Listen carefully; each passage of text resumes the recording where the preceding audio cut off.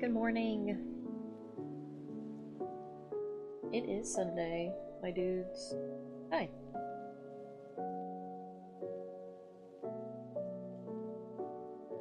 I'm going to make stream my accountability buddies.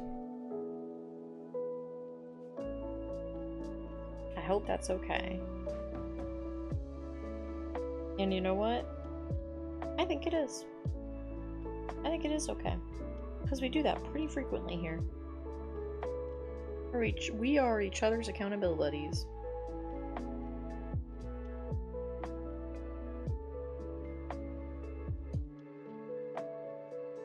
And I just think that that's beautiful. Let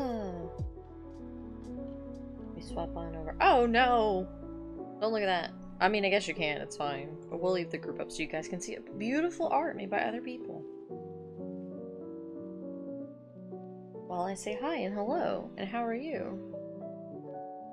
I'm in a weirdly good mood today, so I'm a little suspicious. Usually if I wake up in a good mood, the day does not go well. But maybe it will today. It's a beautiful day out. It's sunny. It's like a very gentle breeze. It's not too hot. Blue sky. Gentle clouds. It's nice out. It's really, really nice. I washed my blankets yesterday, so I went to bed and they were all squeaky clean. It was nice. Oh, where's my thing not picking me up? Here we go. Behind the scenes. Here we go. Mallow's here looking cute. So yeah, so I'm gonna do another like writing stream today. Because it really does, streaming this kind of stuff makes me actually focus on it and do it and get it done, which is nice and helpful. And I appreciate the ability to do that. But also my back really hurts. My back's been hurting pretty bad the past few days. So shrimping over a drawing tablet in an already pretty uncomfortable seat. My quote-unquote desk setup is not ideal for my lower back. So sitting up and having to type will be a lot more comfortable for me. I'm still doing Outfit August, as you guys saw yesterday. We have like the next few days kind of lined up. So I'll probably work on it after stream. I guess maybe if I really get sick of writing and D&D stuff, maybe I'll swap, but probably not, because I only stream for a few hours, so. Okay, little bunny, I'm going to stop petting you now. You're very, very cute.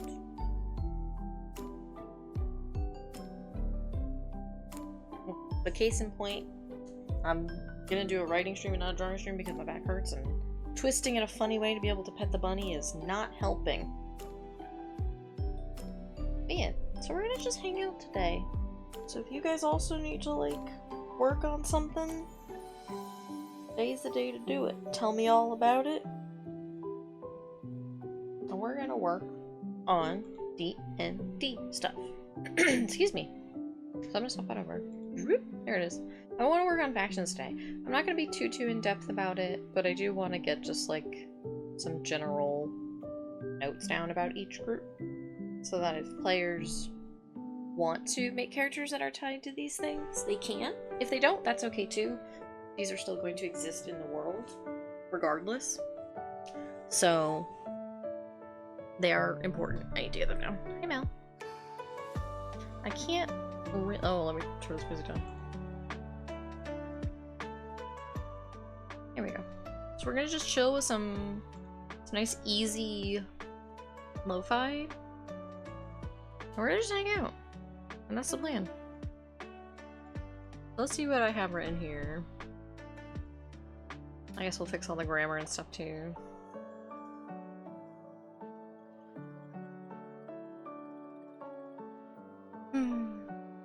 Let's see. I also realized when I set up the little character creation command, that we don't have, like, weapons and stuff. I should add, like, a weapons command. Even if it's, like, magic. That could be cool. Different, like, gear and stuff.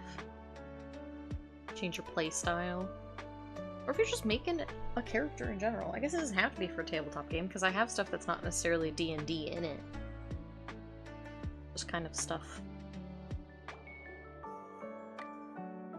Actually, let me make a note of that, because for stream. Weapons command.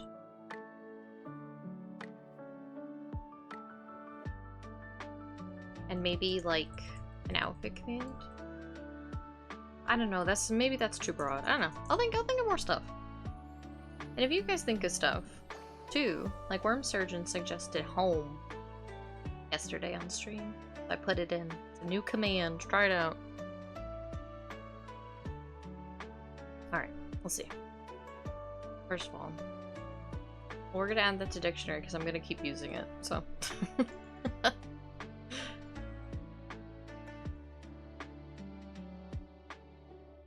Okay, God, these notes are so old, it's painful, but it is what it is. That's why we have to work on it, you know? This is the problem. This is both the problem and the benefit, right?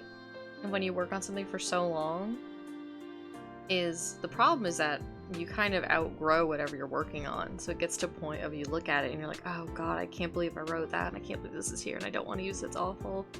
But then also, you get to change and evolve it, and grow it, and make it even better. So, you know. Double-edged sword.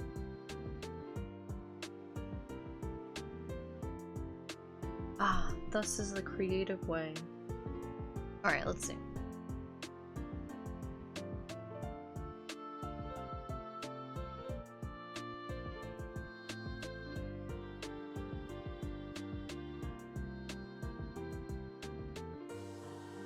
Why is this? No. No, I used the correct word. Thank you though, Microsoft. Okay. I'm gonna do this as slash sanctuary itself. The city.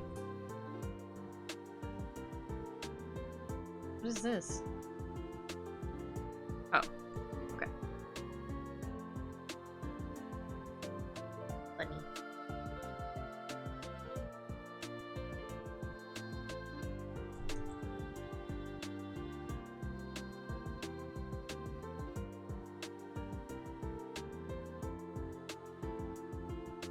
Densest? Densest? That feels wrong. Densest. Most dense. I will leave it for now, it's fine.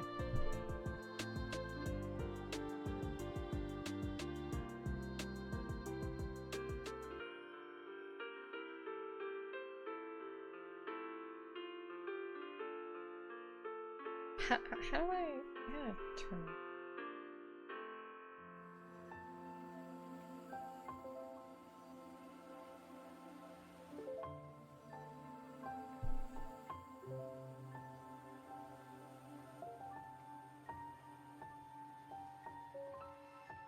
Oh, okay. Hang on, let me... Hi, Spencer! How you doing? I only just got started. I'm gonna hide my screen because I gotta change an option thing, so just in case Microsoft Word has my full name, I don't want to dox myself. Hi, Spencer! How are you doing?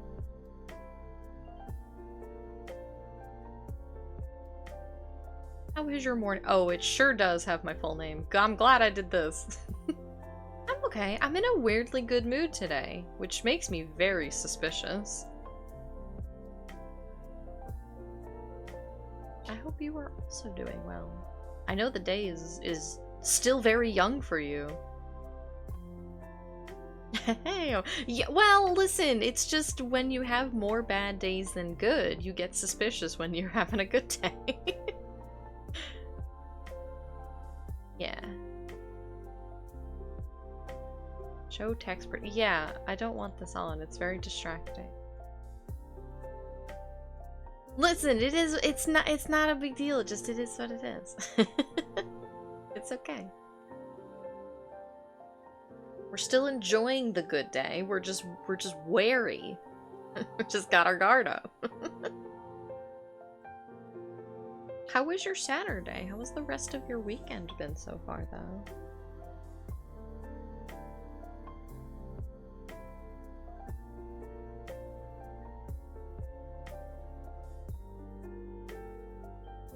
Been okay, that's good.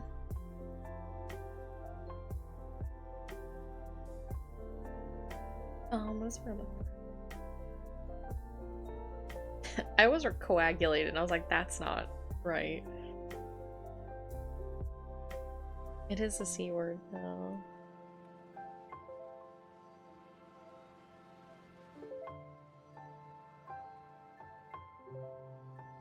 It's not conform. How about something like this? Oh. Talking.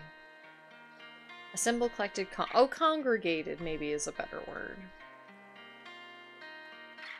Congregated.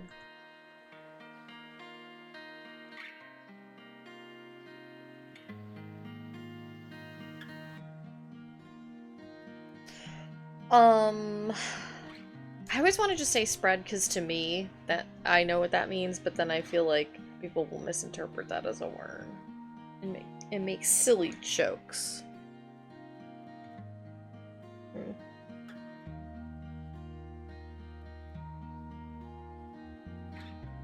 I'll just say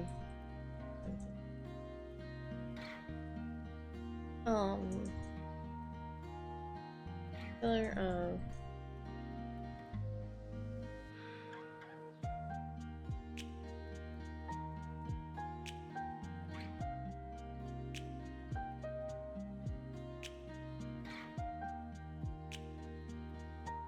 let me actually change the— oh my god, no, not like that.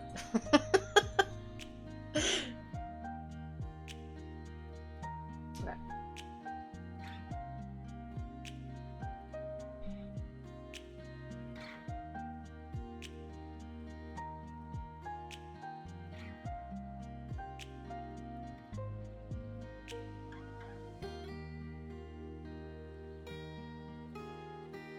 Spencer, have you played any of Dawn Trail?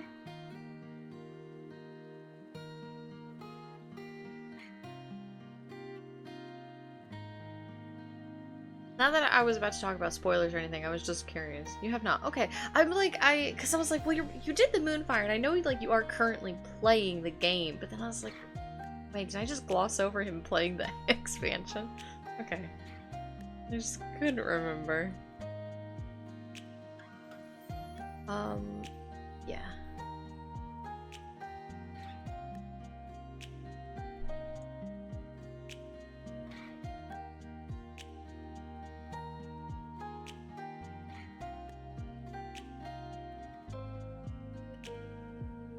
I know you had like a lot of like side stuff that you wanted to do, which is all still very fun.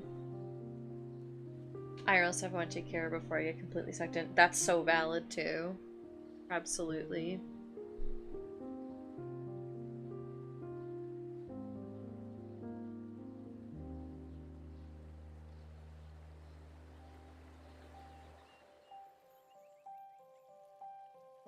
I really gotta go back. I guess I'm talking about it. I gotta just go do it. I should actually put these back because they are little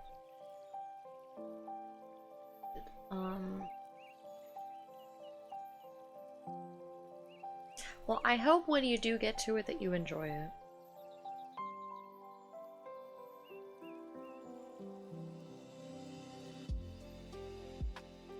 I had a lot of fun.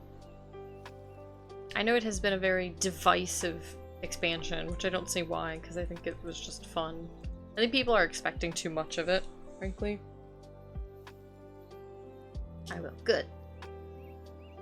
And I do have, like, my qualms with it. Like, I have things that I didn't like about it, but I don't know. I thought overall it was fun.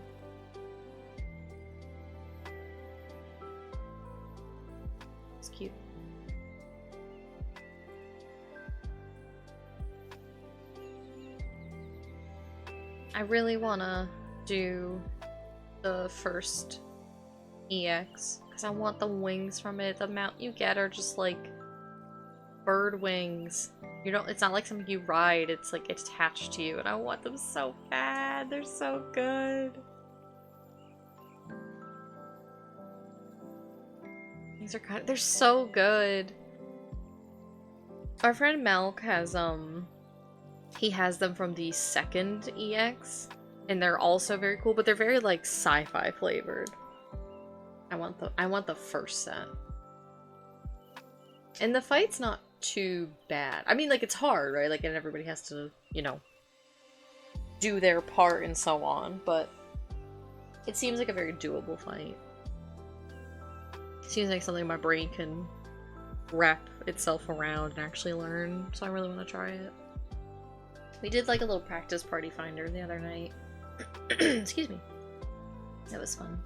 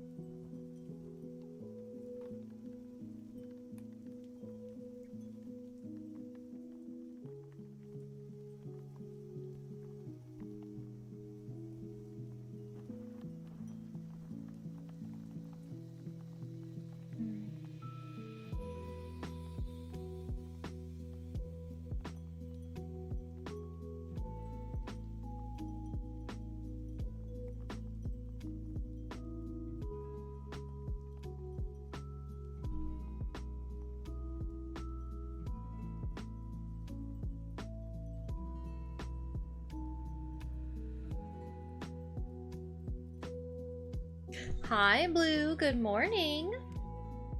How are you doing? How has your weekend been? Ugh. Remind me to stretch a lot too this stream if I don't on my own. Because the reason why we're writing and not drawing is because my back hurts. So I felt like shrimping over a tablet would probably not be helpful. Just woke up 15 minutes ago? Hell yeah. Sunday Mrogan.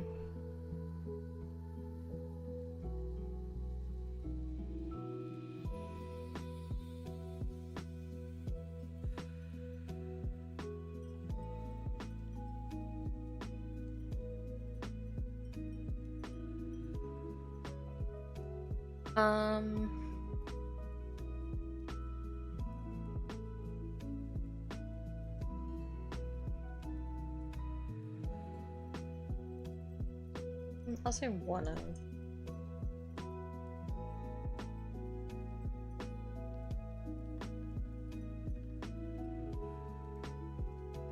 God, phylactery is such a fun, messed up little word. I love it.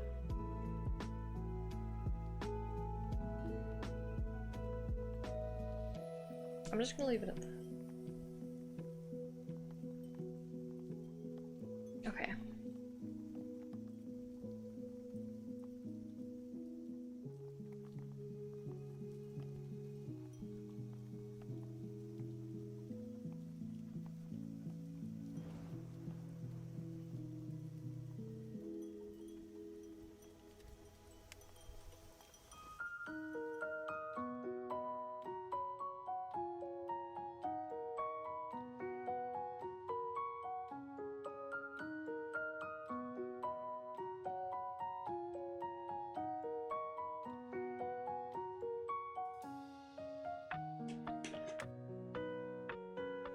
I also woke up kind of late this morning. I definitely just slept through like one of my alarms. I might have to change it to a different tone. Because usually, like, my alarm will wake me up, and then maybe if I, like, snooze it or I roll back over, but I will wake up. I chose a new one recently, and I just keep sleeping through it. I'm gonna have to change it. I still kind of, like... I didn't, like, sleep in too badly, but... I definitely set an alarm for a reason, so... It's fine. It was cozy sleep. I actually didn't have bad dreams last night, then I'm thinking about it. I only kind of vaguely remember what my dream was, but it wasn't bad. It's good. Past 2 nights I've actually had good dreams.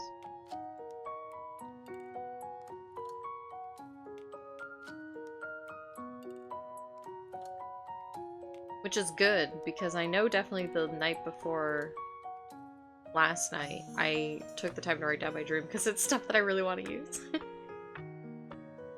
I love writing down my dreams and then, like, just writing them down as they happen. Like, it doesn't matter if this didn't make sense because it's dream logic. Just write it down. And then sometimes I'll go back to them and I'll use them as character ideas or little adventure or story ideas. And I'll fix them up and make them make sense. Sometimes they're cool.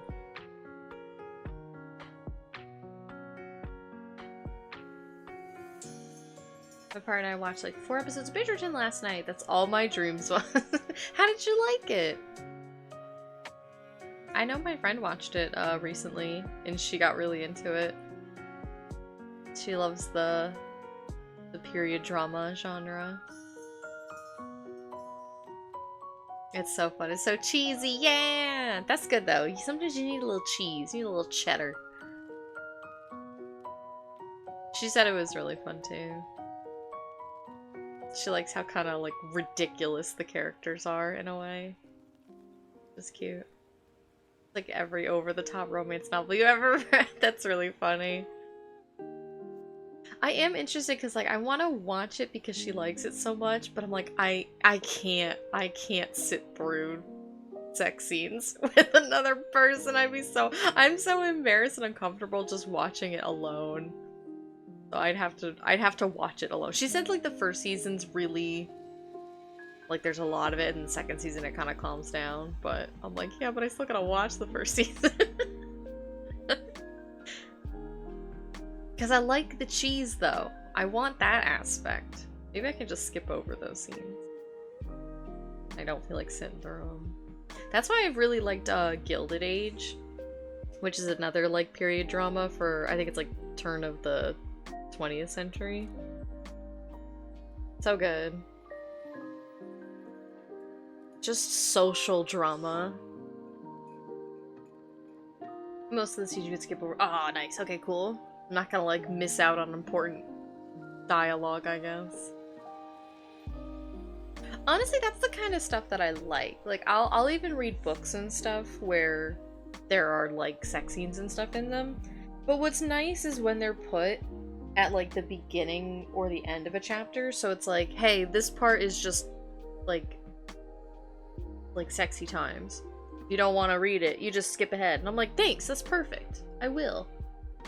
Sometimes I read them, and sometimes I'll be like, I'm not in the mood. And so I'll just skip over them, and I don't have to worry about missing stuff. And I appreciate when writers do that. Genuinely, I really do.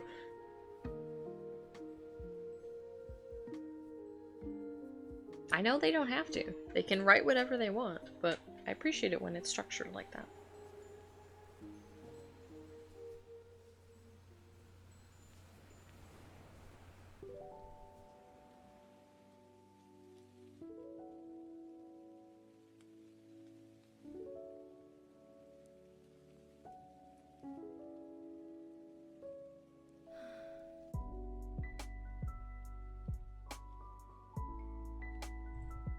Little bunny.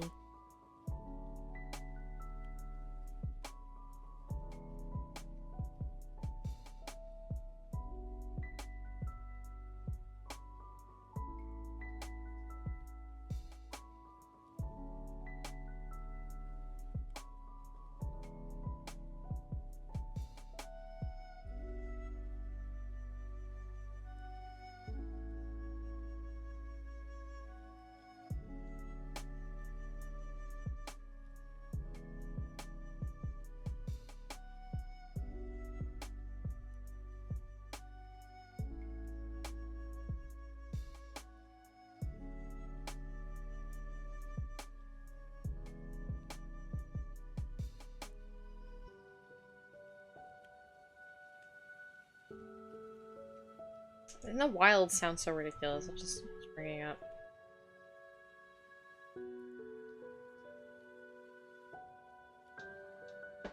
We also started to watch, I think, Downton Abbey at one point, which was very cute and also kind of like cheesy. I just love that juicy social drama. I like a good action adventure, right? Like, I like a good beat 'em up. But sometimes I like a good, like, social drama too. Downton Abbey stressed me out so much more. Oh no, we didn't get too far into it, so the stakes were very low where we started. So much more serious. Ooh, okay. I'm kind of into that though.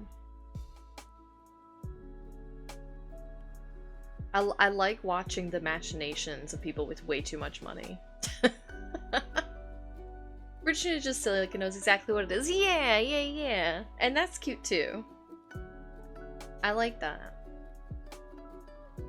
I think that's why I like Gilded Age, because, and I only bring it up because I haven't watched Bridgerton, so I can't speak on it, but I have watched Gilded Age. Because it is kind of like, quote unquote, serious drama, but it's not like, it never feels like super stressful or like, oh no, oh my god, what's gonna happen? Are people gonna die? It's always just, well, okay, actually there was one, but kinda, but it wasn't too bad.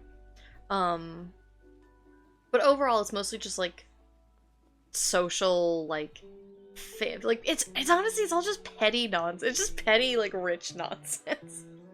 So a lot of time it's kind of funny to just laugh at, but they're kind of aware of it.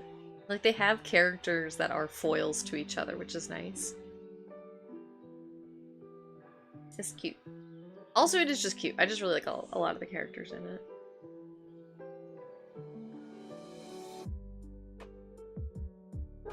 Or I like that Bridgerton is silly, though. Layla shows the scene about release the bugs, which was an extremely ominous line, but then was actually a really nice moment. It's like, why did you say it like that? Release the bugs! It sounds like you're unleashing something terrible.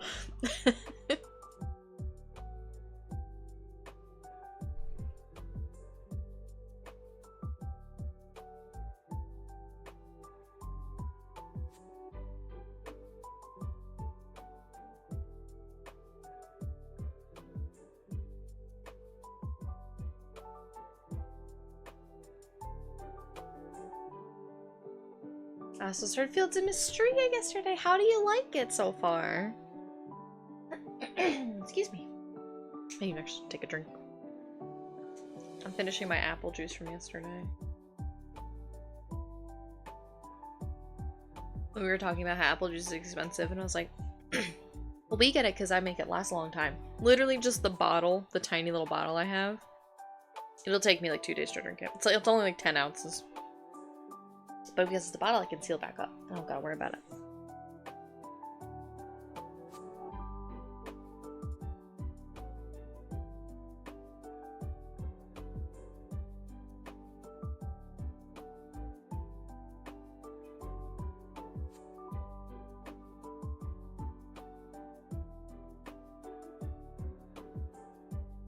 It's cute. It's taking some learning, but I'm enjoying it. Yeah! I've noticed that it doesn't feel like there's a time limit on anything. Like, not even just the little daily board quests that you can pick up, there's no time limits to turn them in. But, like, you know, like in Stardew, it's like, okay, well, I really want to get these things done by the end of first year. And Sunhaven, it's like, well, I really want to get access to these cities as fast as possible. But Fields of Mysteria feels like, yeah, just fix things up whenever you feel like it. So you can kind of, like, actually take your time learning things. And, like, because Layla keeps missing the, like, Friday nights at the tavern thing. But it doesn't progress without you. So if you, like, want to do stuff, like, social stuff in the town, it'll kind of wait for you, which is really nice. I appreciate that. It actually feels like a relaxing game to play. I decided no romance as predicted. I'm going between the dill farmer and the dragon. Hell yeah! So enamored. Yeah! But also, thank you for stopping by. Always lovely to sit with you, Spencer. I hope you have a good rest of your Snunday. To rip my girl Adeline, I love her so much. She's so good! Adeline's really cute. I love every character in that game. Like, genuinely, I really like every- Like, I liked Tease and Bully Marsh, but, like, I do really like him, too.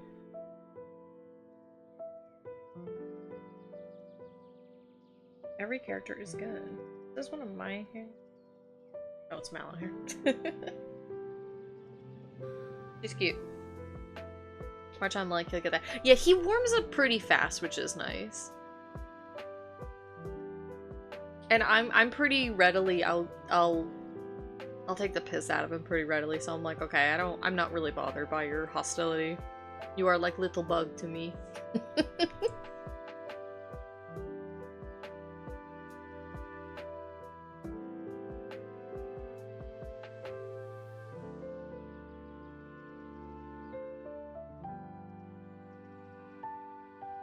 Yeah, Island's also really cute.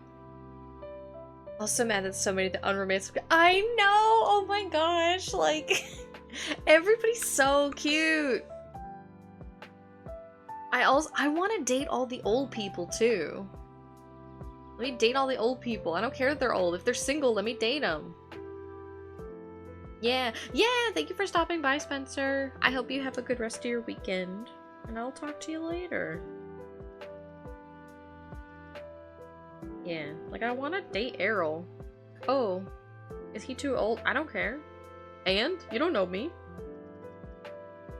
I really like the auntie too. She's so freaking cute. Oh god, what's her name? Me being like, I love her so much that I forgot her name. There's just so many characters. But she's cute. She reminds me of like older Relly. She's very sweet though. I think it helps that every character is just really like good-natured. Like they all have really distinct personalities. But they're all really nice.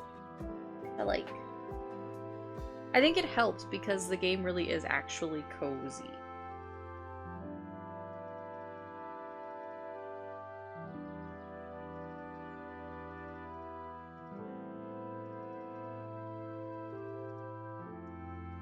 I know, but there's two. I don't even know what the dragon's gonna like be like, and then there's I think a second hidden romanceable option, but I have no idea who it is and how to unlock them and blah blah blah. I just know that there's two, the dragon and then someone else. And that's why I'm also like, should I just wait until I have met everybody? And then maybe I'll romance everybody. I really like Reina though, she's so cute. And she's a cook. She'll cook, I'll do the dishes. It's perfect. A match made in heaven.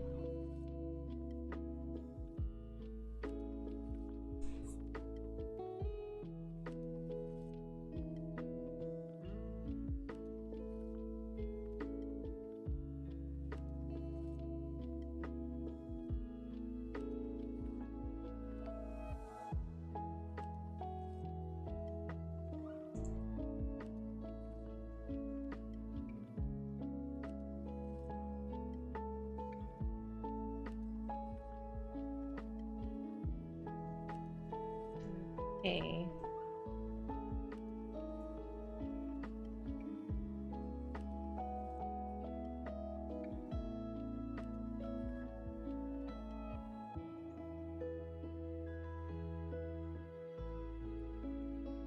I want these to be vague. I don't mind if they ask me about them. Maybe I should just write it down. Maybe I'll do that.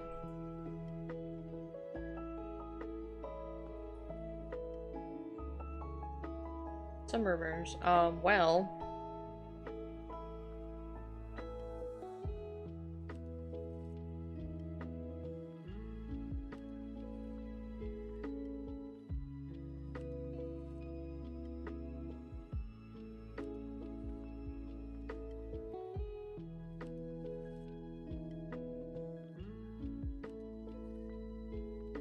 can be all emphasis.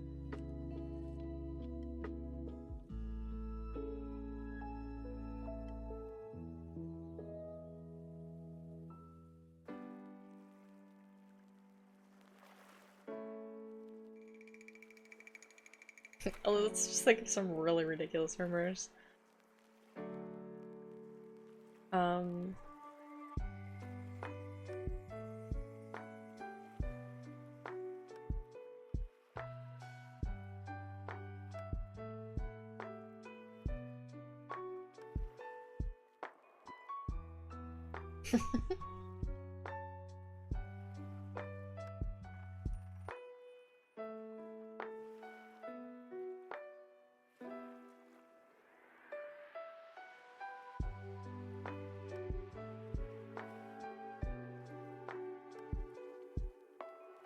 Let's see.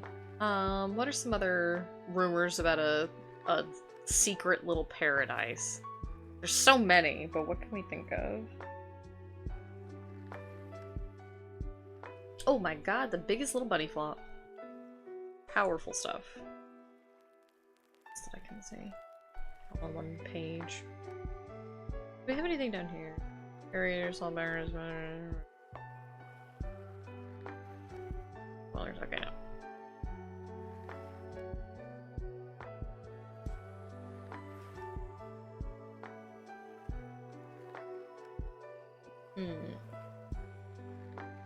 Oh, I wanted to grab a name from something. I'm not gonna use it in this, but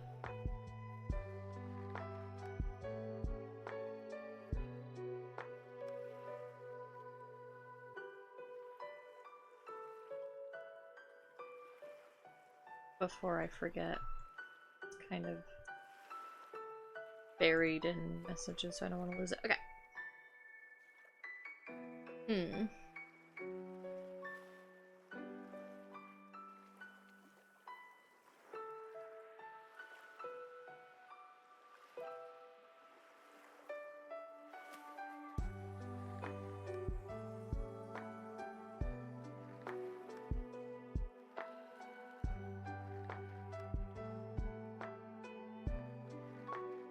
Oh, you know what?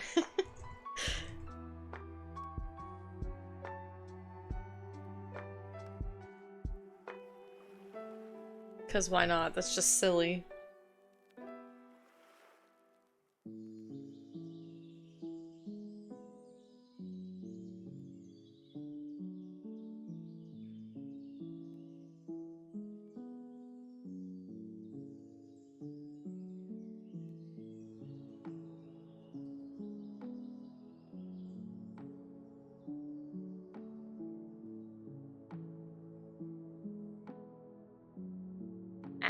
I should have brought a...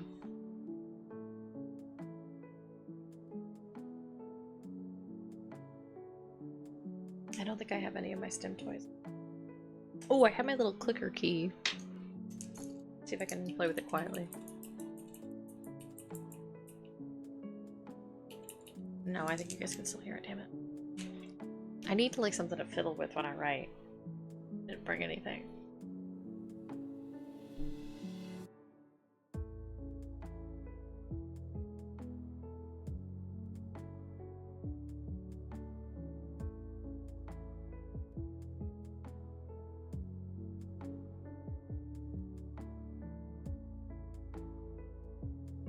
We're gonna say either one because they're rumors. Yeah, I'll make that 2 words, why not? Okay, those are fine. These are fine rumors. For just back leveling random information into this document. Okay, the highwayman. Oh, I think I have notes down here, don't I? Where are they? Yeah, here they are. Little punks. My little punks. Okay.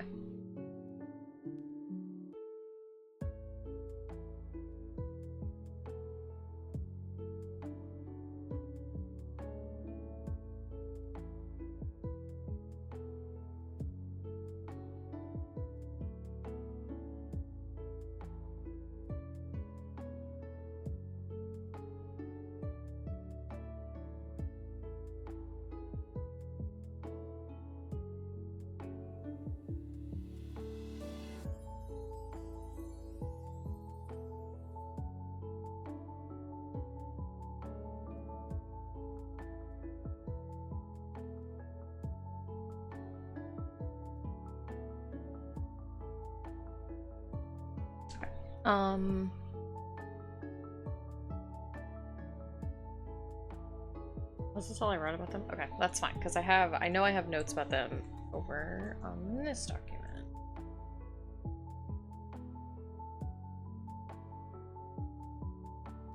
Where are they? I know I wrote this down. I'll find it.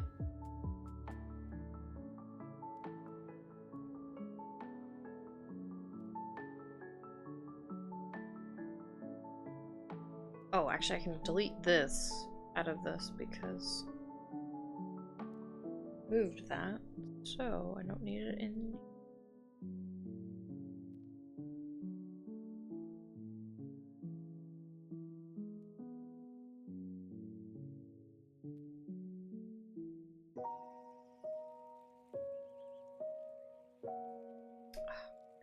Oh, it's not in this document, it's probably over here. I like you because you're always sad. Okay, there.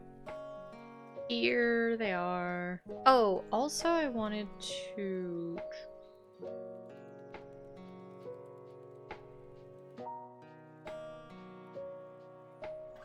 Oh god. I'm gonna do this, you're gonna see my notes. Scary. Scary. That's fine. Because I need to go find that.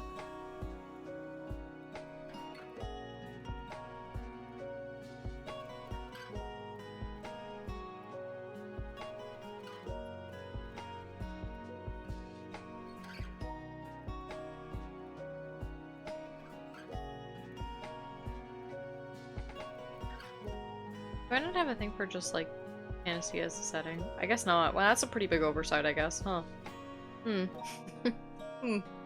Well. It's just,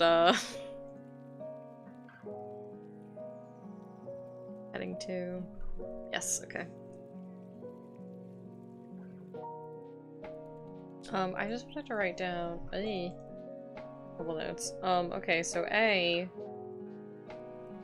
Wild is the ethereal realm because I can just I realized that I can just do things.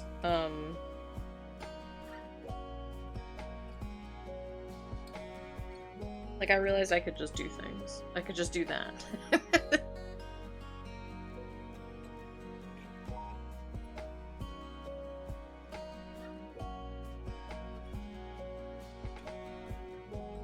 I don't want to deal with like planes of existence.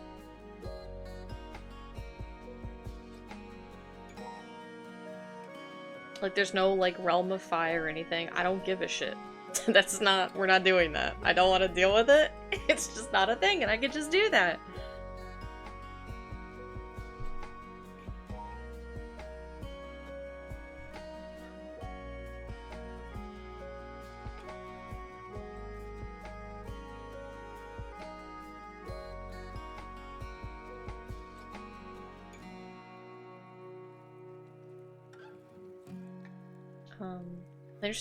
They get so messy because then to me it implies like other laws of physics. Like not even just like other planets and then sub-societies and like geographies and people and races and so on and so forth. Like some of them have completely different laws of physics. And like I feel like D&D's spells and magic system is really casual about that when I guess I'm glad for that because then it would be way too much to get into for your average game. But also I feel like it opens the door for your players to pay attention to that detail and come up with some crazy shit that then you as the DM have to like grapple with. And I don't want to. And so I realized the other day, like, wait a minute, I don't have to. If this is my setting, I can literally write whatever the frick frack I want.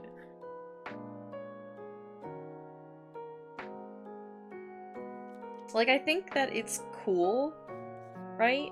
Like, I think that there's a lot of potential and there's something very interesting in all that potential. But I don't have the time or the mental capacity to think of all that. So someone more clever than me, I'm sure, has and will. That's not what we're here for.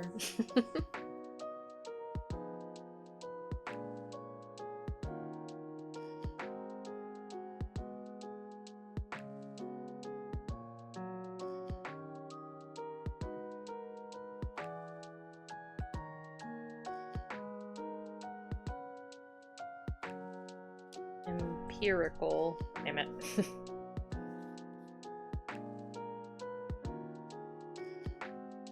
There, because I can.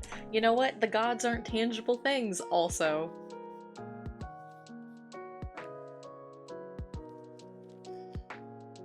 Because I feel like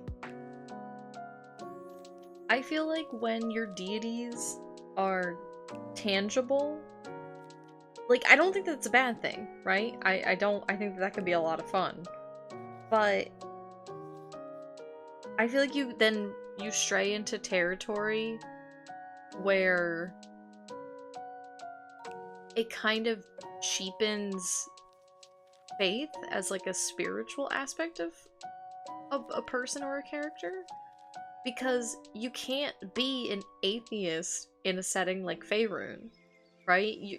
You almost then change the definition of atheism, which is kind of interesting in a way, but it's not just like, I don't believe in these things, I maybe believe in this other set of rules and laws and so on and so forth. Because you can't argue that the gods don't exist. They're literally people that you can talk to, that like do things, that like show up and do things, so you can't not believe in them. It just becomes like, which faction do you belong to? Almost like a city-state. Which again, I feel like is interesting in its own regard, but I feel like there's something very powerful in intangible faith that is often, frankly, put down a lot, but I think can be very valuable. And is very important to very real people, so I don't know. And I think that's why I wanted to work on like factions and stuff today, because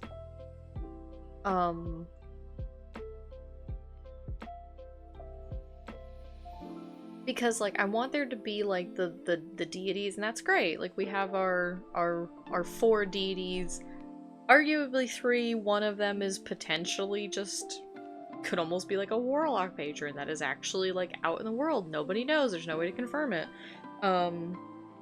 Because they're like your typical trickster god, and that's always fun too. But like there are plenty of real tangible factions at play in this world that are going to affect your characters' day-to-day lives far more than the gods. And so I wanted to have a little bit of both. Oh yeah, also, this is arbitrary, but I just decided this because I could.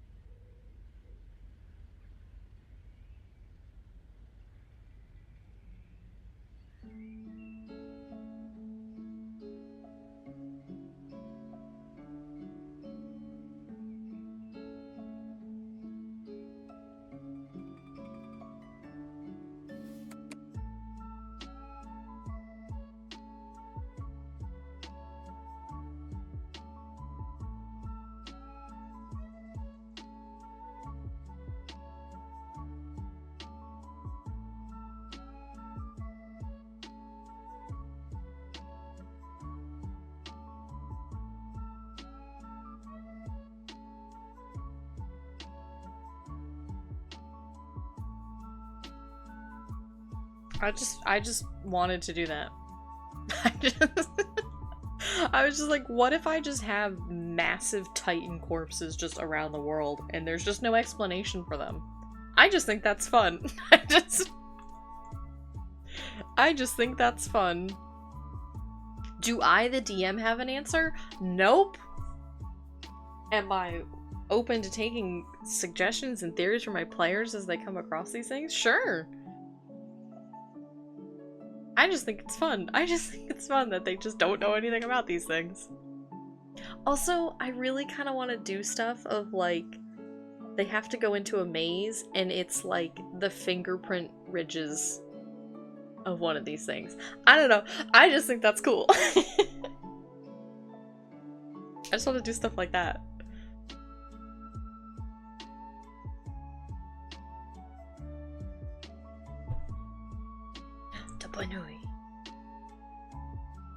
Okay.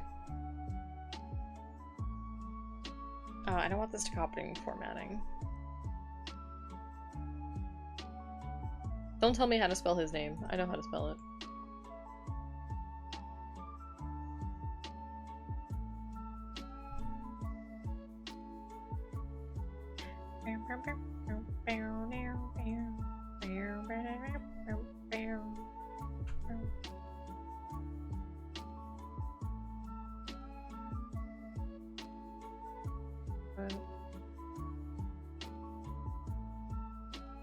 Oh, okay.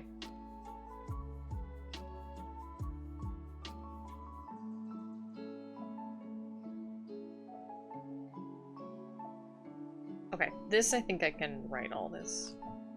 Or I can copy paste it at least. Yeah, that's fine. It's not big, it's most infamous.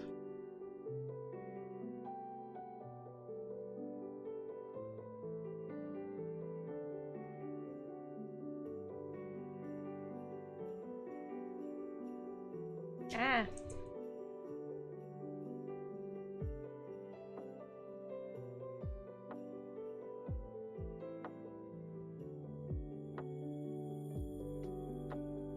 I feel like I wrote down how long they've been around. Actually, wait, let me check his information. Ah.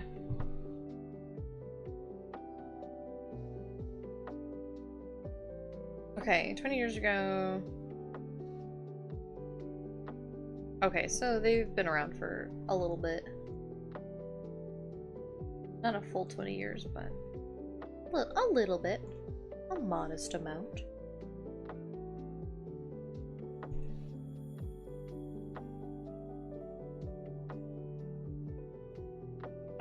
Actually...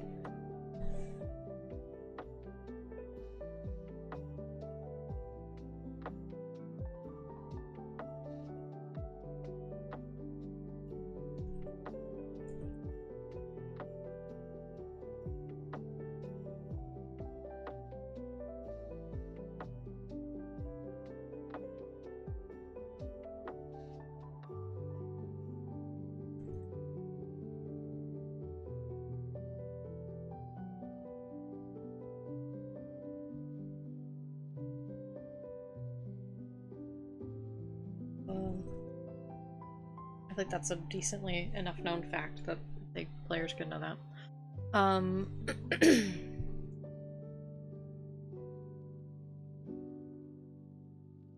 I'll just copy paste those. Actually, you know, I could probably just... Oh, no, you know, that's what I thought was gonna happen. I was worried, and then it did. It did, in fact, happen. Okay, that's fine. I can just do this. This should, theoretically... You know, this was happening at work, too. And I'm really curious what style you're picking. Normal web. What are you talking about? Okay. This does explain this, though.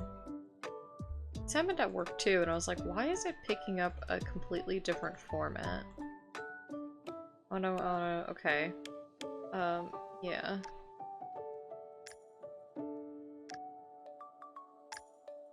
Okay. So strange. Very strange. Okay. But yes, you're correct. There should be a comma.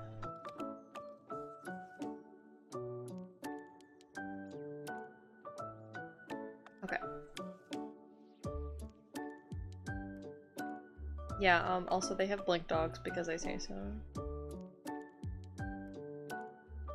Another thing that I just kind of decided, and I was like, is this too much? Nah.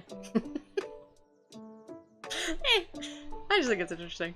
I just didn't want, I'm like, if they're bandits that can take down trains, yeah, they could just ride horses, and probably the general, most of them do, but I was like, what makes them special? What if they have just big old blink dogs that they can just teleport onto the train? That'd make them pretty formidable.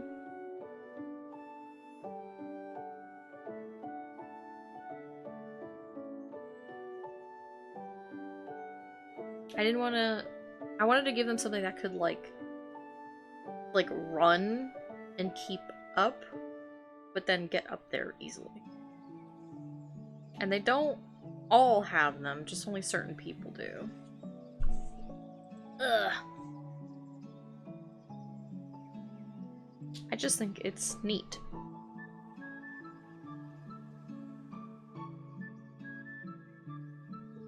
Okay, that's kind of the biggest group. There are probably other groups, but I don't care to get into them at this moment.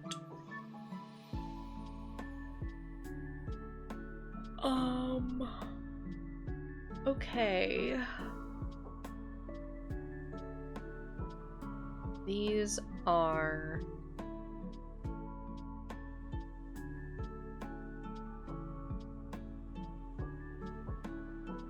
Okay, none of these notes are like factions.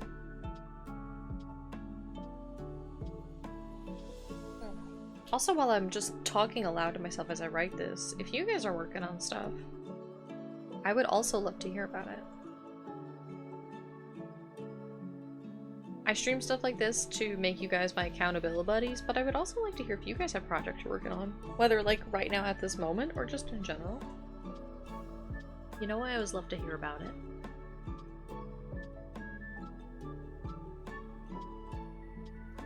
I can play Mystery now. Hell yes. I'm glad you're enjoying it. I have also been enamored by it, as Spencer said. Enamored is a very good word. It's just cozy and cute.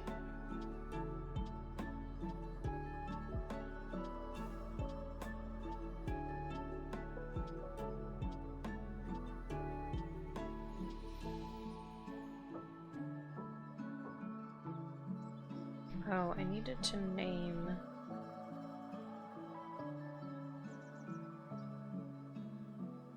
I don't want to put them here, actually.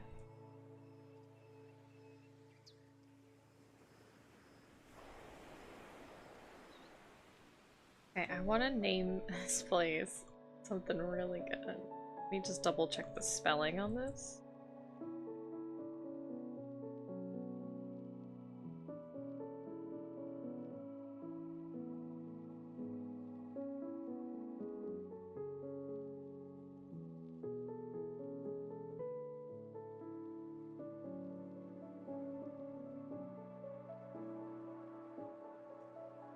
Perfect. Exactly what I want.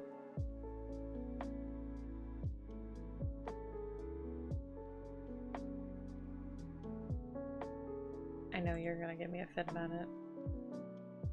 Well, now hang on. I want to look that up.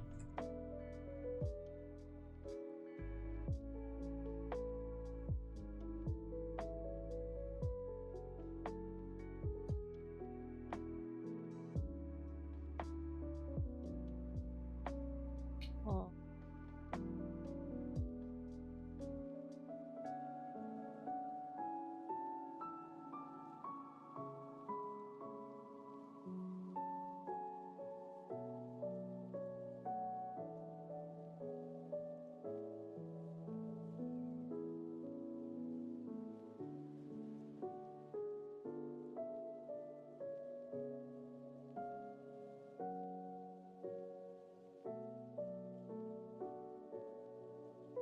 Ooh. This could be a better word, but I need to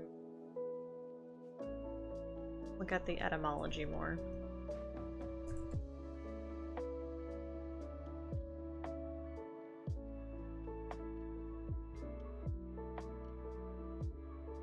Okay. But it's fine. This is in fact a word, we're going to use it. This is a note for me. For me for later.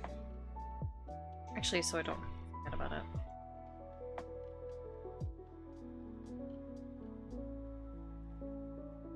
Click the filter.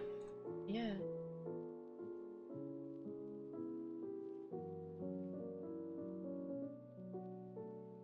I wish it had like more gentle colors. Okay, whatever. It's fine. Okay.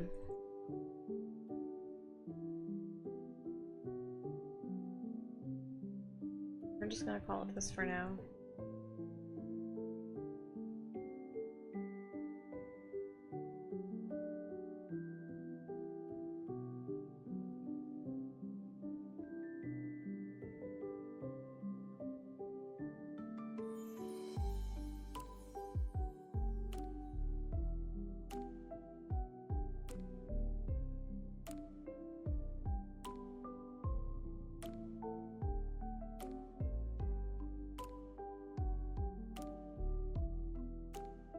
Maybe this part can make the sentence clear. It's not what I want to say, though.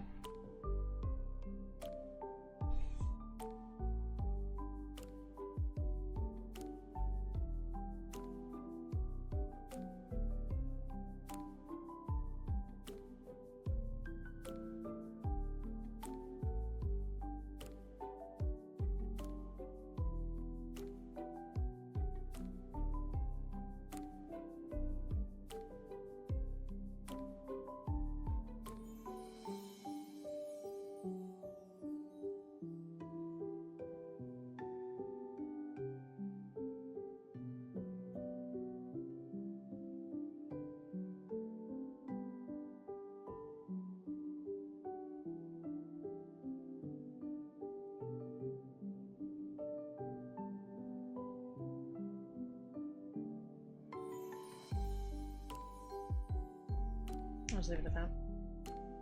Well.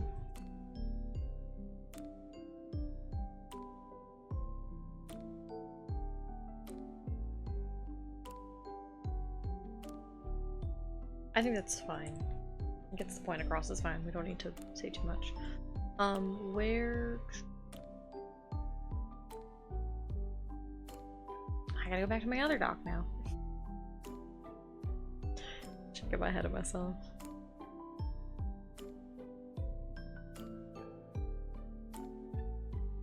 Okay.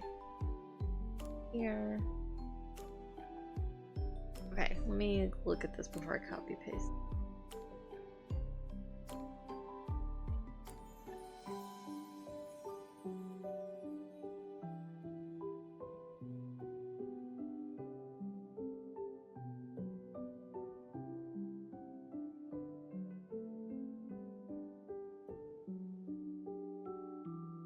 Okay, none of this is like spoiler. I guess even if it was, it's not that big of a deal. But you know. There for now.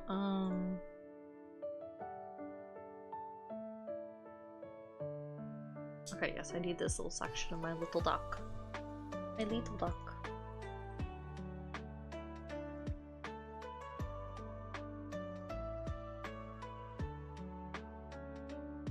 Ah! Wrong window. Okay.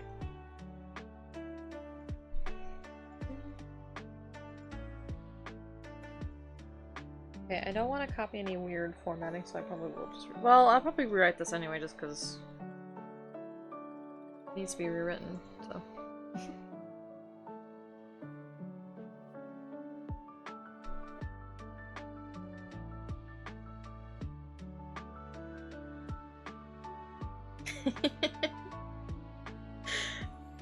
I was gonna say, I was like, I wonder if I could use like an acronym, just a shorthand, like, oh, like, you know, before all of the everything, before the plot happened, this is how things were. I was like, oh, I could do before Cachet, BK, and then I was like, Burger King.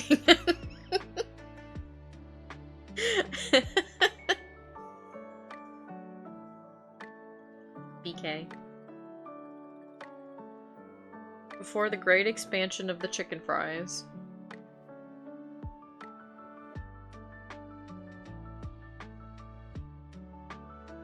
Chicken fries.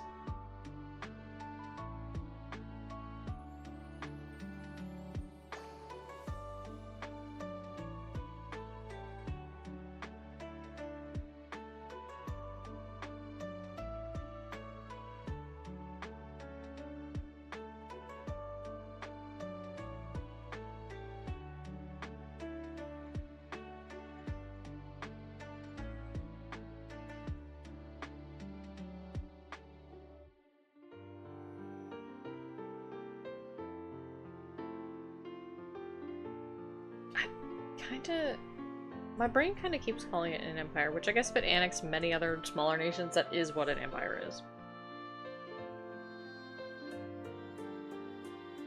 Like by definition. You know, actually, I like reading. Just do a quick little search. Separate but related states that are ruled by a single country. Country or nation state.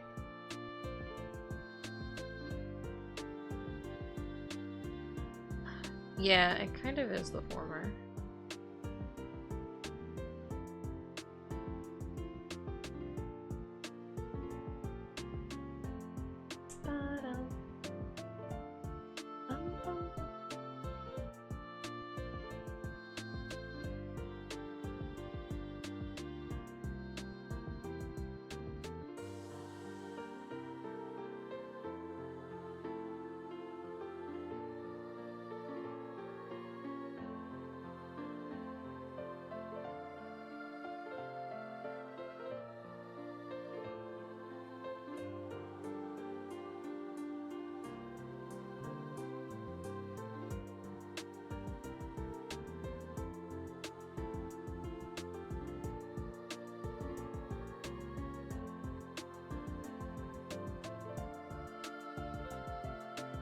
Oh, okay, this is too much to read. I do want to read all this, but I'm not going to read all this right now, because it's far more fascinating than needs to be done on stream.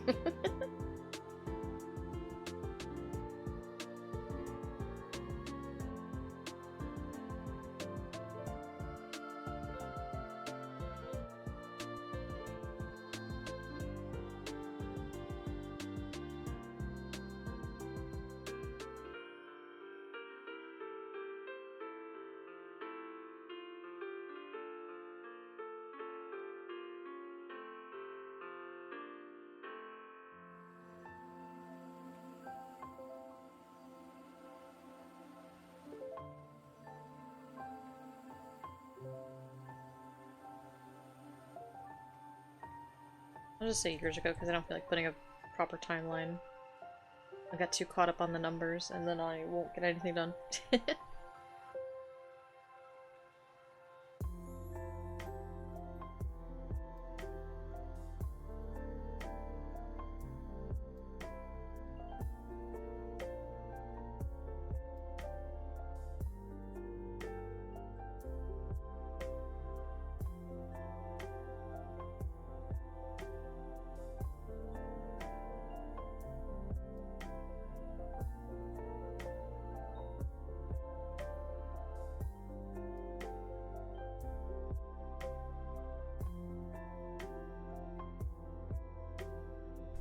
You want this to be hyphenated, don't you? I knew it.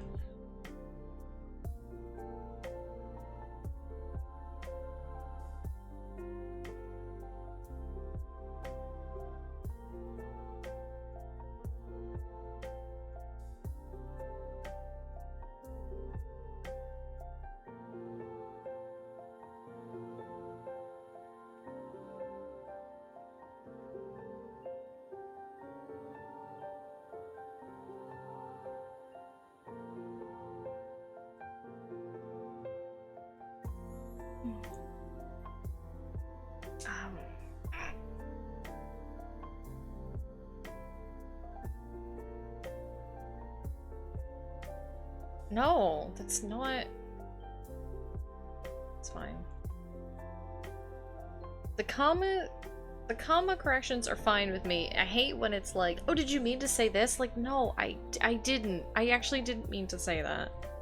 I know you're trying to be helpful, but you don't know what I'm trying to say, and you're usually wrong, frankly. Not as bad as Google Docs. Google Docs' grammar bot is really bad. You'll type a word and it'll be like, oh, did you mean this completely unrelated word that has a completely different definition, is spelled differently, and doesn't look anything like the word you're using? Like, no. No, I really didn't mean that. Thank you, though. Thank you for wasting my time. Good grief.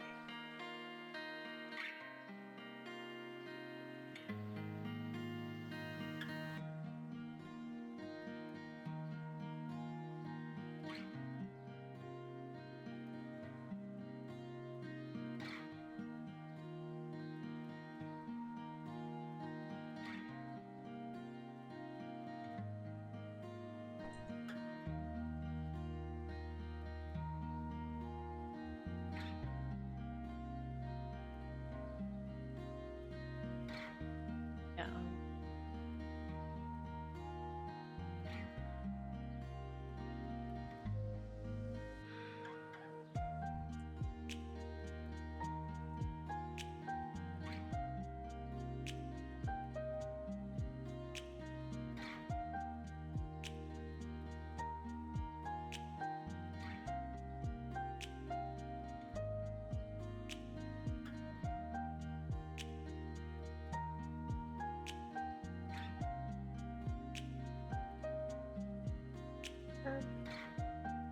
It's not. No, because isn't... Yeah. Should be singular or plural. I think it can be singular.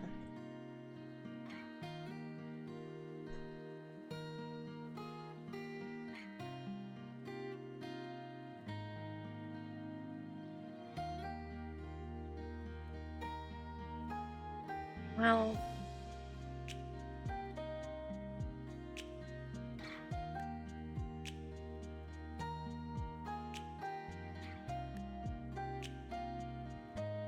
I guess actually it could be either one.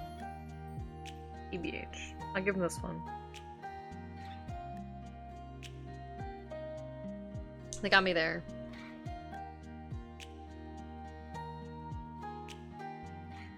I need to lower the volume.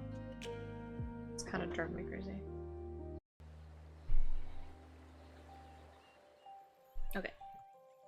Much better.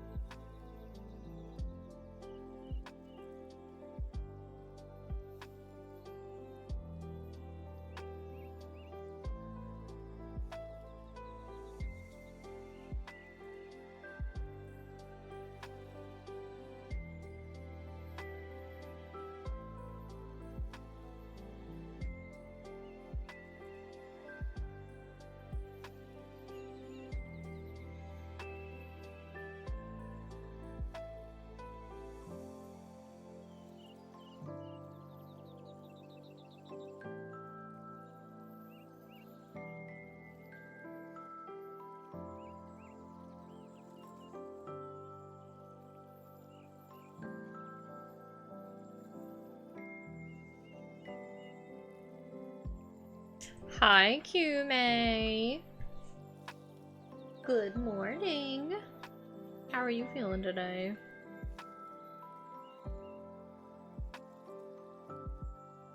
Oh my gosh, pardon me. Just snuck up on me.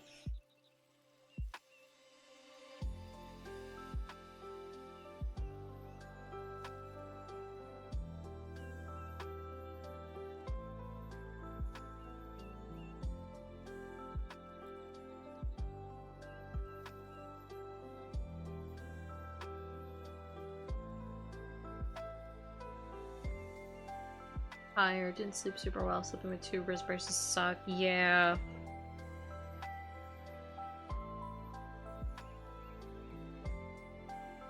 Especially if, like, when you move around in your sleep, if it hurts. That's what happened when I broke my finger, is I was, like, able to prop it up and keep it buddy taped and stuff, and I was like, I can take care of this when I'm conscious. But I toss and turn a lot at night, so anytime I would move, I would, like, sometimes I would accidentally knock it into something, and I would just be like, oh god. It hurts so bad. Same thing with, my arms back in May. I had to leave them propped up, like, on an ice pack, and they were just sore all night. It was so hard because I had to sleep on my back, but when I sleep on my back, I'm prone to nightmares and sleep paralysis, which I'm already prone to a lot, so sleeping in a position that just heightened that was just no bueno. No bueno. I feel your pain. I'm doing okay though. Today's been pretty okay. It's been chill. It's a nice day out, nice and sunny and clear. Nice temperature, gentle breeze, all that good stuff. Actually, it's so awful. It's so bad. It feels good on my back, right? Because I can just lay flat as a board, just, you know, so on and so forth. But it just messes with my brain for some reason. I don't know why. Yeah. Yeah. We're just doing some world build. We're just hanging out. Oh.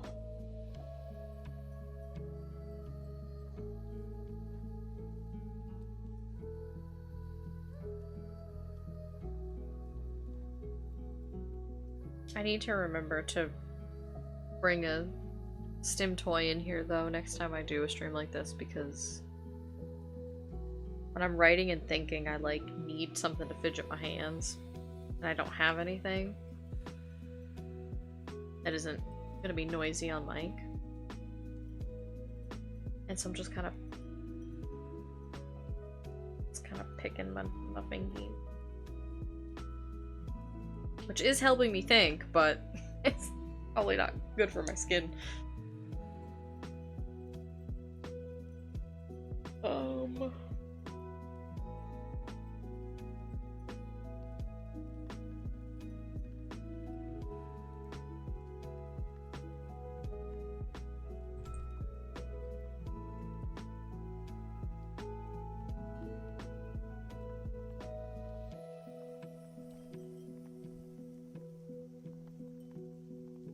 I'm not gonna be flowery with this.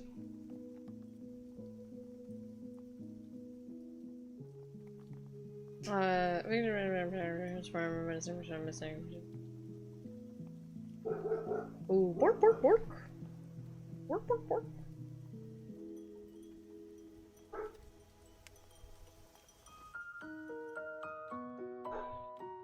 Okay, Bo, I think that's quite enough when you get down to brass tacks.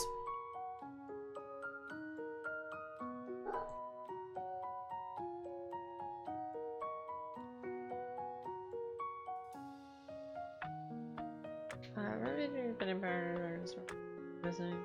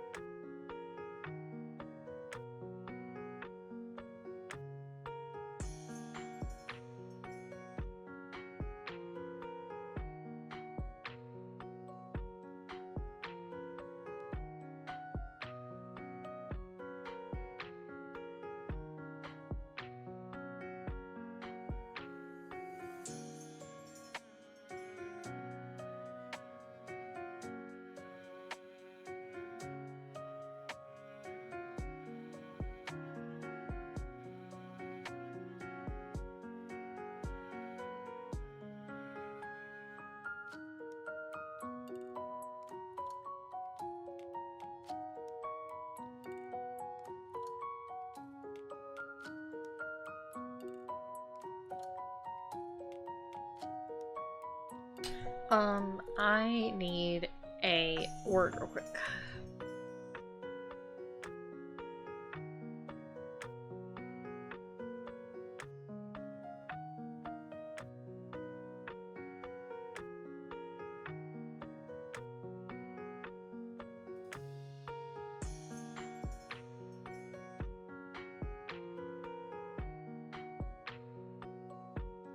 Okay, cool.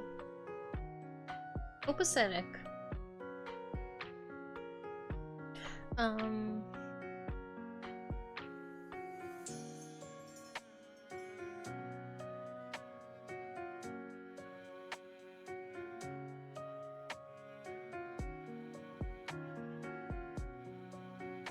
Okay, I need to name this little punk.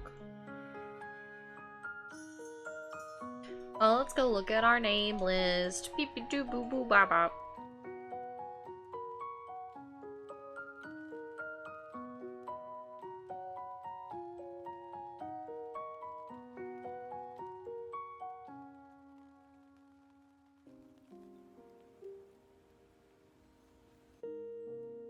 Okay, let me go.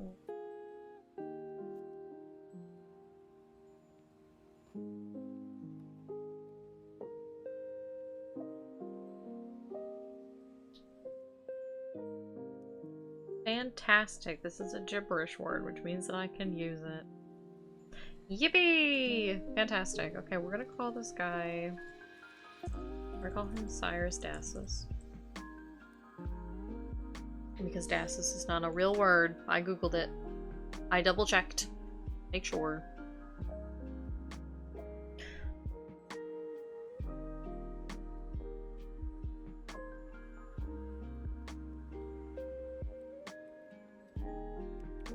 Okay, that's them.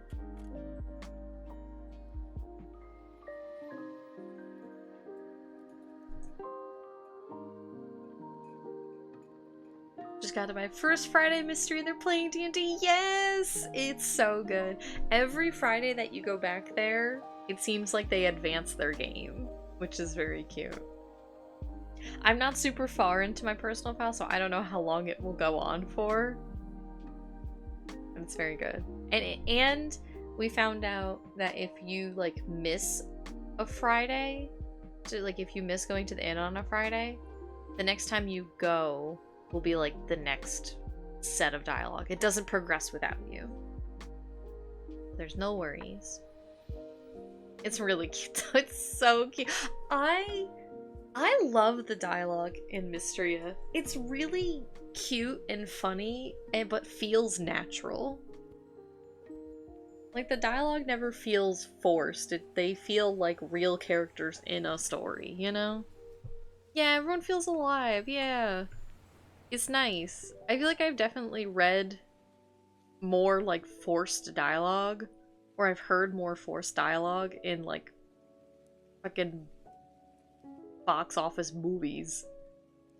Adeline's a minimum. Yeah, Adeline being like, oh, well, I have like a 67 in intelligence by just making all my other scores 1.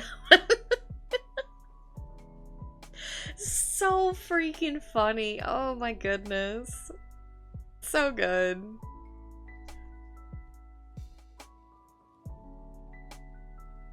So freaking funny.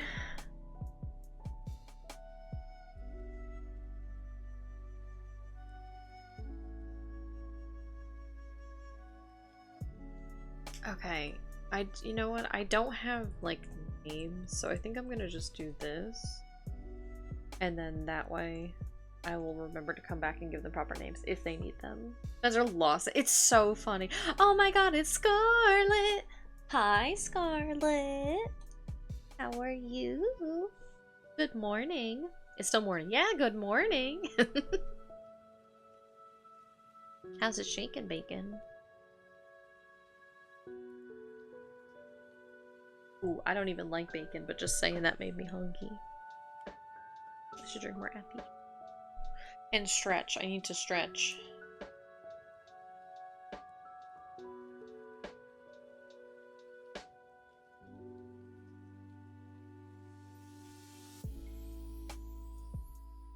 Ugh. I'm kind of surprised that Layla's not up yet. Not that she's obliged to stop by stream, I just mean like I haven't heard from her even like in DMs.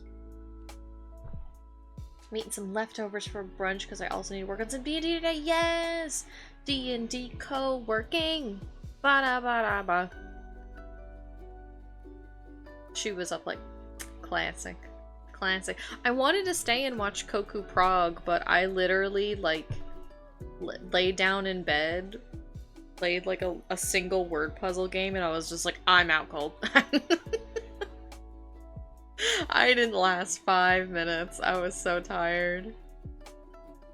Probably the fastest I fell asleep in a very long time, actually.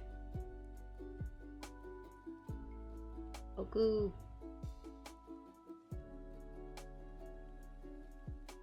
Yeah, I don't know if she has anything going on today, so I guess she can sleep in. Because I know yesterday she had, like, the baby shower and stuff. Okay. I had a... Whoa. Okay. It wasn't long after you got off my game. Crash, I took this as a sign to go to bed. Oh, no! God damn.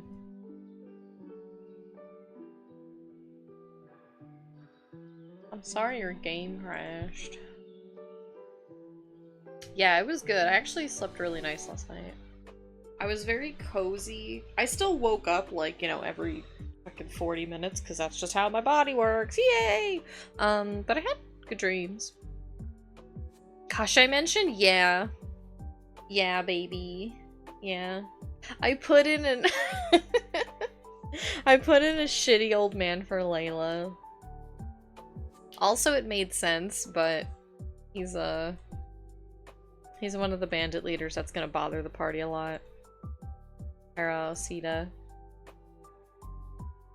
I think he's like in his 50s or 60s. I forget. Oh yeah. Do you want to see? Where is last of the Pius is up here. Our Paul got it. Well, he's competent is the thing. He's not to shit on Paul Roethlisberger, because I love Paul and I love Phil's games, but I feel like Paul was just kind of like a patsy, you know, for someone like bigger. So I think by design, he was kind of meant to be a little bit of a patsy. Yeah, he couldn't compete with. Well, he couldn't compete with Artie mostly, but not many can, so. But yeah, this is the character that I proposed to you having like a relation to Lottie. She's the commander of this group.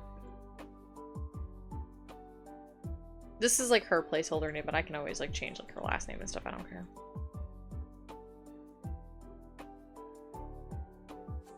Oh, my brain. I don't know why I said my brain, I was stretching my back, Jesus.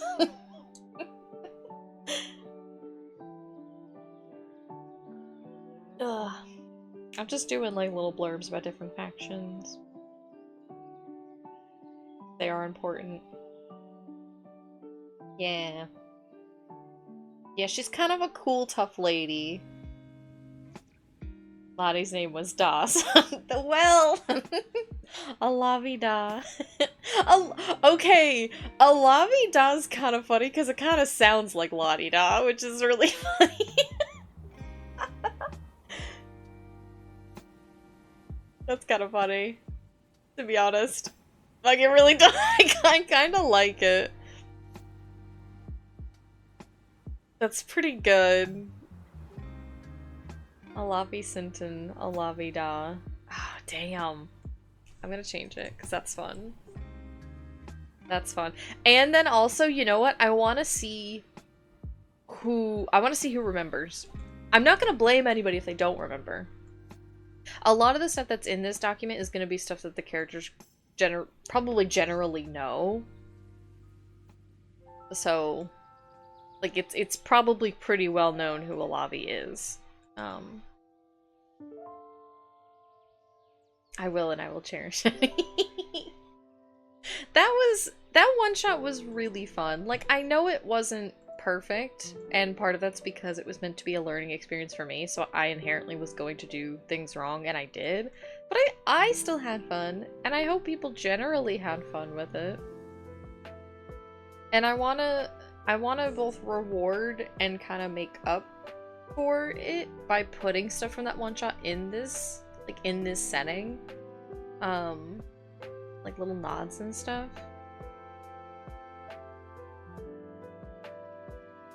Because I think also that's fun. It's fun when you're, like, playing a game, and then you have all your fun little adventures there, and then you play, like, the next game, and there's all these little nods to, like, your previous characters and stuff. I don't know, like, that's always fun to me. I like that kind of a continuity. I know I did. I need to play another build like Lottie's in the future, because it was... She was so fucking strong. She was so good. Everybody made really good characters, to be honest. I think if that was a game that I had given you guys, like, an adventure, like a couple sessions adventure, and then put you in Kashay's castle to then fight Kashay, I think you guys would have bodied him. Because you all had really, really good characters that were, like, balanced very well, had really, like, unique aspects to them, and I think would have worked really well together as a team, but because it was such a small amount of time, it's like, you know, just an inherently lack of familiarity with your builds, which I get, because God knows after playing Lucy for like 4 years, I still sometimes forget some of the stuff that she can do.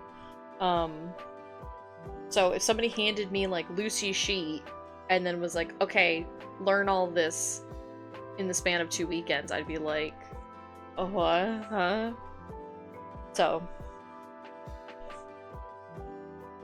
I think you guys could have beat the shit out of him. I really genuinely do. You guys were doing really well. Like, you were hitting him really hard. And if, like, the arms had been focused on, which again, like, I should have just put, like, little HP bars as, like, a reminder and stuff, and, like, said things to be like, okay, you're attacking. Are you attacking this part or this part? It's kind of like little nudges, like, stuff that I could have and I want to do as a DM. Because it's like, yeah, I'm going to put challenges in front of you guys, but I want it to be a cooperative game for all of us to play together. Like, I think if I had done stuff like that, then, like, there would have been a focus on his arms, which would have taken away his resistances, his abilities, and you would have just, like, eaten away at him piece by piece. Which, to be honest, kind of makes me feel confident in him as a big villain for this game, because I know that his build isn't broken. There are just things that I, as the DM, need to remember to do to telegraph to you guys, the players, to give you the best, in the most, like, neutral way, like, the best chance in the fight against him. If I do all that stuff, and, you know, the dice still roll poorly, or people still don't use the things, and that's fine, that's a different matter, but now I know. That was the point of the one-shot, was to help me learn, so.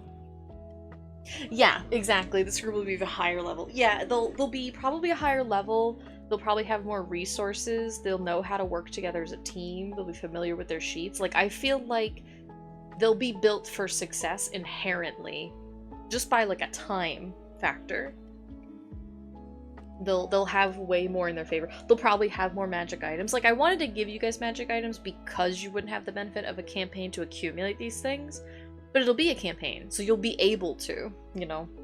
We're built for failure, and that's fine. So, yeah, exactly. It was like, that's why I wanted to make it clear. I was like, you guys are probably going to die, but to be fair, like, don't think of it as a bad thing. It's, I'm going to, like, just trust me to make, like, it will pay off. Which is also part of why I wanted to work on factions today, is because I want to make, like, Thistle's faction, because she was a part of, like, an assassin group that disbanded even, like, in her backstory for the one-shot. But I want there to be nods, like, to her characters. And there's gonna be nods to, you know, like, Lottie. That's why I was like, well, let me, like, this is an important NPC, so I feel like this could be fun. Especially because Lottie was, like, a paladin and stuff, so her ideals carried over. And especially in this, that it's like, their drive is to take down Kashay and necromancy and stuff. Like, Alavi's kind of taken it a little too far, but her priority is still to protect people. Like, there is still a sense of altruism that I feel like Lottie had. Because Lottie wasn't there. Like, if Lottie wanted to work with Cachet, she could have. Like, she absolutely could have. But she chose not to. She's like, no, I'm gonna do the right thing. Maybe the way of the main story? Exactly. Exactly. Lottie's smitten by the old man. I mean, who could resist? Oh my gosh, I'm so excited. I'm so excited. So I'm like, I really gotta work on this. I know that this is probably not the most exciting thing to stream, but it helps me focus. I know I'm chit-chatting a lot, but it does help me focus working on this stuff. And I want to do it because I want to play it. I always think that comic, you're true with them. I really like it too, of the like, oh. I don't even remember what the punchline was. It was like, I can give you anything your heart desires, all the power in the world, and so on and so forth. And Lottie's like, well, I want you. And he's like, what? What? Huh? What? Huh? Who? You want who? What? So good. So good. I love Lottie so much. God, I just loved, like, everyone's I only knew them for such a short time, but I loved everyone's characters. She's a woman who knows what she wants, and I love that for her. I love that for her.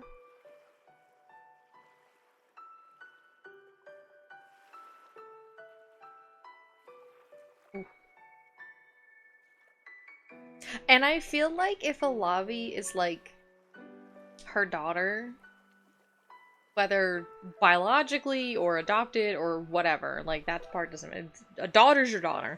I feel like Lottie's the type that, like, she taught her, like, how to fight and take care of her gear and all this other good stuff.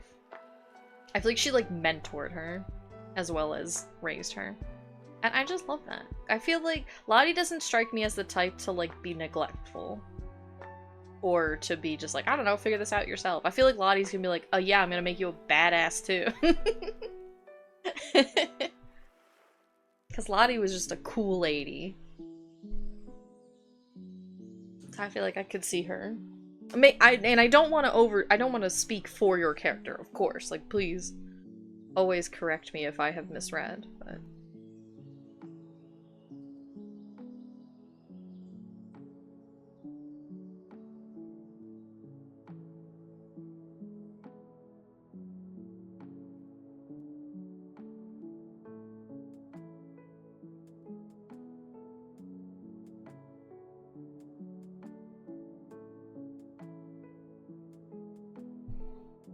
I really want there to be, like, various nomadic groups. I don't want, like, it's not just, like, one group. But I don't want to, like...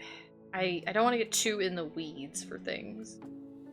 I do want to leave room. I want to have enough factions and groups and stuff that people, if they want to play, they can have the option to be like, I want my character to be aligned or originate from this group. But they don't have to. Or if they want to, like, be like, I like this group, but I want them to be more from, like, this specific type of thing. I'd be like, yeah, absolutely. So I need to find the balance of just enough supplemental information, but not so much that it's rigid, you know? Lottie was brash and loud, but she loved her duty to her paladin guild, and those she cherished around her. She was literally someone of brute justice, but with the compassion to help those in need. Yes! Ah, I love her! I want her, Layla's character, Callie, and Lucy to all hang out. I feel like they would get along. I feel like they would be pals. Pal-E-Dans. I love Lucy. Ah! I feel like Lucy would be, like, starstruck by this really cool lady. And would admire her a lot. But she would definitely see, like, that compassion and that, like, care for other humans, and she would just adore that about her, because that's the kind of stuff that's important to Lucy. She likes it when you can really go to town on a motherfucker, but, like, if you have a rotten core, it doesn't matter how strong you are. She doesn't care. So Lottie having a good heart would be like, you're a cool, tough, strong lady, and you're super nice and kind. Swoon. Hard eyes. Hard eyes. Ah. Dreamy sigh. I just think she's neat. Oh, I know I am going to deny you because you are a bot. Thank you for asking though. Oh my god, hi Spencer! Welcome back! We got a Scarlet. And I think a Kume in your absence. I don't remember if Kume was here while you were here. I don't think so. I think Kume came in after you left. We got the squad! We got the gang!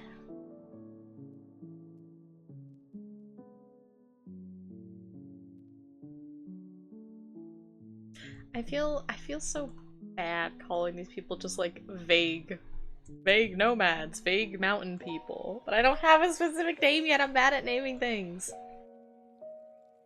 You know what? If you guys have names for these groups, shoot.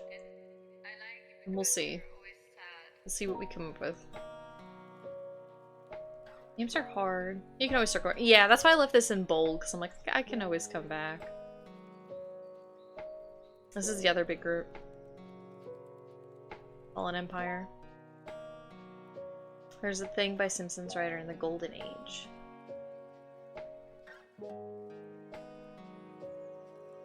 Mountain folks. I'm gonna put a little crying face, but the crying face is at me because I'm stupid and I don't know how to name things. He was like, just write the thing down even if it oh, yeah, 100%. Yeah. It's the idea of the first draft, right? Like, your first draft is supposed to be bad, but as long as you just get the idea down, you know, you can't edit or fix what isn't written, so... That's why a lot of this is like kind of just leaving and I can always come back, but... Find the Queddle shirt. Yeah, please! Please, please, please. Most group of people not here together and actually are made up of a diverse array of cultures.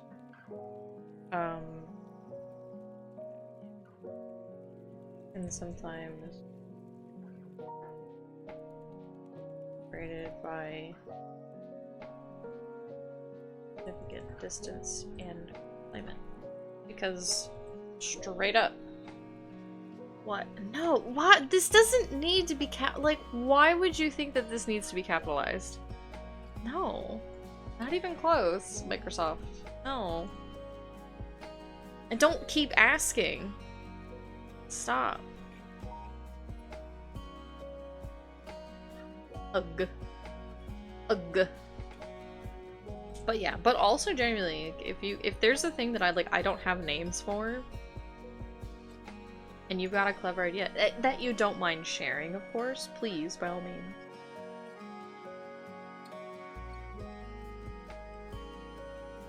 Oh. Why is this not? Okay, there we go. Oh, I need to also, probably here.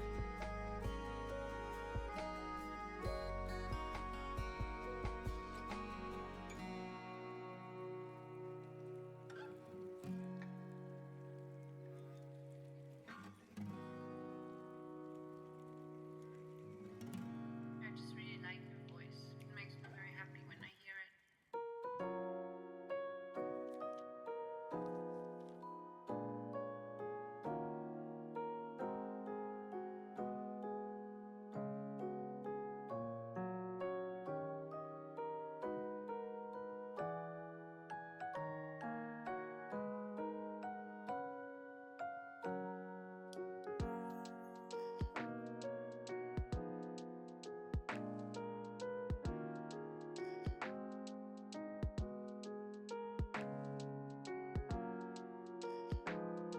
I'm also making that as an official rule.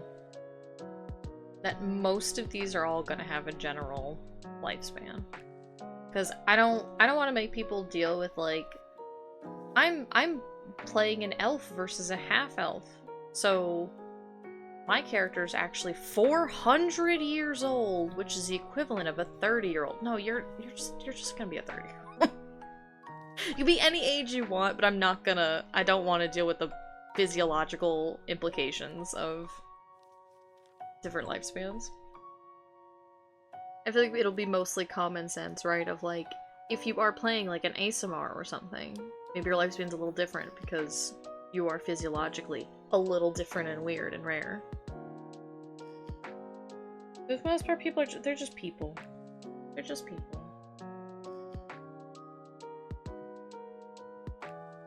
Also, for those that weren't here earlier, also made the executive decision that planes of existence aren't a thing. You got your material plane where everything takes place, and the ethereal plane, which is the Feywild. That's it. That's all you got. There's just two. We're not gonna deal with, like, I summon this creature from the, or I banish this creature to the elemental plane of fire. No, you the fuck you don't. Because I don't want to have to deal with thinking of the laws of physics for other planes of existence. Not other just locations in the world. Planes of existence. Like, I don't want to get into astrophysics in this game. Wise. Sometimes you just gotta make the call. I'm gonna set limitations because I feel like sometimes limitations can help you be creative. I feel like if I just leave things as, like, quote-unquote default, then people are just gonna default to Faerunian lore. And I'm like, but we're not playing in Faerun. We're playing in this setting. So do what you like in this setting, but try to separate yourself from Wizards of the Coast. So many of the combos have been making me think of the possibility of sequel campaigns for my main game. Yes! That's how our main game is like our last game was on like the Sword Coast, but like we use like Faerun but like nudged to the left sort of a thing. But because of that, it was like we played our main game for a couple of years and then that ended, and now Lucy's game that we're currently playing is like 10 years after. So it's like in a completely different location and stuff, but we've like seen like previous party members and stuff, and we hear word of like, oh, the Empire of Splendors, which is an empire that was completely set up by one of the previous PCs and stuff. Like, it's fun. It's fun having little nods to that kind of stuff.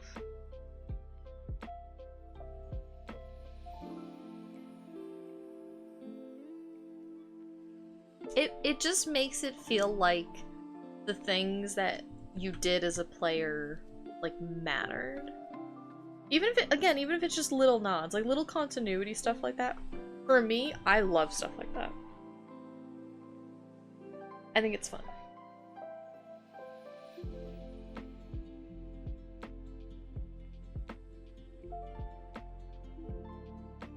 It will vary a lot depending on win or lose conditions, and the final boss, if they even get there, will be a try and laugh. Yeah. But it can be fun. I literally, when I made the one shot with like where they fought Kashe, which again, like we've talked about, like all the things that I could have and will do differently as a DM going forward. But again, that was the point, was to help me learn these things.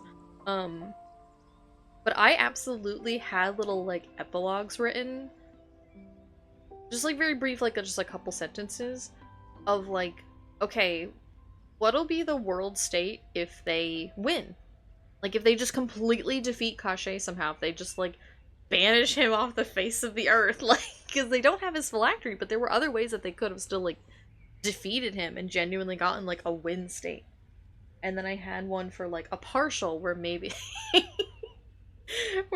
like, they destroy his, like, material form, but he can come back or something. I had a state for if it was mutually assured destruction, if they killed Kashe, but they also died somehow. And then I had one for if he won completely and they lost. So like I went into it of like, you guys are probably going to die, but it's not a 100% guarantee. Like, I'm not gonna pull something cheap of like, oh, you guys are winning, so I'm just gonna hit the ripcord and I just TPK you. Like, if you guys had a way to win, it was 100% there, and it would have affected this world state, which is what a lot of this world building is like, okay, like, the big heroes lost, so that's obviously going to mean that Kashe gets to take over, but there is still hope for new adventures and new parties and things like that, and then their legacies are carried down. So it's not like a complete lose state. It just changes things, that's all. But also, I win him over with my love. Minus says, stop the apocalypse stories with a TPK or lose the final fight. Whatever happens after will be in a world overtaken by a dragon god that eats souls to grow in power. Blue, that is 100% what this is. They are living in the post-apocalypse. Their heroes lost, and so Kashe, a powerful necromancer, just took over. There was nobody else powerful enough to stop him. And so he just took over, and he spreads this, like, necromantic miasma that just, like, kills everything. So there's a huge chunk of the map that, like, if they go into it, they can go into, like, the first section of it, but there's nothing there.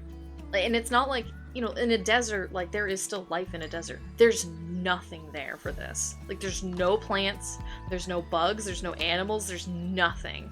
And then if they keep going even deeper, then they'll mechanically, like, there'll be less healing.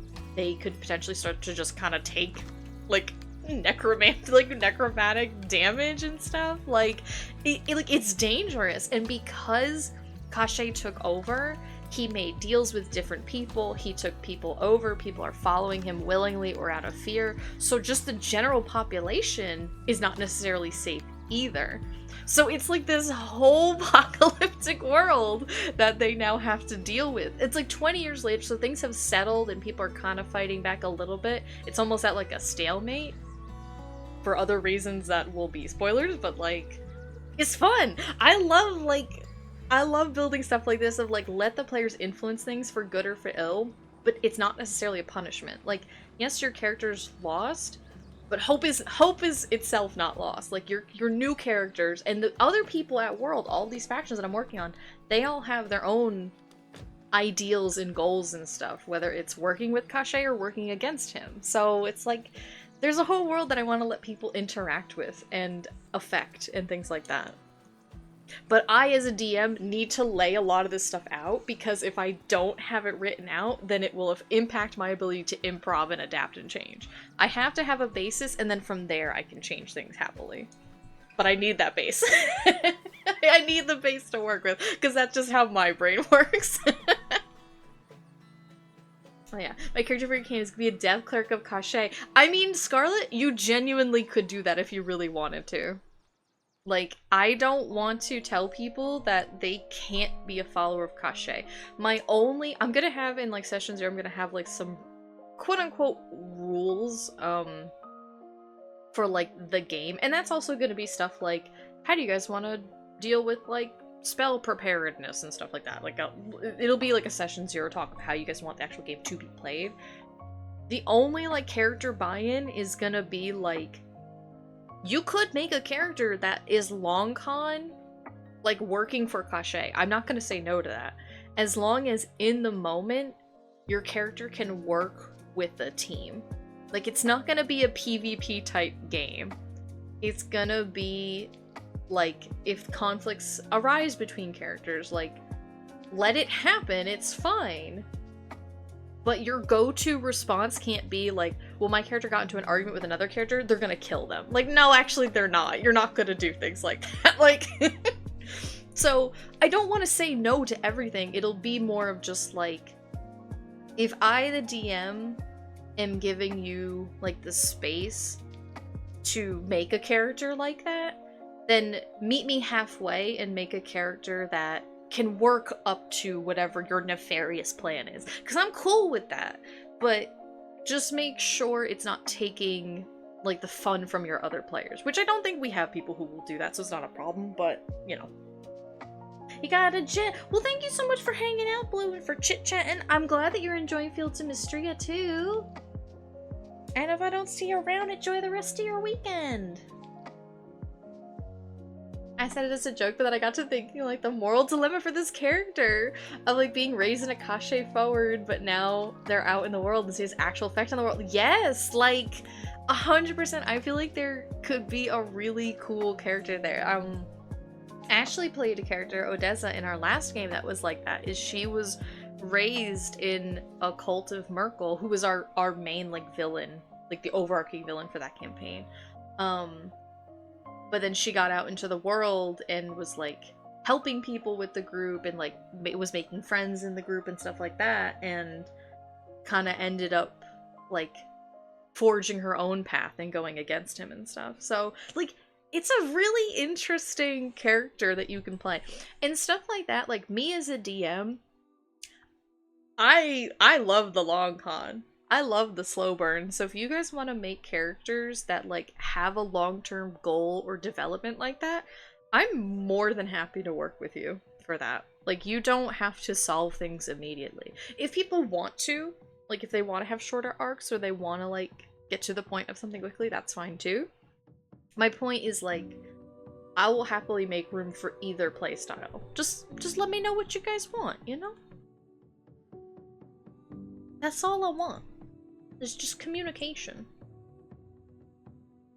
Now, all that long-windedness to say that.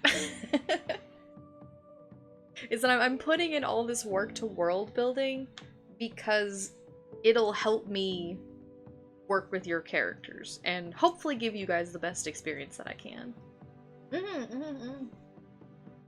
Yeah.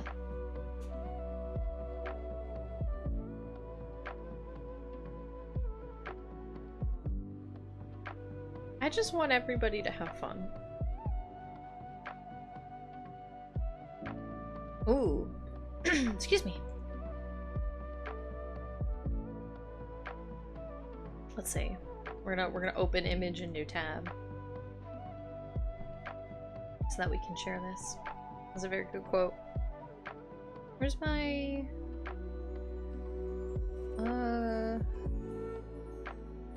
Firefox capture. Yeah, perfect. Oh my god, wow.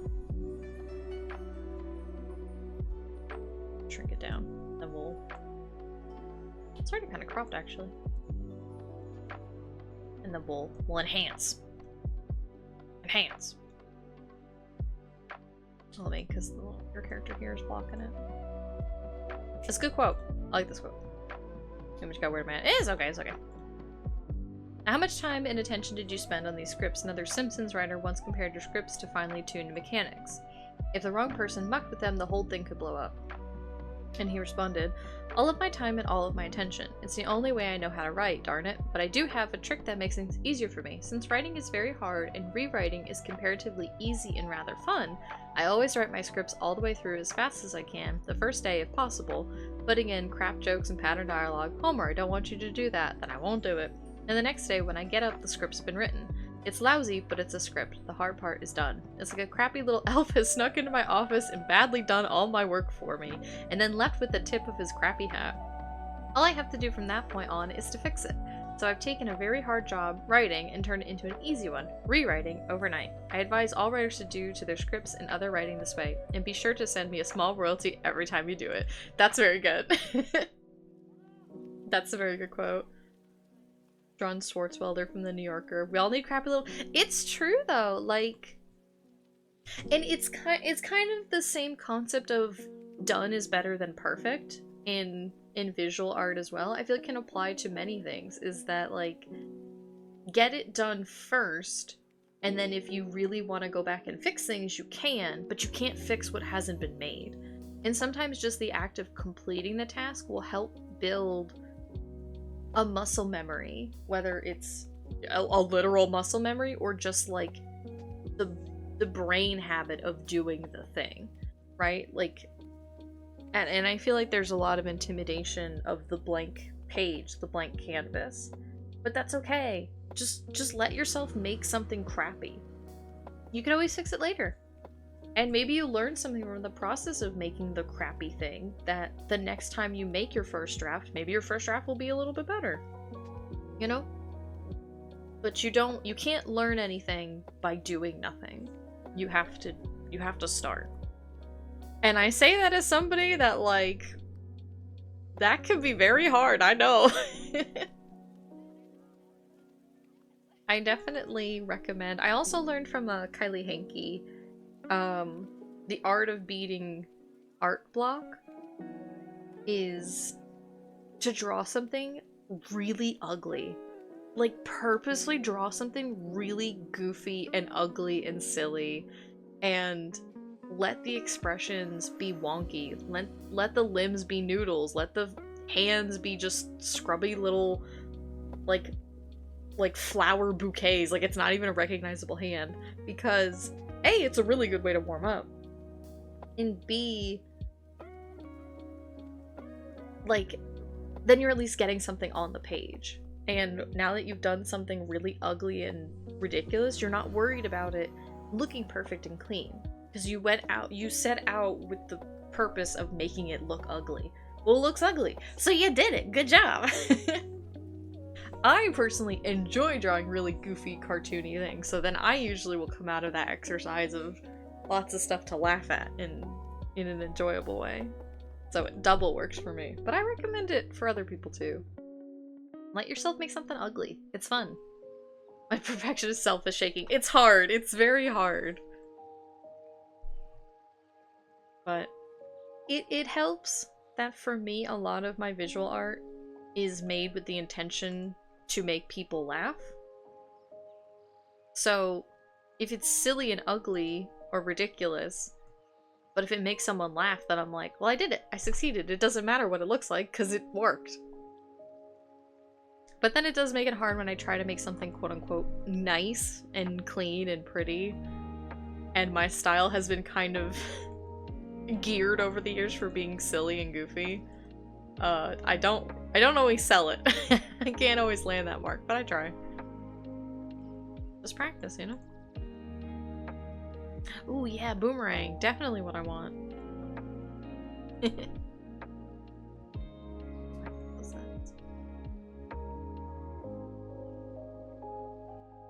It ain't easy, but it's honest work.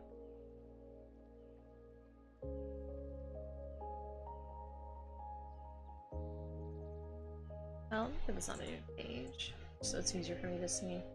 Stuff is great. Well, that's very sweet of you. Thank you. I definitely have recently, like, been getting kind of frustrated when stuff that I work really hard on does not do well on social media, but then, like, you know, like the recent, like, nightly Aurelia. Not that any of my stuff does quote-unquote well, right? Like, 17 notes is not anything.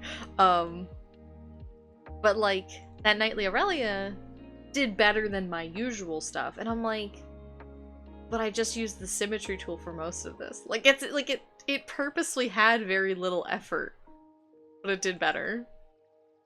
But then, like, the Lima that I did, that took, like, 8 to 9 hours, and is, like, a really nice illustration, in my opinion, I did garbo. Nobody gave a shit. And so it can be kind of frustrating to be like, this thing that I put in genuine effort and artistry and my expertise into, people didn't care. But this thing that took me 8 seconds, people love it. And it's like, it's really painful and it's very frustrating. But I will say, there is a small comfort in my dark hole of a heart, that it's like, I'm frustrated because when I look at this thing, I think it's good. You know, and there was definitely a time where it was like, oh, this didn't do well, then it must be because it's bad. And now I'm like, no, this is nonsense because it's good. You know, like, see, like, that shift in my thinking is there. It's not strong, but it is there. It's progress, right? Like baby steps. Right? Like, because if I didn't think it was good, if I didn't see its merits, then I would look at the low numbers and I'd be like, oh, these numbers are a reflection of how bad it is. People are right, this is bad. But instead I'm like, people are wrong, this is good, fuck y'all. Not in those words. I'm joking, of course. I'm being hyperbolic, but... Dude, social media is a nightmare. It's such a nightmare. And it is very kind of frustrating nowadays because basically every major social media website, likes are useless. Right? Like, on Tumblr, likes have never meant anything. Likes have never shared the piece. The post, rather, because it could be for anything. Never shared the post. Twitter used to, kind of, if something liked it, you would sometimes see it on someone else's timeline. They took that away, so it doesn't work, it doesn't matter there. Blue Sky, likes don't matter, they never share anything. Instagram, likes frankly don't really matter, because Instagram's nightmare is just, Instagram's algorithm is a nightmare. I don't really know how TikTok works, frankly, so I can't speak on that, but like, so the major social media websites, likes don't mean anything. They just don't. I mean, they're a form of approval, but when it comes to actually sharing a thing on a social media website, they don't mean anything. But nobody shares anything now. And I'm like, I don't understand. Like, I'll post something and it'll get a bunch of likes. And I'm like, that's cool. You understand this doesn't mean anything, though. Like, this actually isn't helping anybody. And that's why I make a point of, like, sharing a lot of original art and stuff, because I feel like there's a really big trend going on right now of people being like, AI is bad, we need to support human creators. But people talk more about hating AI, and they should, than they do actually sharing and uplifting their fellow creators. And I'm like, do you understand that you can't have both? Like, you can't cry for like, oh, you know, OC work or small artists or small shops and stuff never get any attention, that's such a shame. But then they themselves don't share those posts. I'm like, I don't understand where this is coming from. Like, I don't understand how you can speak about this thing, but then not go out of your way to share and uplift other artists. Like, I get it, I'm not a big account on anything, so I share other people's artworks and their shop posts and stuff, and it probably doesn't really do much because I don't have a big audience, but I'm like, it feels good when I share a post, someone's artwork, and then I look at my notifications or my activity feed, and I share that, I can see that post being interacted with by other people. Like, I shared this thing, and other people saw it, and they like it. Like, that feels good to do. Like, it feels good to share other people's work. I don't know. It's very frustrating, and it's very frustrating because it's hard to talk about without sounding like you're whining, but I don't know. Never going back. Yeah, dude, Instagram's so bad. I abandoned it years ago, and I don't regret leaving it. It's such a pain. Two things that matter: shares or comments. Like, commenting can scare people, but like, yeah, and like, it's really hard to, like, you cannot get into it's so true, like, because it is a numbers game, so it feels like, oh, you're complaining about this because your stuff doesn't get good numbers. I'm like, dude, I see quote-unquote big accounts, people who have like over 50,000 followers, and their stuff will get like 10 likes and 2 reshares, and I'm like, how? Like, this is so frustrating. It's so frustrating. It's so aggravating. Because you'll see someone bemoaning a tiny audience of like 2K and like you don't feel like you can relate, but you can. Yeah. It's true though. It's so busted. And I guess my other thing is, like, I get really, really frustrated with it because there's this whole, like, well, I can't share this post because it's not what my blog is all about. Like, okay, well, your blog is probably 80% screenshots of Twitter jokes that were stolen from 8 different accounts anyway, even on Twitter. So I don't think we're gonna ruin the aesthetic of your blog by, like, sharing someone's OC art or their shop post or something. Like, I'm gonna be real with y'all, like, aesthetic blogs aren't really a big thing anymore, so... And also, they're not a thing at all on, like, on websites like Twitter and Blue Sky. That's not a thing. That's kind of like a Tumblr thing. So, what is holding you back? Like, I don't understand. In a genuine way, I want to know. Like, I want to talk to people about it. Explain it to me, because I don't understand and I want to.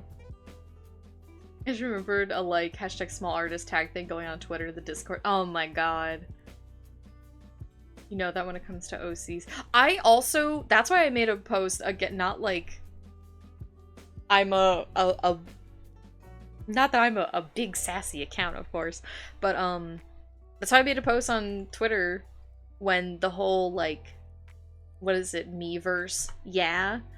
Pictures, everybody was making those, which was a really, really super cute idea, and I love that idea. It's adorable. Like, so people who are shy, they want to uplift someone's post or their artwork, but they're shy about like writing a comment, they can just post the little like, yeah, to kind of give it that boost in engagement. That's great. But y'all are gonna stop doing this because it's a trend, and you always stop doing trends like 3 weeks in, and then oh, lo and behold, they did. But also, like, if you wanted to uplift other people's work, you could have been doing that this whole time with this little share button. You could have been doing that all this time. And you could have been commenting with just emojis, like heart emojis. So I'm like, y'all could have been doing this all this time, but you didn't. So I don't know why we're having a whole conversation about it. It's not like it's gonna change. And part of it's not gonna change because social media websites are being designed and coded to not work like that. They're being designed and coded to uplift paid advertisement and stuff. So it's always gonna be kind of a losing game. So I understand where the mentality comes from. It's still frustrating. It was OC's actual, like, I sell fantasy paintings done in oil on canvas artists. They're making OCs. It's like the language of internet fandom has shifted how we look at characters, like a real ass illustration or just a real cool sword dude has an OC by all metrics. It's just like, I don't know, the guy isn't publicly blorbo posting about it. Yeah, it's true. It's very, like, I always see lots of posts of people like, wow, this is a really cool piece. Like, who are these characters? What are they from? They're like, they're my characters. They're from me. They're from me. It shouldn't matter. Like, do you like the piece? Then share it. Like, it's... Everything has to be relatable nowadays. And I understand by human nature why, right? Like, because if you see a thing that you know of, whether it's from like a game or a movie or a band or whatever, you're gonna have that instant connection because it's something that you already have a connection to. And that's fine. That makes, literally, like, I'm not even acquiescing, that makes sense. But there has evolved this pattern of, well, if I don't have that relation to it, then I'm not gonna share it or interact with it. And I don't really know why. I don't really understand why that has come into play. Like, and this is why I don't draw fan art and stuff. I laughed because the little Martin Scrungly redeem that I did for Blue, I found out that the Elder Scrolls fandom, especially for Oblivion, is alive and well on Tumblr. Which I thought was funny, because I like Elder Scrolls in Oblivion, so I was pleased that people thought that the doodle was very funny. And a lot of the tags were people laughing and stuff. So again, going back to like, well, if it made people laugh, then great. That was fine. But then, like, every now and then, the rare times that I post fan art of some kind, I'll get a couple new followers. And I'm like, I don't understand, because I guess I'm so old school when it comes to navigating the internet that, like, if I see something that I like, and I go to the person's page and I'll see what else they post, and I'll be like, okay, this seems like somebody I want to follow, or no, this was kind of just a one-off post, I'm not going to follow them. But it seems like nowadays, like, oh, you made one post that I like, insta-follow. And I'm like, but you don't... But if you had looked at my blog for 5 seconds, you'd see that I don't post anything else under this tag. So you followed me, and I appreciate that. But I'm not going to deliver what you want to see. So why did you follow me? And I know that because my accounts are so small that I can kind of recognize a lot of people who follow me. So it's like, I'm gonna know if I don't see your name on all my subsequent posts because I'm not posting something that you want to see, which is fine. I'm like, why did you follow? Like, you don't know me. It reminds me of the very IRL thing that I've experienced with people that I talk to, this is an offline thing, of if you are nice to somebody for a single conversation, they'll call you their friend. And I'm like, but we're not friends. Like, you don't know me. There's almost like an it's almost like a performative over familiarity that pervades general American society, online and offline, and it's very frustrating to navigate, because then if you don't abide to it, then you are punished in a way. You're punished by the algorithm. You're punished in social interactions offline. But it's so... I don't know if it's the undiagnosed autism in me or what, because I'm just like, I don't understand. No. I don't know. I don't know. It makes me very frustrated many days. But nowadays, I get frustrated some days, more days often than not. I think I'm getting old enough to be like, I just don't care. I'm gonna make my silly dumb drawings, and people are either gonna like them or they're not. And I'm gonna keep sharing everybody else's drawings. And if people can benefit from that, then great, I'm doing my job.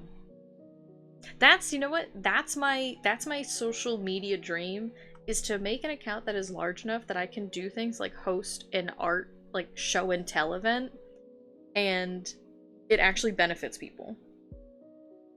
People can, like, send me something that they're proud of, I can show it off to others, and we can applaud it and enjoy it. That's dead ass 100%, that is a goal. I don't know if I'll ever have the numbers to do something like that, but I think that that would be a lot of fun. And would be really cool and great as, like, a community thing. Let's work together. We're in this together. Handshaking emoji.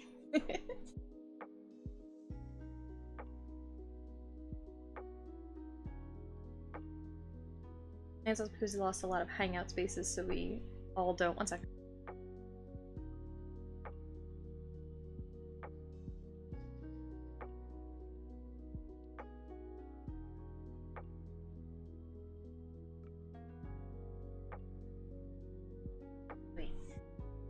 That's a lot of hangout spaces, so we all don't have a lot of friends. So anyone nice is like, hey, you'll be my friend, which is...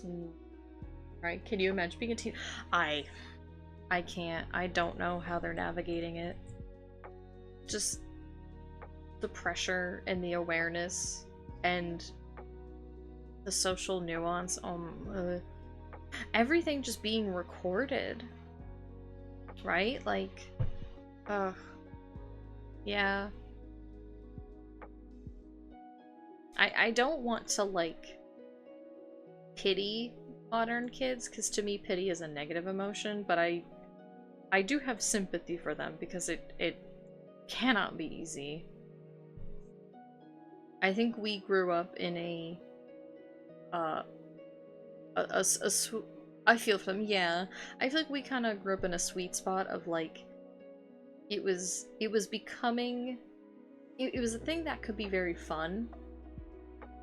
I think also, like, we grew up in a time where, yes, there was a lot of, like, fear of the internet, but almost to a benefit in a way. Like, stranger danger was still very much a concern, and so we were allowed to access the internet and to play on it and to socialize and to explore and learn and stuff like that. But there was always this reminder of, like, okay, but don't give out your full name, don't give out your address, don't give out all these important personal details about yourself. Like, you have to be safe while you're doing it too.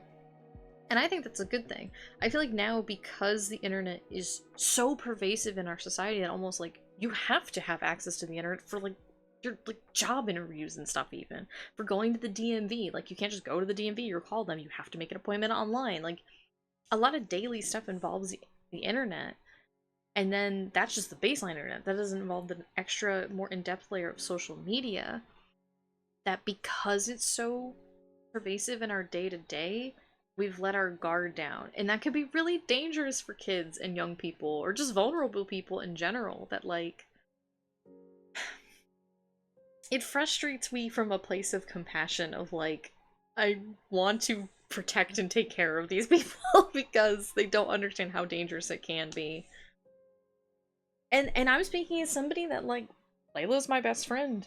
I met her on Neopets years ago as middle schoolers, you know? I am of the group that has met people online and has had a positive experience and a very important experience to my life.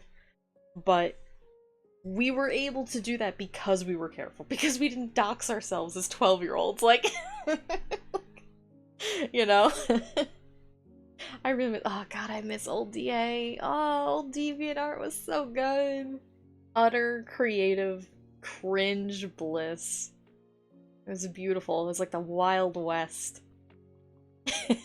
It was, sorry, it was like the idealized fictional version of the Wild West. Forums! God, I miss forums! I miss forums so bad. I was looking for a fix for RenPy the other day, like a how to do something, how to code something, and they have an active, actual forum base that you can go to. It's not a fucking Discord, it's not a Reddit post, it's a forum. And it's clear, concise. The posts are still there from like 10 years ago. Oh, chef kiss. It's lovely. God, I miss forums.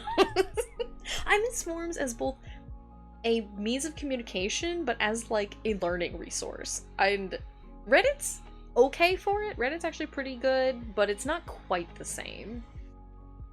Ah. And then Discord's just kind of a nightmare. I like Discord for small private things, but it's like I'm in like 30 Discords at this point, and half of them I don't use, but I keep them as like resource feeds, and I'm like, I don't want this many. Please. I've seen a couple of friends and acquaintances people talk about putting up Neo cities. I think we do need to like foster, like, yes, oh my gosh. I've seen a couple people make like little Neo cities. Okay. Ugh, fun times. And there is a bit of nostalgia, right, with some of these memories, but it's also, there were positives. There were also a lot of negatives. I for sure got traumatized quite a lot on websites like funnyjunk.com because I was way too young to be on there, and there were not proper restrictions. But, you know, that's what it is. Sometimes I feel bad for like having my own server. No, that's why I don't have one, because I'm like, I don't have a following big enough on Twitch to justify having a server for this channel. If people want to see my art, you can go to my Tumblr or my Blue Sky. I post actively there. And if you don't use those websites, that's totally fine. But I'm not going to use other ones, so you know, we find what works for us. I do like the Carnation Station, but that's kind of like a private, like, for friends one. But it's also one that, like, I feel bad because whenever I invite, like, new friends to it, I'll always tell them, be like, hey, I have this server, like, we post art and stuff in it, we share things, we just chit-chat. If you want to join, like, you're more than welcome to, but if not, like, don't feel pressured into it. Like, my feelings are not going to be hurt if you don't want to join. I, in the most neutral sense, I don't care. I'm not that high maintenance. I'm emotional, I'm not high maintenance. And then they'll join, but then they won't ever say anything, and I'm like, you didn't have to join if you don't want to. It's okay. It's meant for socializing, so if you don't want to socialize, you don't have to join. It's okay. Not a big deal. Like, I promise. I would love, you know, if it's like a new person, it's like, I'd love for you to join and come chit chat, so I invited you, but if not, it's okay. It's only Discord.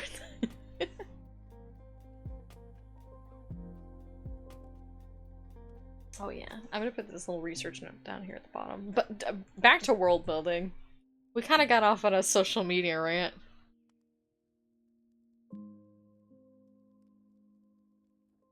Meanwhile, the Demerins are people made of magic. Back in Fantasyland. Oh my goodness. I do think it's important to talk about these things sometimes. It's good to just, even if we are completely powerless, it's good to be aware of the things happening. And at the end of the day, all we have as humans are each other. So, if you have ways to uplift and support each other, then go for it. Don't be shy about being kind, you know?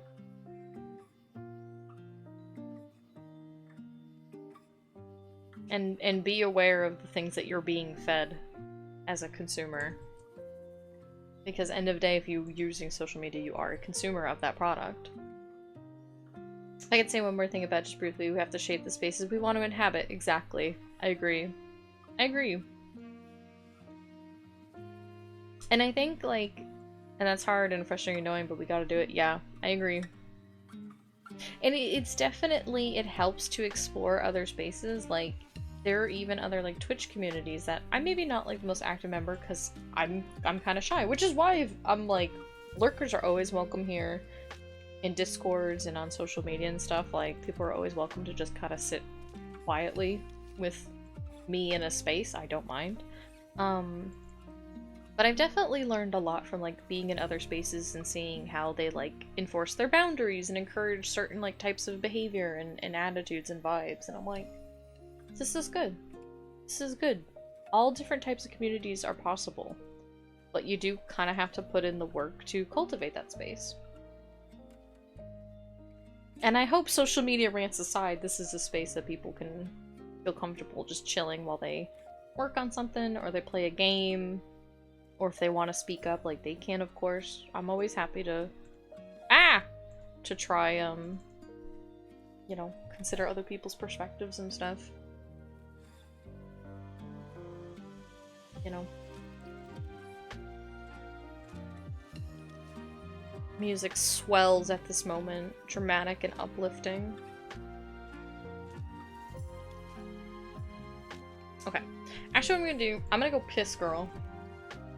I'm gonna go piss, girl, real quick. We're gonna take a pee break. We're gonna scrub our brains. You guys are gonna take your meds if you need to.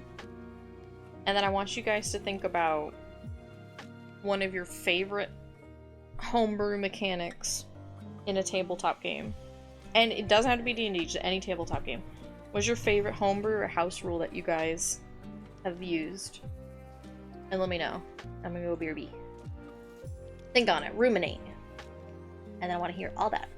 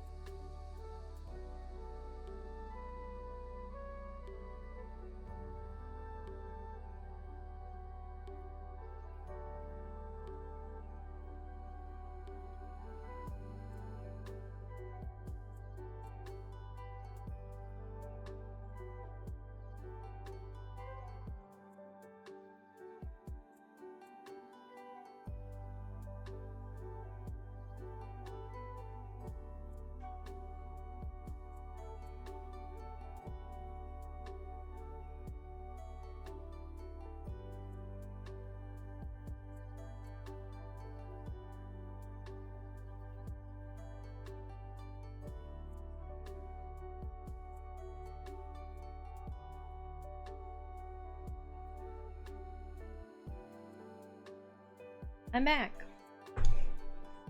I stopped off to brush my hair real quick. I also instinctively almost picked up my tablet. Oh, you're not drawn today, Isabel. Thanks! Alright. Did anybody do the assignment? Anybody think of their favorite homebrew mechanic? Big or small? I like inspiration being an automatic success, as opposed to like a D8. So thinking, no problem. I think it's a very tiny rule, but it's very powerful. And I mean like narrative DM gifted inspiration, not like bardic inspiration.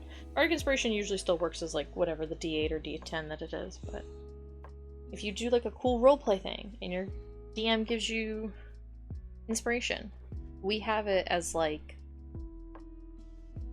you can use it at any time for like any check, and it's just an automatic success. And it's really nice. It's a nice little Hail Mary that you can pull out without being kind of ridiculous.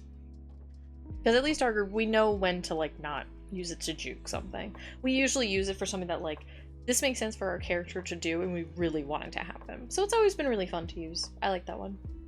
I have one called Bones. I've been testing on my eye. What does that mean? Scarlet? What does that mean? I want to know. Can you show me? I want to know about these bones just like me.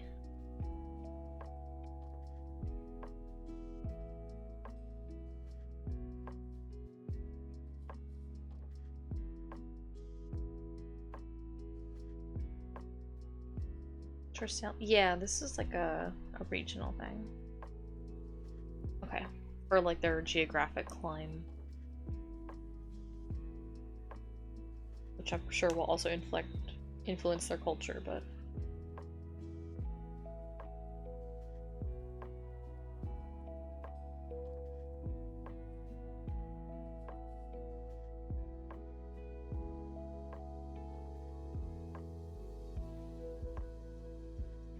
It's based off the saying, throw a dog a bone. I roll a d100 to roll a random number, and this is the static resource the players can use.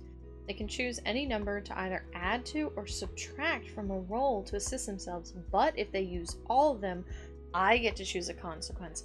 Ooh, that's really cool. So it's almost like a resource pool that they can pull from. But they can't use all of it. They have to leave a little bit or else you get to do something. That's really cool. I like that a lot.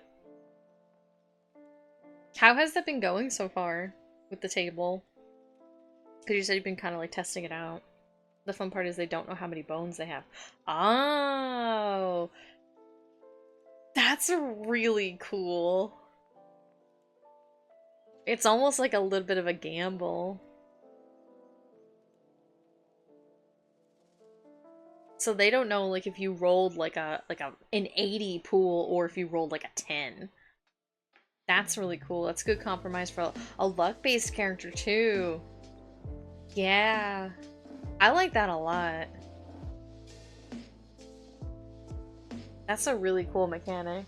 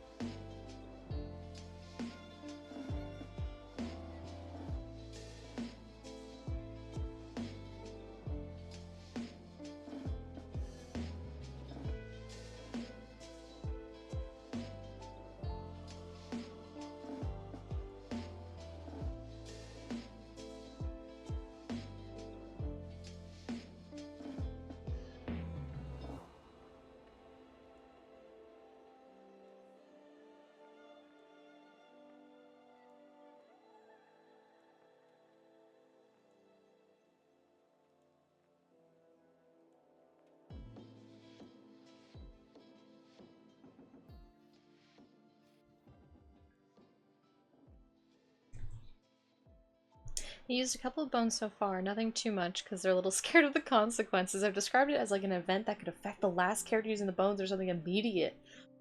Ooh. So it doesn't just affect like the outcome of whatever role they're doing. It's like, it's almost like a random event. That's really cool. That's a very powerful compromise. I like it.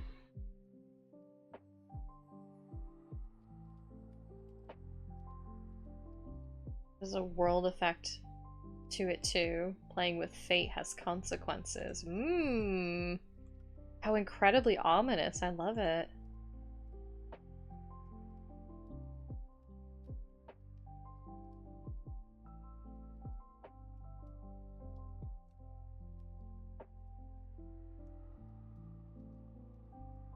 That's really cool. God, and that's so tempting, right? Because, like, if you're really trying to do something, like, you want it to work so badly, but you know, when's that resource gonna come calling?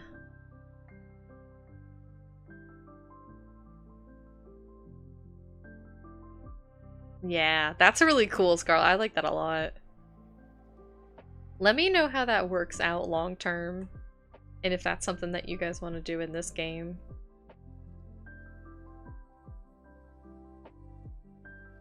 Because if it's something that you like doing as a DM that you want to experience as a player, like, let me know.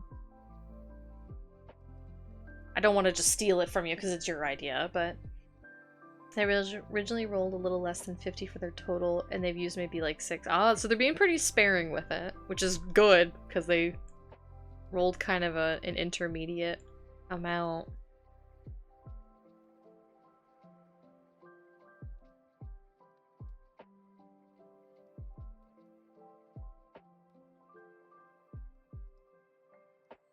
Yeah, they forgot about it for a few sessions and used some, yeah.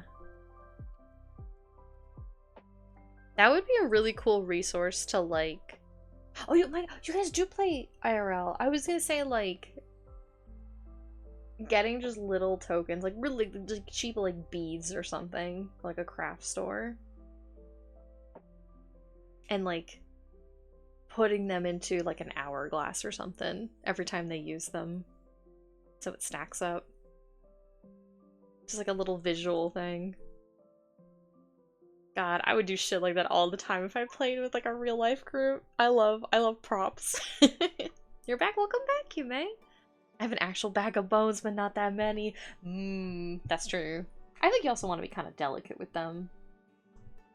You want to be careful.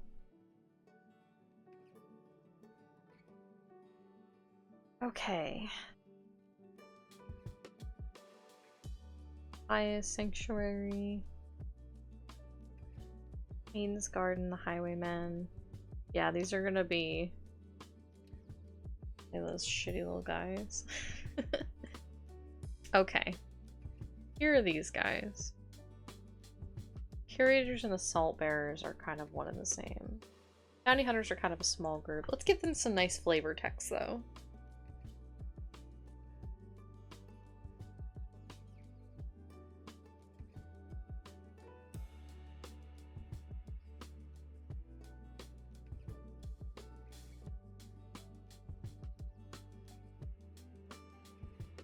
I do kind of want them to belong to a union because I think that's funny. TBH. Oh. I want to also... I'm just gonna put Thistle so I remember to work on her group. But I'm gonna have to, like, look at her character sheet and stuff again. Oh! Hey, Bunny Flop. Oh, she laid it. Sometimes I feel bad because when she lays down, like, her cage is open, so she can come out and sit anywhere she wants in this whole room, be as comfortable as she wants. But she chooses to jump in her cage to lay down and go to sleep. And she specifically sleeps on just the plastic part. Like, she has so many blankets in there, but she stuffs them into a corner and then doesn't lay down on them. And I'm like, I'm always just like, are you sure you're comfortable? Like, I mean, I've provided everything you need to be comfortable and you physically push it away. But are you comfortable? Are you okay? And I assume she's fine because, again, she can freely come and go as she pleases. And maybe it's just a temperature thing also, because in the winter she definitely snuggles with her blankets plenty. Maybe she just likes the plastic. A mallow snack. I'm not gonna give her a snacky right now because she is sleeping. She got her little eyes closed. But I will give her one when she wakes up in a bit. She'll get up to turn over. But she's so cozy. She got her little head down and everything. What color do you want me to give her? She has... They're all just papaya. But they can be green, red, orange, or yellow. Because they have little food dye. Green. Okay. Give her a green one for you.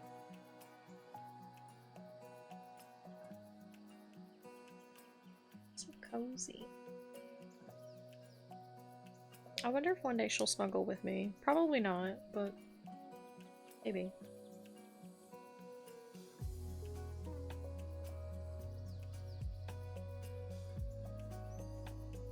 She's not a very cuddly bunny.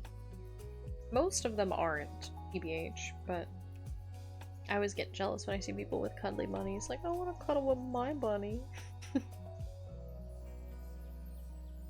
Especially because Oreo would, like, jump into my lap to demand cuddles. And then going to Mallow, who's, like, barely wants to be touched. I'm just like, please let me pet you, you're so cute.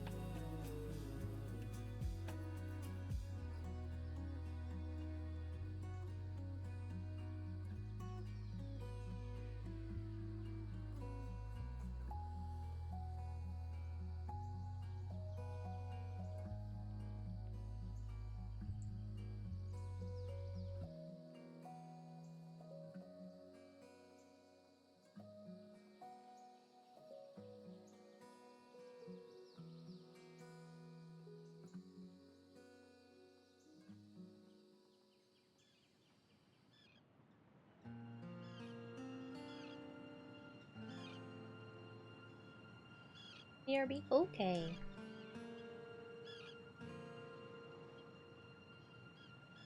I would like this group to actually have a name. You know what? Let's see if Fantasy Name Generator has anything for us. Fantasy Name Generator, my beloved. Now... Okay. You know what? Oh.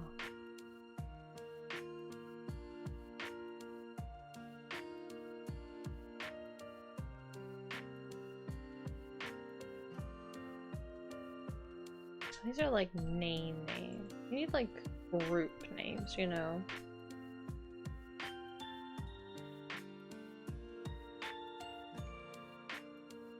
Ooh, I have to just...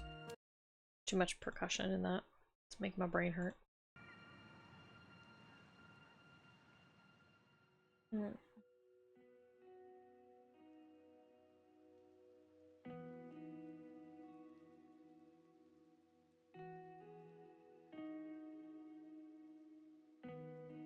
These are like people names. I need group. Places and locations.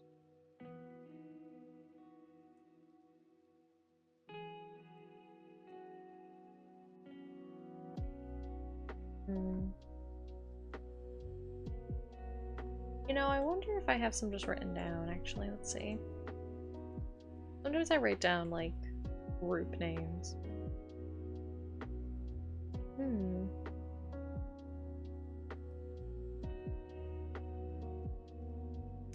Ooh, that could be funny.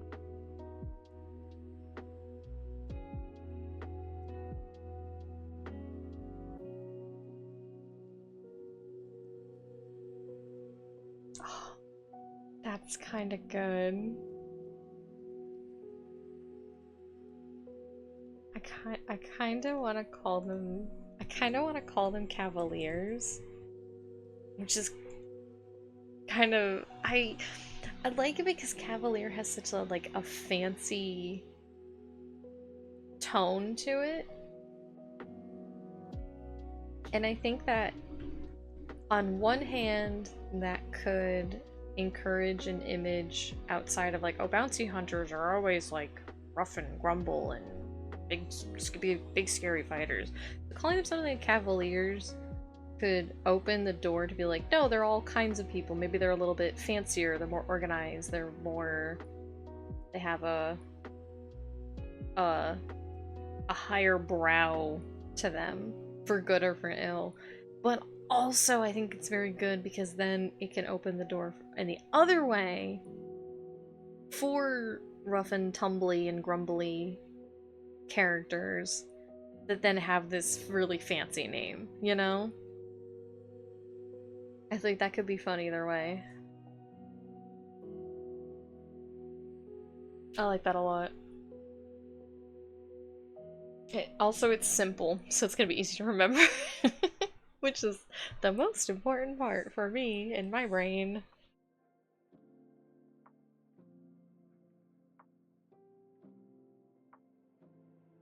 Yeah. I do want to change this though, because I kind of want them to be like a union, because I think that's funny.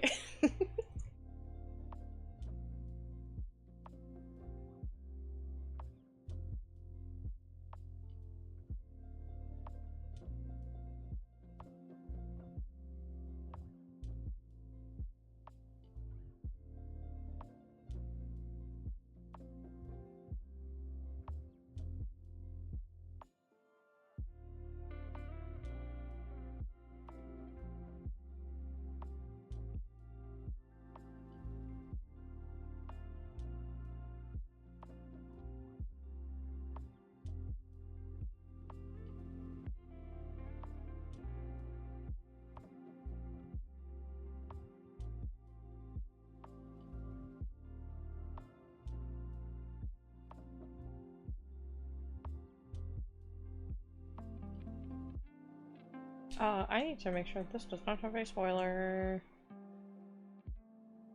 Good. Okay, good. I blocked it out. Yes, I know. I know. It's okay. We're making it a proper noun. It's okay, Microsoft Word. I promise. I promise.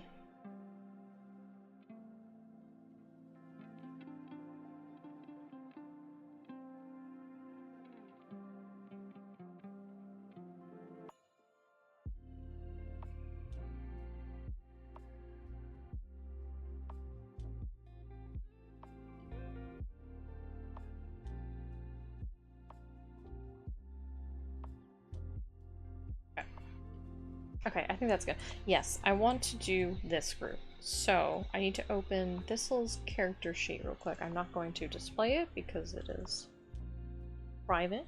It's not my character sheet to share. And also I don't know how much information's on it, frankly, because it may not really matter, so I need to look at it. Thistle, there she is. Oh, Thistle, let's see. What did she have on her sheet? She didn't have anything on her sheet, so it doesn't matter. I have to go to my DMs then. I know that her player sent me information about her. Where did they send it? Yeah, here we go.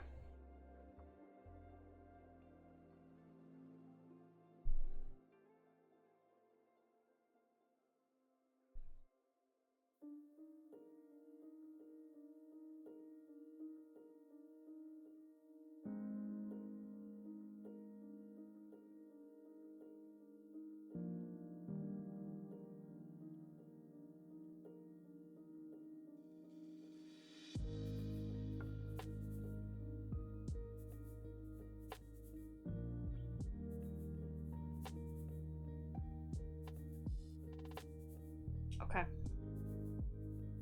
Okay. I have read and absorbed the information. So...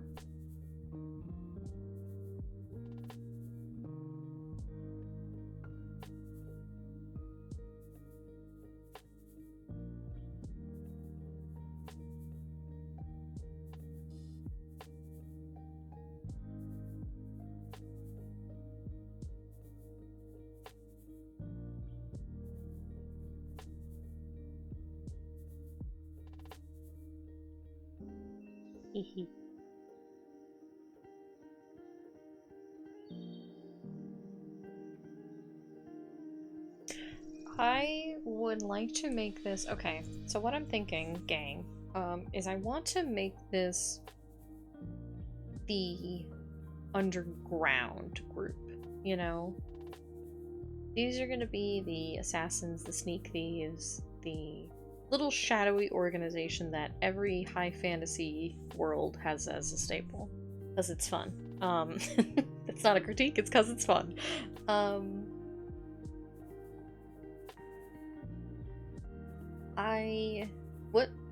What is a unique flavor that we can give them? Oh, also Mallow woke up, so let me give her her snacky. Brainstorm with me. What can we do here?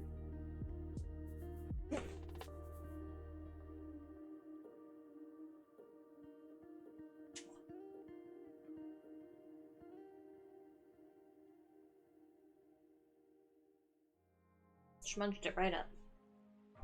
Let's see. What can we do here? I want them to have a... I don't want them to have anything to do with the Watcher name. That was just the previous name that Thistle's player had like given the group as just a loop backstory. I don't want to recycle too much of that kind of aesthetic because frankly it's very similar to stuff that I have in my original setting and I don't want to double up. And also I would prefer to give it flavor related to Thistle herself as part of her legacy as a PC. So I know I already had thought a little bit about this of like houses and buildings and people and places that have like thistle plants are kind of like, that's like a nod towards like, hey, like this is a safe house or I'm part of this group or whatever. But I feel like the thistle plant is common enough that it's not like, oh, you're growing thistles in your yards. In your yard, you're part of this dark, seedy organization. Like, no, it's, you know, it could go either way. I feel like it's one of those things where it's like, you see it, and then you kind of go from there, like, probing. Like, do I know you? Can I trust you? That's kind of what I want it to be. I think that's good flavor, but what do I want for, like, the general organization?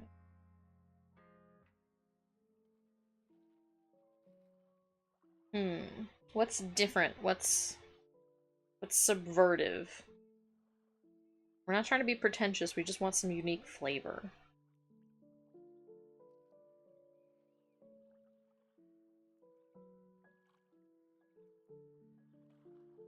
Let me also write down these notes.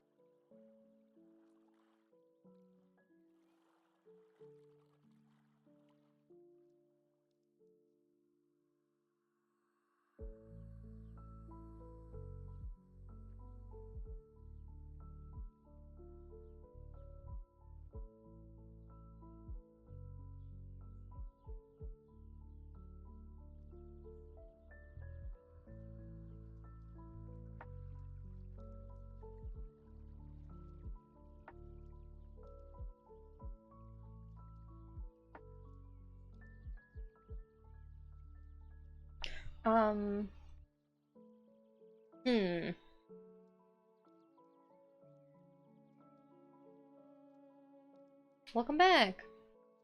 We're brainstorming. Just hard because I've been streaming for 3 hours, so I can feel myself fading. But I want stop doxing me. So give me out my email. What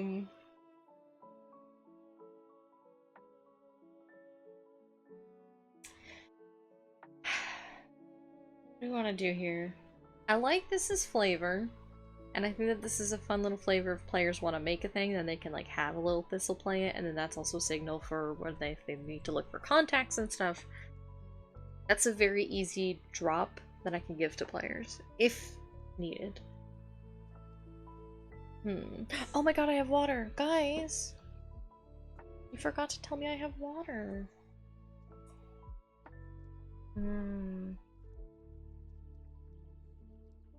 Nice and cold. Okay. Unshrimp. I will unshrimp, thank you, actually. Big shrimp. Big stretch. Shrimp. Unshrimp with water. I thought you said I thought you had written unshrimp ya water. I was like, I don't know if I can do that, but I'll try. Reminds me of that Vine, the fuck your chicken strips. Unshrimp ya water. I do with you. Yeah, everybody do an unshrimp. Everybody do a little stretch.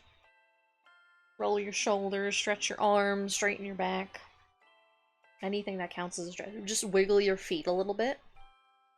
Literally typing like the dad from Coraline. Dude, that's why I'm not drawing today, because I was like, my lower back was really hurting. I'm like, I need to not be hunched over my tablet. Because even if I had a desk to prop it up on, I'm still gonna be leaning over it. So I was like, let me do some writing today instead, where I can actually sit up a little bit. And it's definitely helped, because I woke up with my back hurting and it's kind of relaxed. Okay, we can do this. We can do this. We can do this. What are we gonna... What kind of flavor? Okay, here's the thing. What do we want this group's vibes to be? Do we want them to be, like, seedy and rough? Do we want them to be a little bit higher class? I use with heavy quotation marks around it for lack of a better word because my brain is tired. Do we want them to be kind of honorable?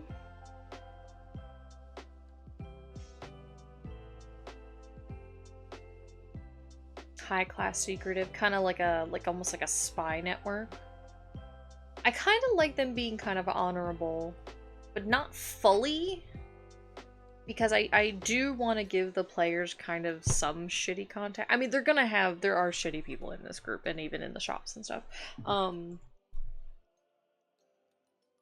But I kind of like them being, yeah, morally gray, kind of like nudging towards that kind of a vibe. So there's room to go either way, but this is the group's general vibes.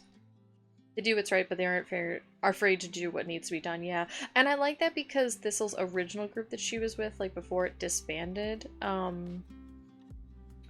was kind of like that, is they were more of like political assassins. Like they would do the dirty work to actually make change, but then they fell to infighting, which is why I made them the ossification, because that's the empire that fell to that too, to infighting, because I think it's just funny that it's a trend with these people. To me, that signals something about their culture and their, like, morals of how they handle conflict and politics and stuff, without me just having to write all that. But I also like that if they're reformed in Thistle's legacy, Thistle was a person who tried to save the world, right? Like, if nobody knew anything else about her, if they just knew of her legacy, it was that she tried to save the world with everyone else.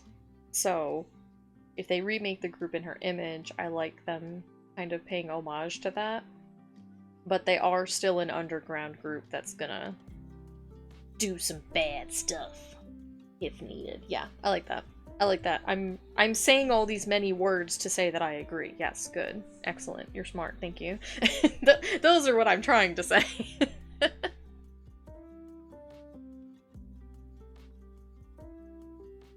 this is the I can't shut up channel, so I have to live up to my legacy of not being able to shut up.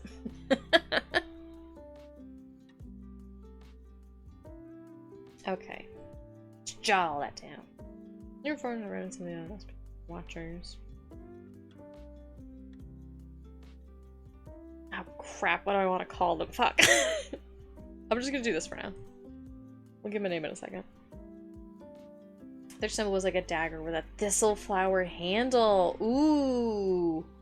I really like that. That's very good. I'm gonna write that down. I'm gonna steal that from you. I like that a lot. I'll put it like here because this is like how people recognize them.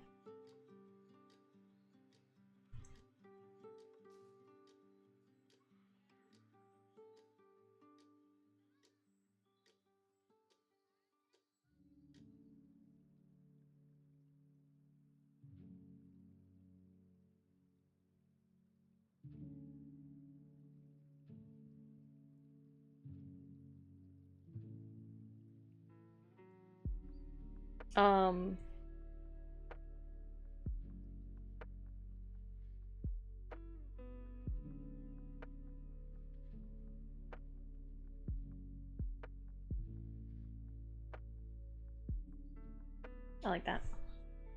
Maybe look for the thistle wreath and then like etched onto the doorframe is that symbol. That's how. Yes, I like that a lot. I like that.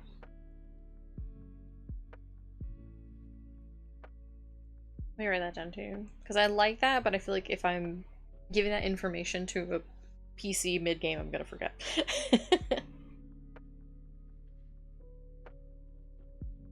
Yeah.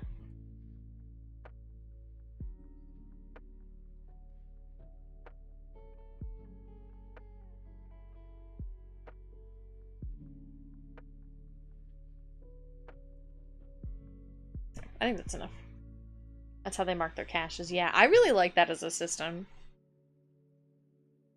I wish my brain had the capability for stuff like Thieves' Camp because I would really like to actually implement that, but I feel like I wouldn't be able to keep up.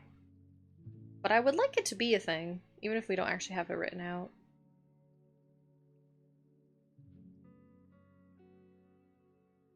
Different symbols and stuff.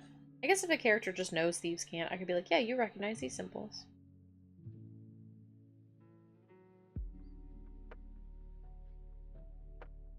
Because I like stuff like that. Especially, I really like stuff like that because it's, I mean, it's just fun. But then also, you don't need to worry about your members' level of, like, literacy. Because it's a visual symbol. So your members can always recognize a visual symbol.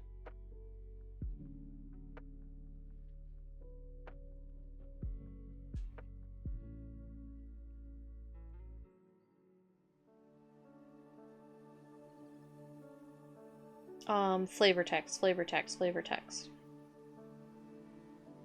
I haven't read my eyeballs for a second, actually.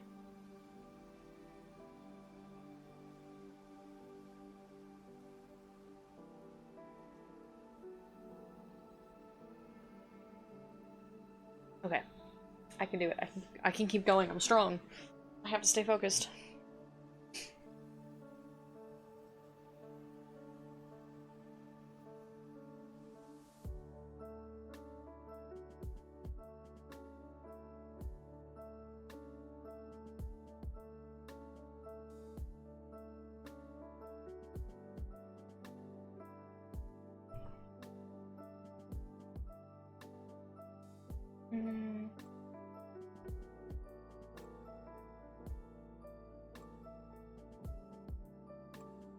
Just write it down and then we can always fix it later. I have to remember that. We were talking about this earlier. I gotta be true to it.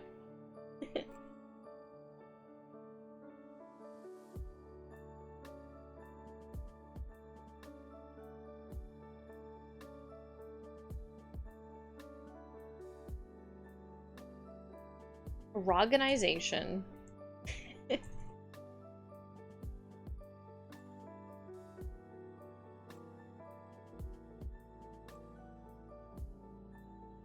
I could have some fun alliteration in the sentence by using the word strokes instead. Secretive organization that operates in subtle strokes. Like, it's not perfect alliteration, but there's a lot of S's and O's that work really well. It's got a good rhythm.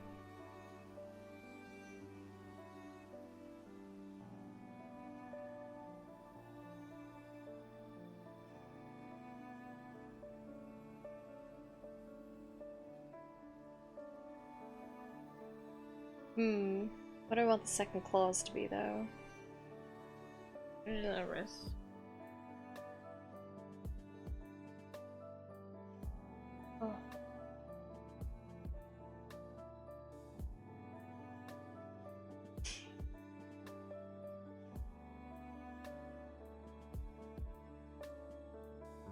Operates in subtle strokes.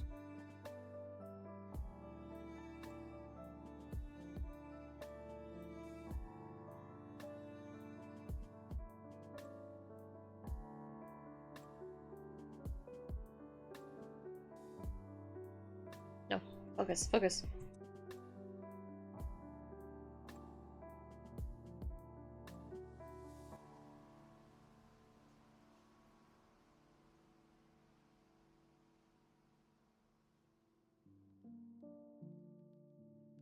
Membership.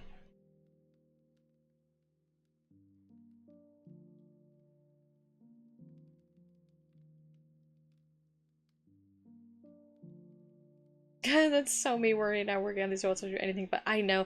I've been streaming for 3 hours, and 3 hours is about my limit of when my brain starts to just shut off. But I really want to like get a little bit more done.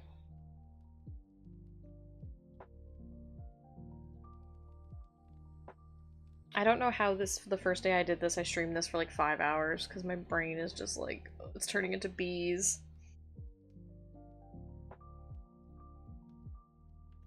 I got this. I gotta believe. I gotta believe. Gambate. I'll do it for you, Scarlet. You believe in me. You're lifting me up. You raise me up so I can stand on mountains. You raise me up. First especially in the past 2 decades. How far did Koku get last night, by the way? Did you see? I imagine that they didn't clear, because I feel like they were mostly just practicing anyway, but... It seemed like they were kind of able to get to that, like, that 9-10%-ish. About the same, yeah. That's so valid. It's a lot. And it seems like it's a lot of, like, very precise, like, if you're not standing in the exact proper pixel, you're done. You're gonna kill 3 other people.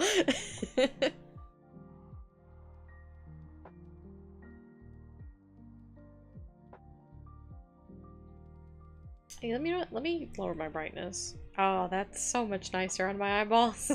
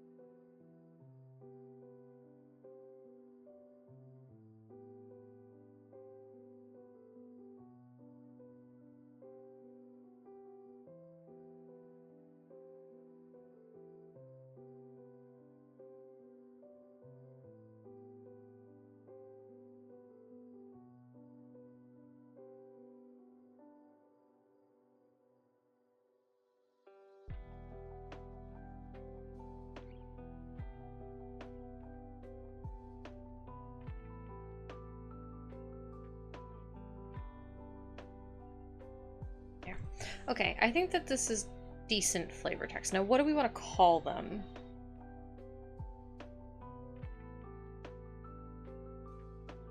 Let me go look up the thistle flower. See if I can get any inspiration from their taxonomy. Branch. Sharpers on the margins, mostly Asteraceae. It's also occur all over the plant. Protect the plant from herbivores.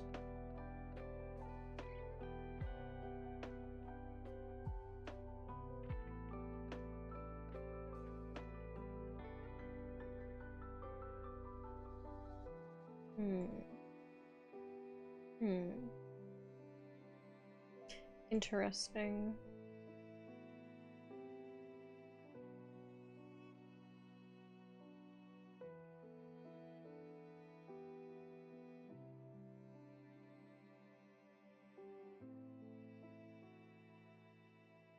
They're important honey plants.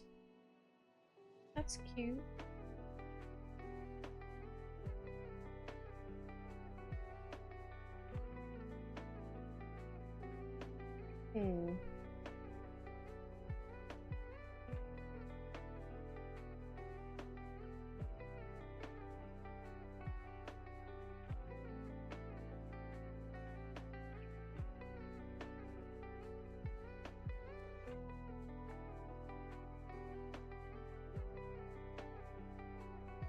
Oh. I banded my leg. Okay. Thistles, prickers, thorns, sharp, pointy, stabby. Just throwing out words. Prickers, sharp, pointy, stabby, thorns, purple. Cardus is the Latin word. Cardus. I gotta put on my thinking face. The thorns of Cardus. Got it in one. That's good enough for me. Good enough for me, because I ain't got any better idea. It works for me. I like that, and then it could be shortened to like thorns. Really for the thorns of Cardus. Charlie, what's it like having the most beautiful, brilliant, sexy, wrinkly brain in the world?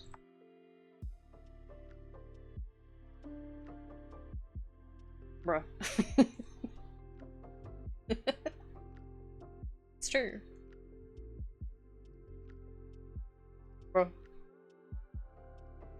Bruh.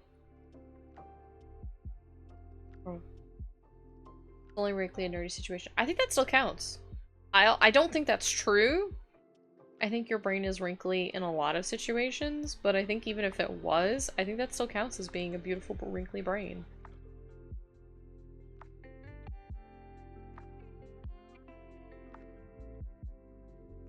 I'm just saying, you know.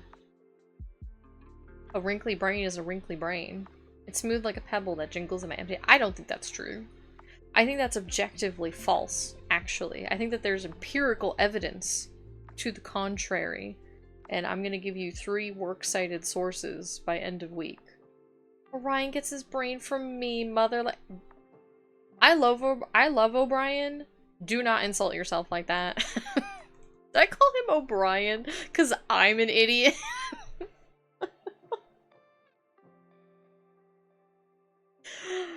God damn. Orion is what I meant to say, and I do love him. He's so good. He's so cute. And the thing is, I love him because he's just, there's not a single thing going on in his head. Like, you look into his eyes, and there's literally nothing but love in them. And that's so beautiful and perfect, and I love that about him. Orion O'Brien will now be his full name. Congrats on your new Irish child.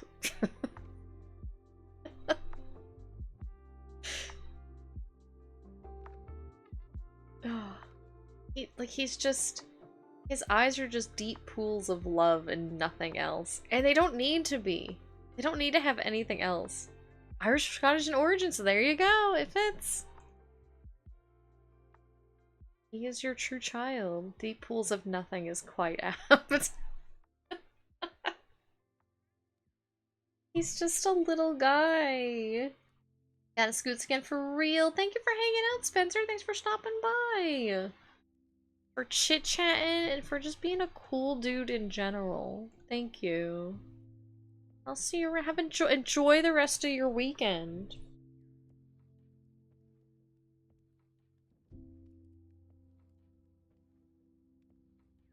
Oh, pardon me. No, I can go for longer. I can do it. I have to believe.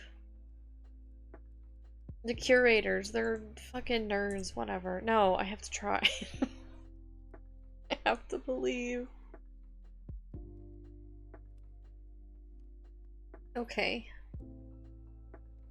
Curators.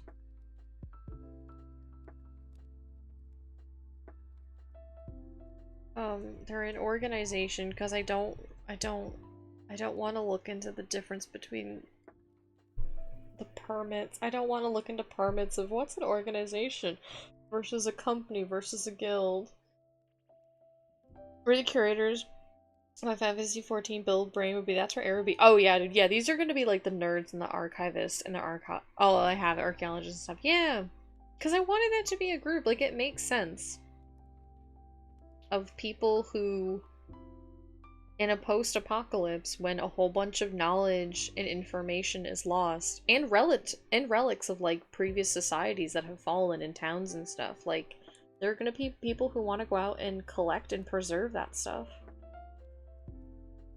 And since Ritz, the person leading Sanctuary, is like an inventor himself, like he would definitely sponsor this type of stuff. I want to play her as a character. I mean, you could. You could play her for this. She could be a curator.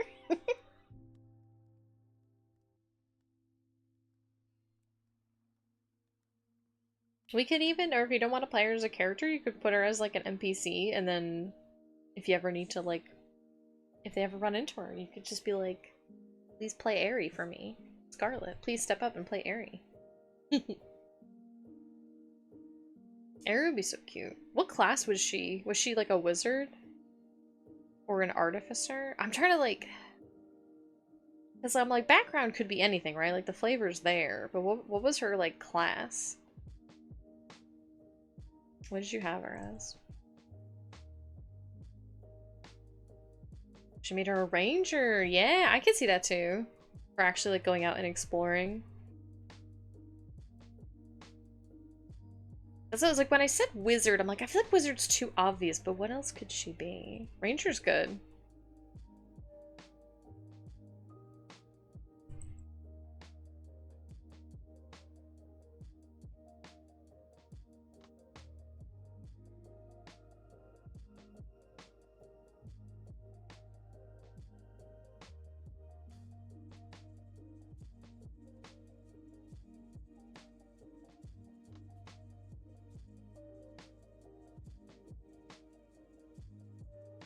Lilith Magic and Ranged made her the newest ranger class. Draken Warden. Whoa, I don't know anything about that. That sounds really cool.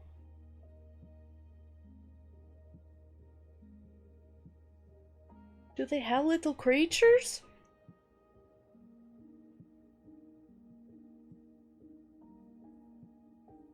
I've never heard of that.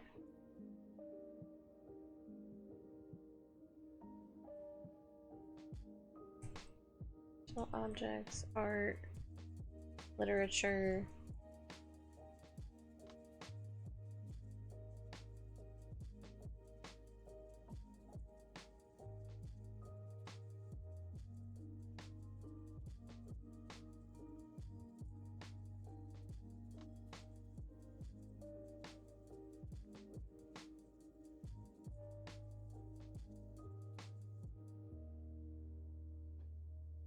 I got a little Drake companion. It's from Fizban's Treasury of Dragons. Oh my god, I've never heard of that. That sounds so cute, though.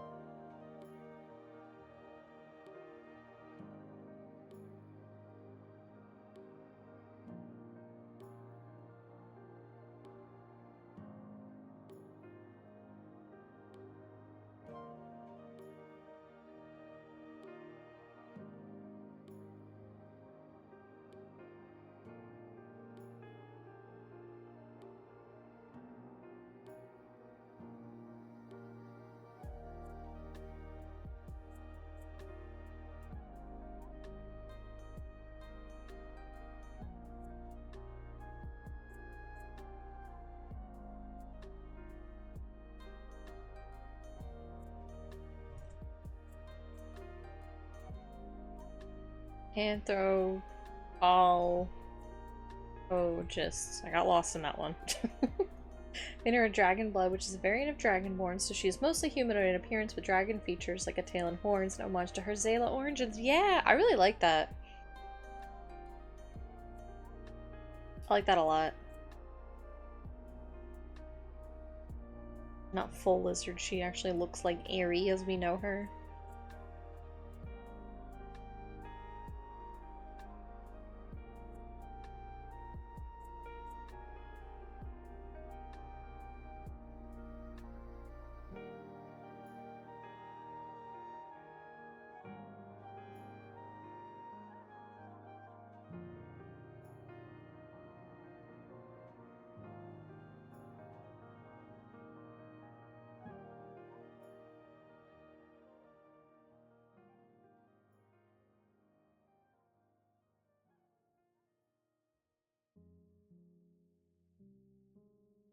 Yeah.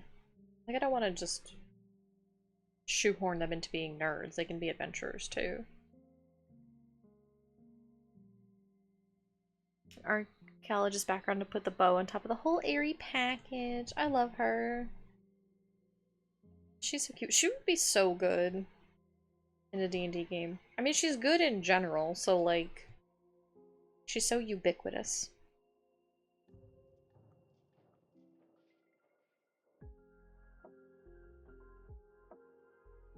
I'm gonna say Lord Rydell, because that's how people are gonna know him. They're not gonna know him as Ritz. That's for me. I know him as Ritz.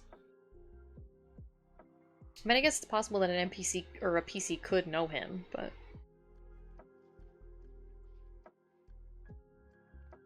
Oh... Crap, there was another group I had thought of.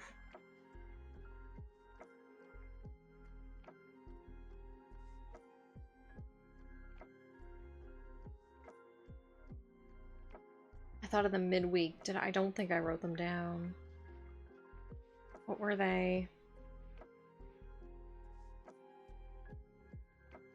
I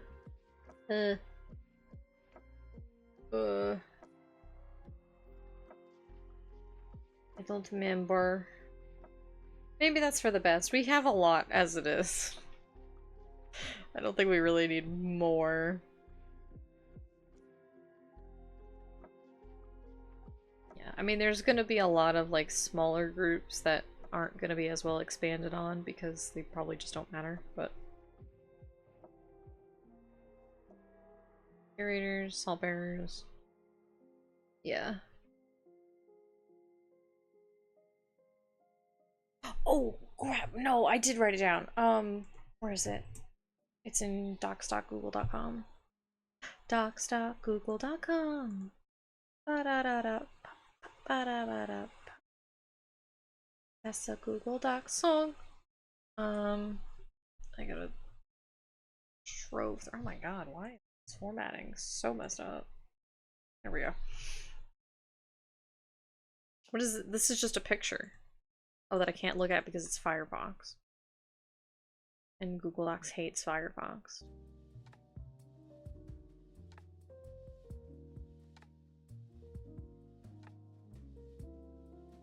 I gotta read some of these. They're really good ideas. I just...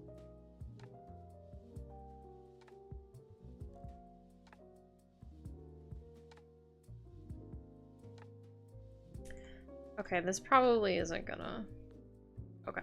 This can be a for later thing. This doesn't need to be written now. Just fine by me, baby. Okay, salt bearers. The trouble group works for Kashi's influence on dominions. Their name comes from housewife beliefs that salt will ward off hostile spirits. I want to say housewife. I feel like I wrote housewife as a stand-in. Just the common belief that salt will ward off hostile spirits. The arm with myriad tools against the undead, from incense, salt, holy water, to powerful magic.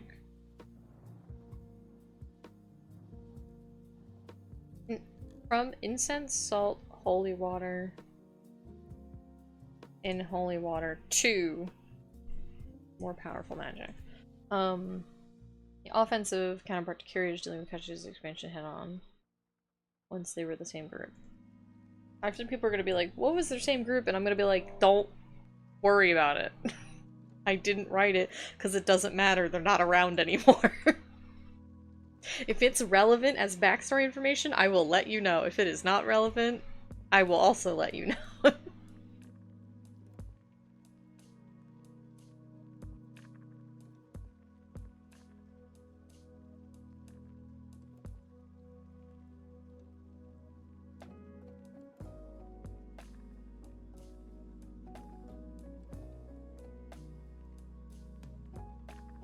Oh, big bunny stretch again.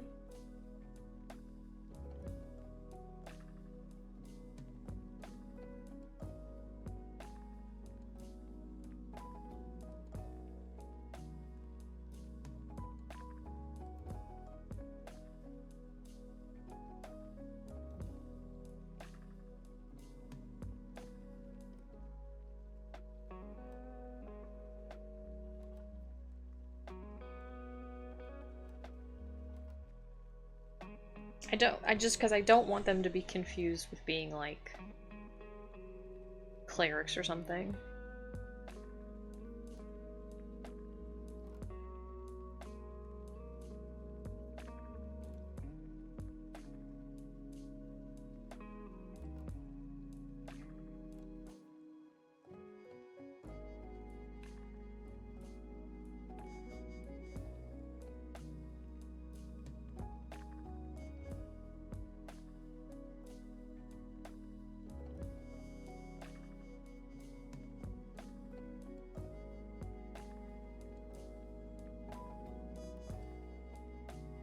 Like that. They're beat 'em up boys. Okay. Inventors, big old nerds, round 2. Big old nerds, round 2.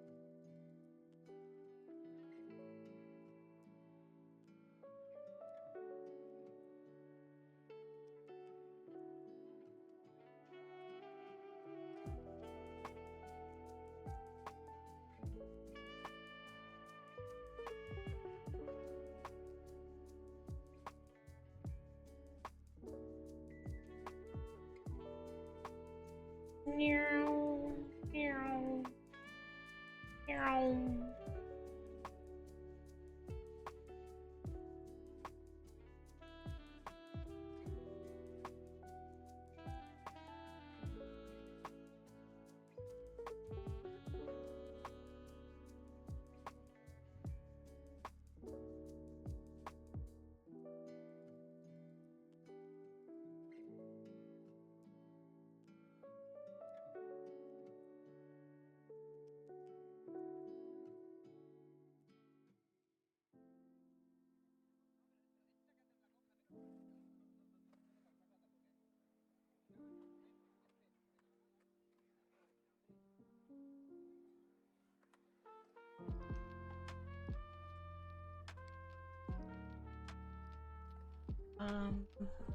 I feel like this is Inventors is kind of a boring name. I think I want to change that, but I feel like Curators is good. Curators is short and sweet and to the point.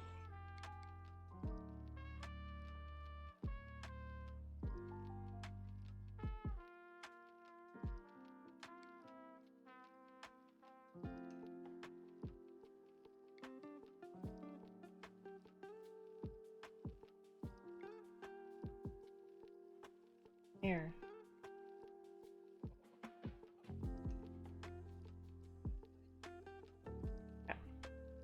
Also, I 100% put Skycast Television in here so that the Valentine's Day one-shot could potentially be canon to Panacea. Because I just think that's funny. Innovators. Ooh, same line with a little more pizzazz. Yeah, I like that. Innovators.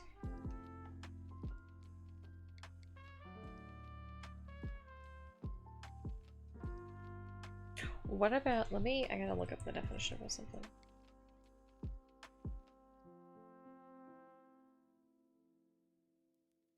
Okay, yes, Google, technically that is what I typed. You got me there. What if we what if we make them capitalists a little bit? What if we call them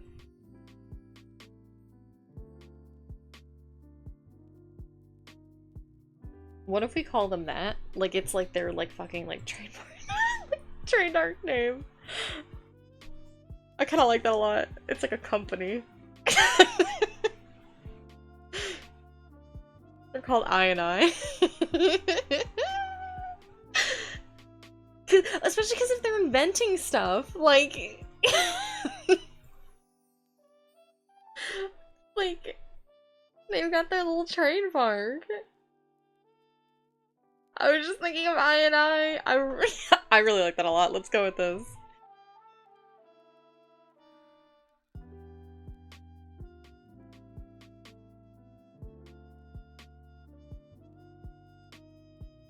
I do like innovators as like the shorthand though. I and I. That's so good. I really like this a lot. I like the TM too.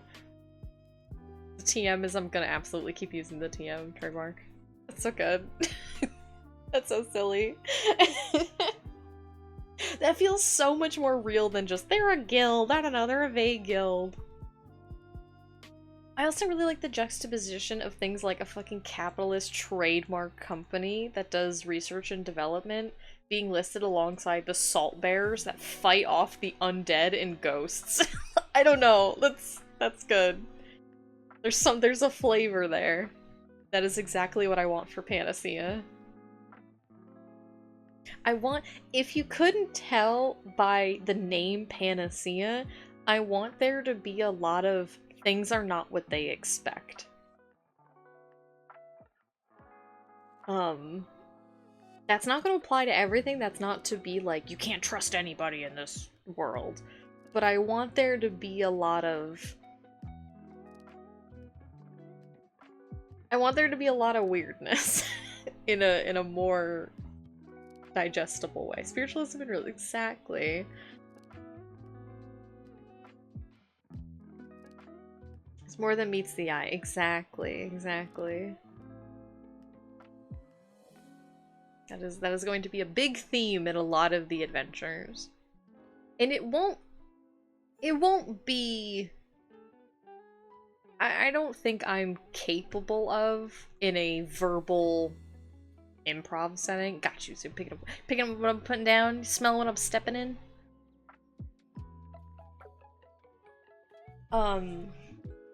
Like if I was like writing this out in a book or an RP or something, I can play the long con. I can do subtle. But I think for an improv game, there will be a little bit of gentle bait and switch in some of the little one-shot encapsulated adventures of like, hey, you guys are gonna go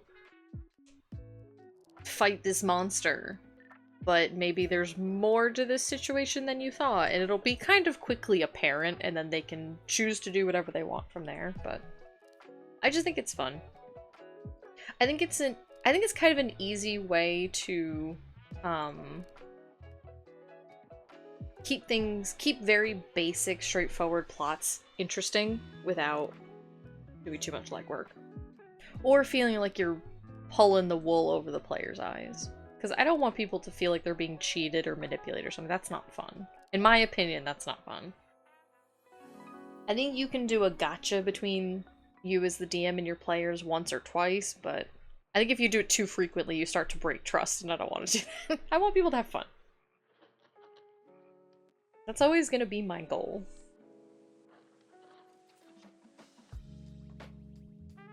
I mean, this is pretty basic. They're just a postal service.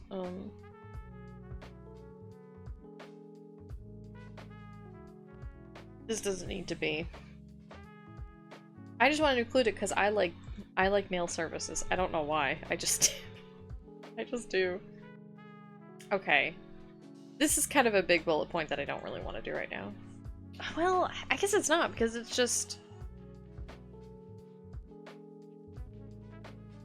They're just your respective, like, religious organizations, you know?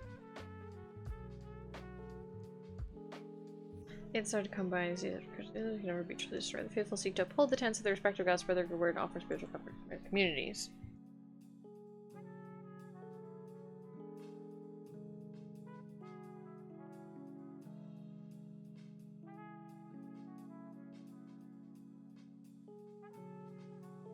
I keep saying cautious expansion, and you know what? I don't care. I'm gonna keep saying it because it's the best way to phrase it.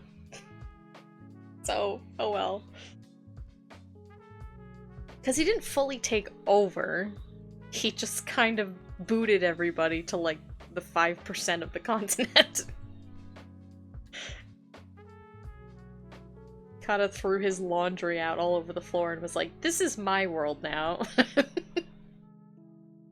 And then there were some spots. Oh shit, I have to think about the fucking wards of the city.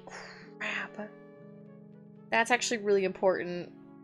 That's really important because if a character plays a living dead, in which they are a partially undead character, they cannot get into the city. Okay. Hand wavy, I do what I want answer is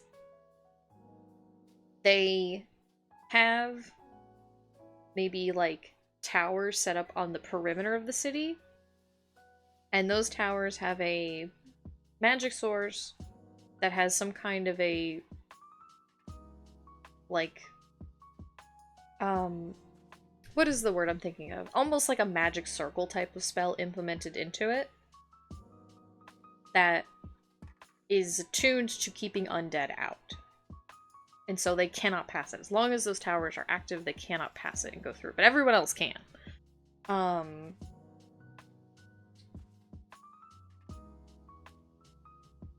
It's maintained by the Salt Bearers because it's a spell for that.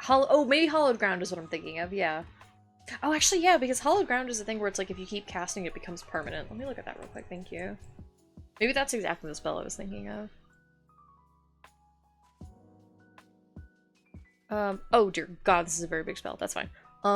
There you can have a radius of 6 feet. Ooh, nor can such creatures charm, frighten, or possess creatures within it.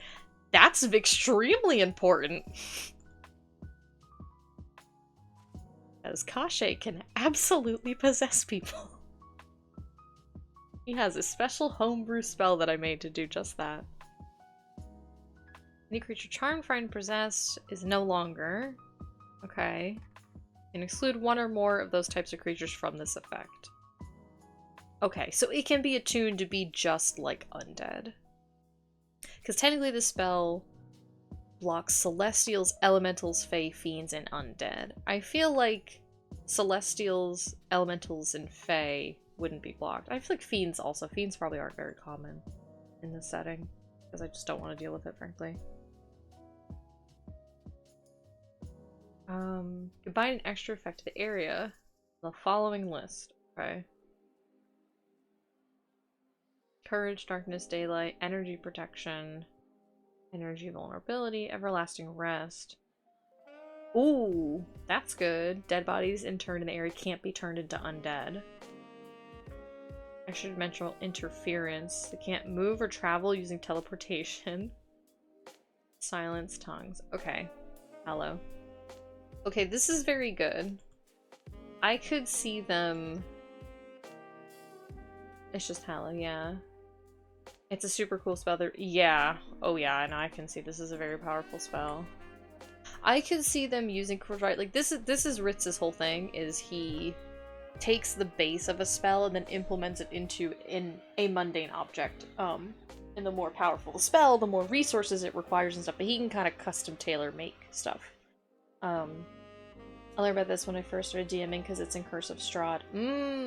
Yeah, that makes sense. It's on a church in the world, yeah. That makes sense. I could see him augmenting this spell. I like this. I think we can make this work. I think we can mash these two ideas together. So, the one place Strahd can't go. Well, God knows he needs to mind his own fucking business. That dude's everywhere, that module. He just pops up out of the ground like a daisy. I like this though because they could implement. Oh no, I love it. I love that he's just everywhere. It's very good because he always keeps the players on their toes.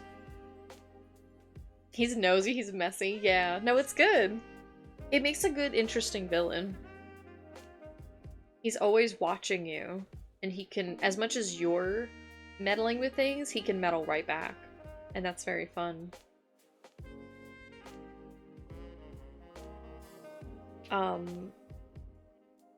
Literally a vampire Willy Wonka. He kind of is, yeah. I like that. Okay, let's, I'm gonna put this here, even though it's technically under Sanctuary, I'm gonna put it here. Sanctuary is warded. Special clown. Yeah, he's your little EBDB. You want to send him to super hell, but you love him. Affectionate. Okay, I'm gonna mash these two ideas together because I like this. And also because it gives a reason for an economic trade route with Dumera in cooperation with those communities. Because it's not just that they need power sources for all their like little fun stuff, but they literally need the power source to keep the wards up on the city. And in exchange, maybe there's like an entire district of the city of Dumerans that were allowed to move to Sanctuary scot-free or something. I don't know, whatever. That's a tertiary effect, but point is, we're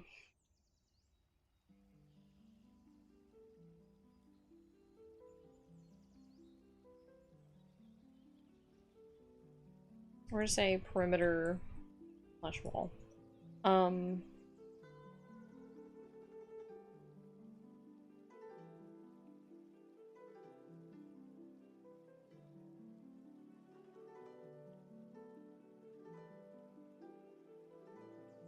put this in quotation marks so word doesn't give me an issue.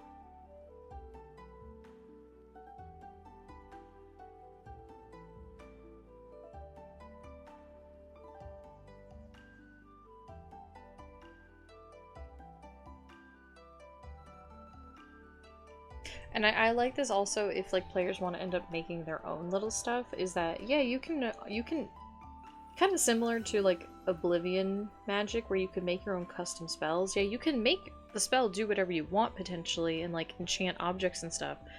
But the more you change the spell or the bigger the spell, the more it's going to require a power source. And a bigger power source.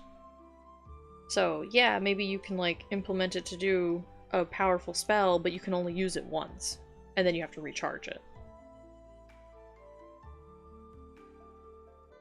Or maybe if you didn't make it very well, if you rolled really low, maybe it'll just backfire and just explode in your face.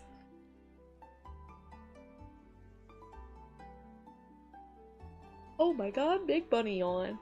She's so cute.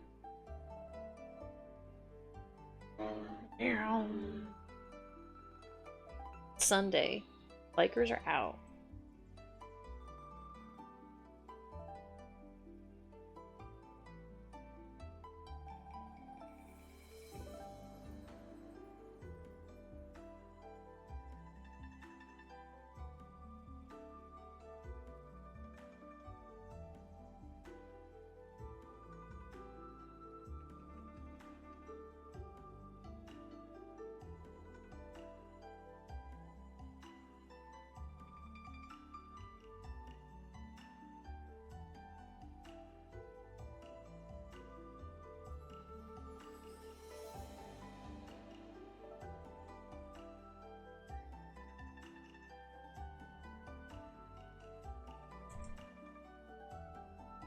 Teehee.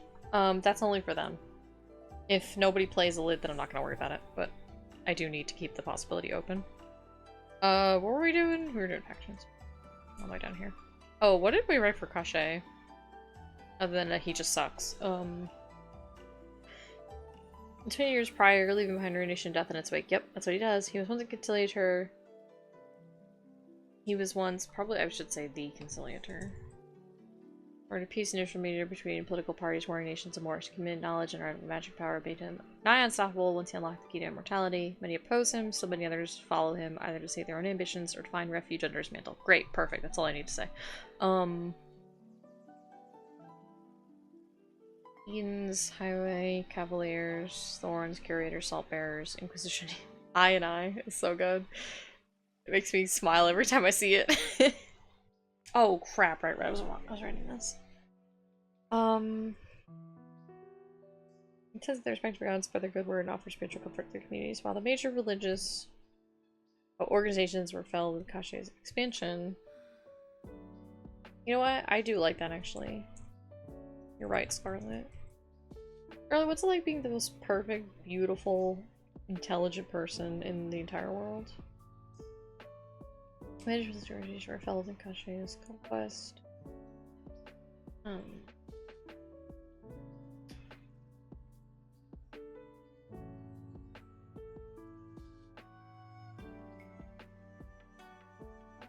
They kill you affection, they bring you back because I love you. Yay! It's true! Scarlet's so smart. Got him! Got him! Got him! Got him, got him, got him! Inescapable! Got him!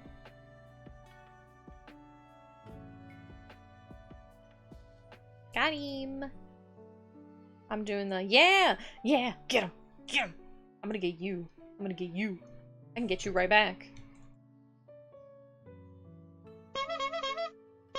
Yeah, that's what's getting you. Get got, idiot. Just kidding. That sounded so mean. I meant it and then I was like, did I take it too far? Did I take it too far by calling them an idiot? I feel like anytime I say the phrase get whatevered, comma, idiot, I always, in my brain, I always hear it in Dean's voice of whenever he was playing Telwyn. Lord Telwyn, Hawthorne of Waterdeep. Yeah, it's in a loving way. It's always like in the most lighthearted, joking way.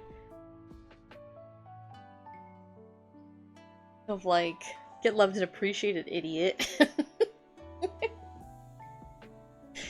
Just... it's the juxtaposition of saying something lovely while also calling the person an idiot. Yes, please go get food, Kume. Go, go, go. Go get a snacky. Go get something to eat. Many of our gods remains prevalent across Panacea. Yeah, so maybe there's not like huge, like, you know, the Vatican City type of religious following anymore. People do still worship them, and there's holidays and festivals and churches and all that good stuff.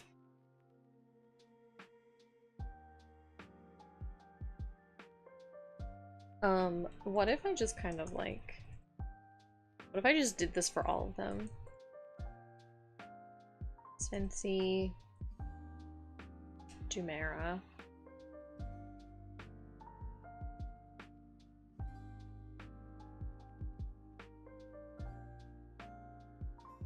let's just look up... I kind of want to do this. I think it's funny. Oh, I can close this tab because I wrote down the hollow thing. Let's look up synonyms for walking.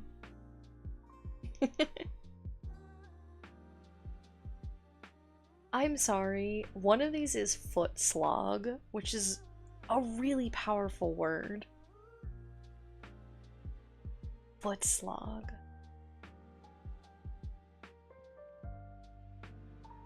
Stride, tide striders. Yeah, well, I have sun striders. I like tide walkers.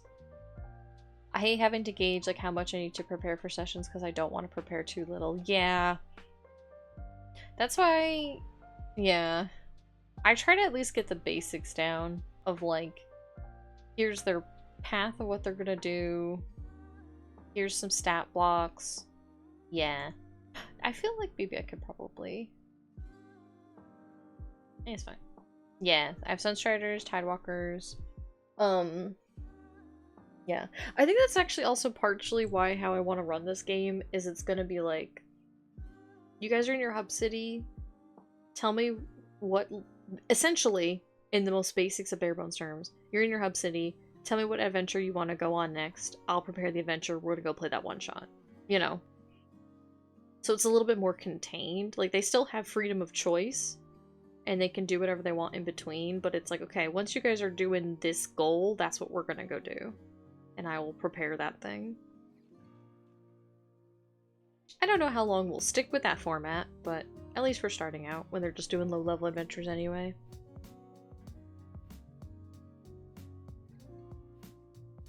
We need one for Dumera, who is like magic and earth.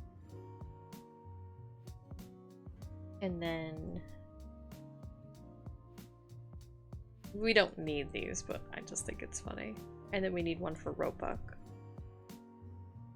who is a trickster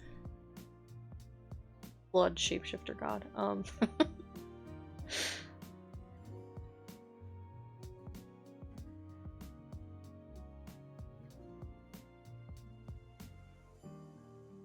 The Dumera, earth, ground. Ooh, I kind of like a Roebuck. Hang on, let me grab a synonym.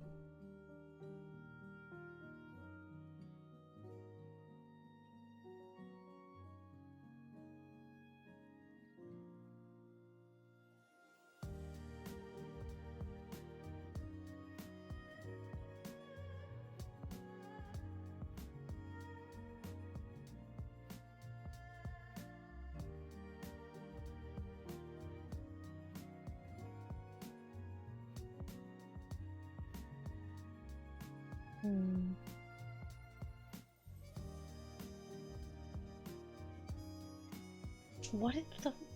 Yeah, I'm sorry. Pootle and Yomp. I have to. I have to.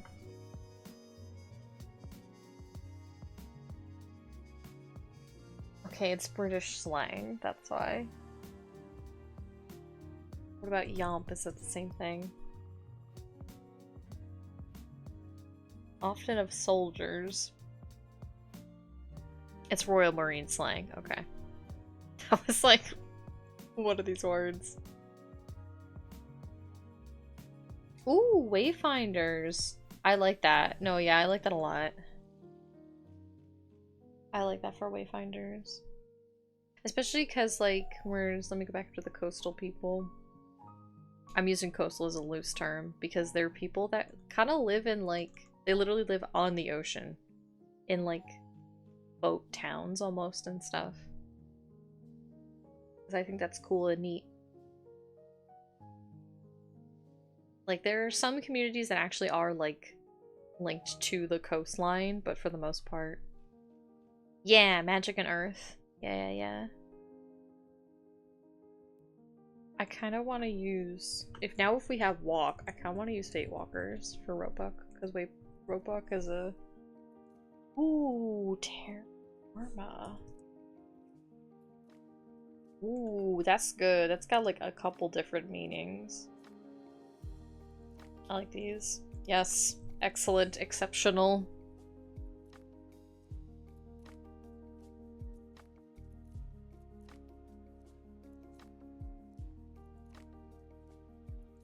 Depending on the community. Yeah, I like these. Just little fun slang terms. And I guess if people make like clerics or stuff like that that are in the official faith, they could use these terms if they want. That could be fun.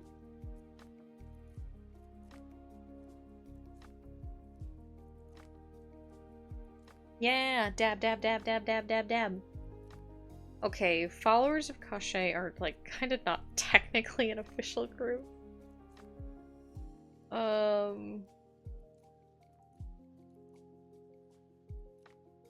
Oh, yeah, what were his fucking dogs called? I can't believe I forgot this, but I sure 100% did.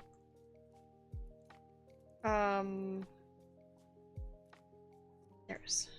I call these things. Courtyard. Death Hounds. I was like, they didn't have a terribly original name. BRB? Okay. But I couldn't remember it all the same.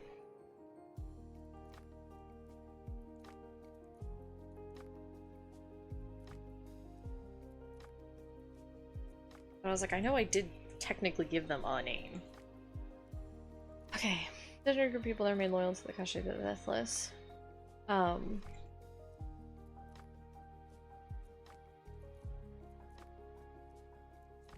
Range from mindless undead to his loyal death hands, beasts whose howling serve as a death hunt for the attack, and further still the sentient humanoids that willingly follow his ambitions for various reasons. I truly believe his power is a sign of his right to rule, and he believes he will make it a better place. Ally themselves is a mutually beneficial agreement, help Cachet and be rewarded. Others still ally themselves out of a debt. Cachet granted them a boon, and now they owe him. Lastly, some ally themselves out of fear, help Cachet and be spared his wrath, or secure a good life in his new world, or a life at all, because he will just kill you if you get in his way. Cachet has numerous powerful intents, still many more minions, all still lurking about at the fringes of civilization, waiting for their master's return, or seeking to expedite it. Oh yeah, the resurrected men. Mass servants of Cachet that find him fodder for his undead armies, be they from local graveyards or lonely prey that won't be missed.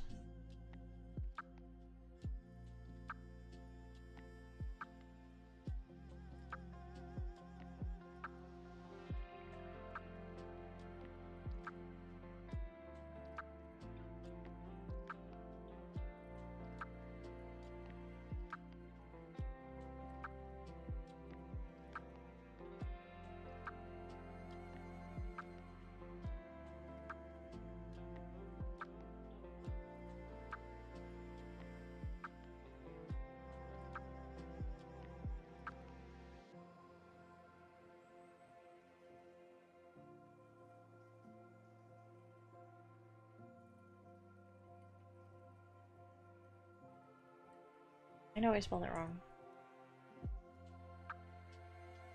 Okay. Because I like the idea of Resurrection Men and their fun, complicated history IRL. And I just want to steal it. Okay, the Red Hands have a lot of spoilers written here. Okay.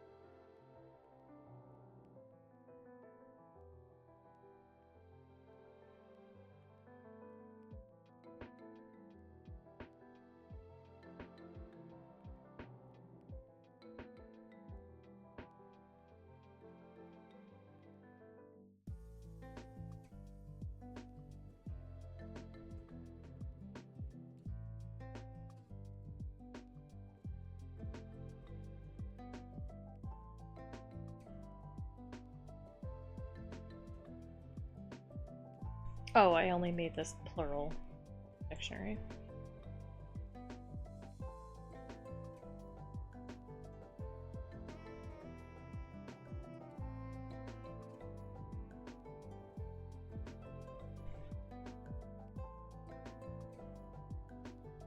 Welcome back!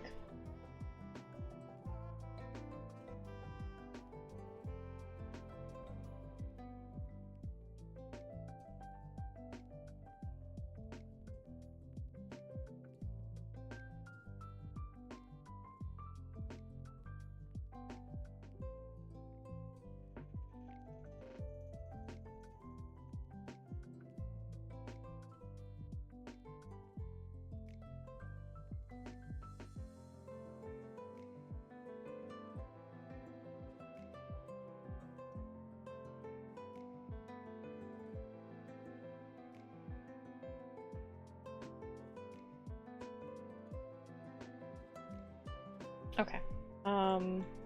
I cannot unblock this out because there are spoilers for an adventure. But I can mark that because this is a known fact.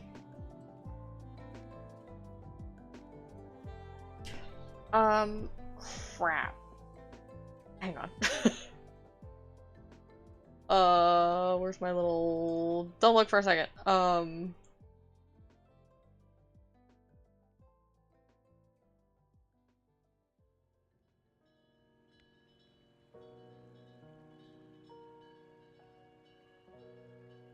Okay. I needed to look at the spoiler thing. And it did not have what I needed anyway, so it's fine.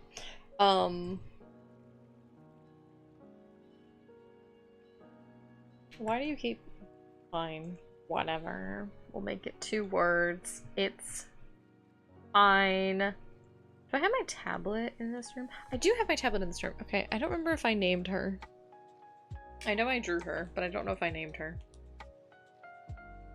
Let's see. Should be in my D&D folder. Yes? No? Oh, right here. Damn, I didn't. I didn't name her. I didn't name the wife.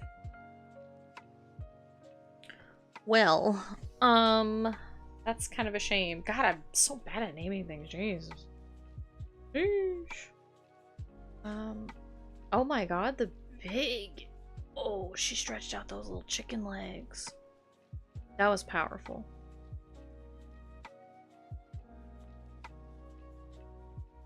Maybe grab her picture. You guys can look at her. I don't mind sharing this.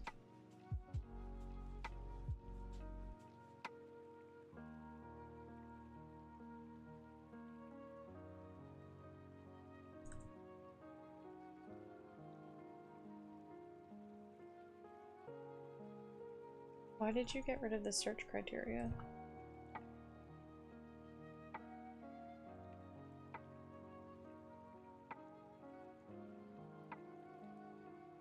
Okay, that's really bad. That's a really bad update, Discord. Get rid of that search criteria.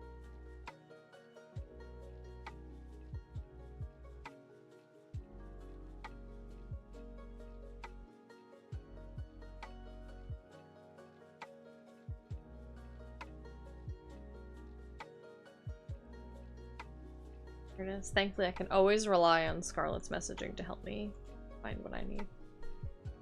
I literally looked up the word wife in Discord and it brought me to what I needed.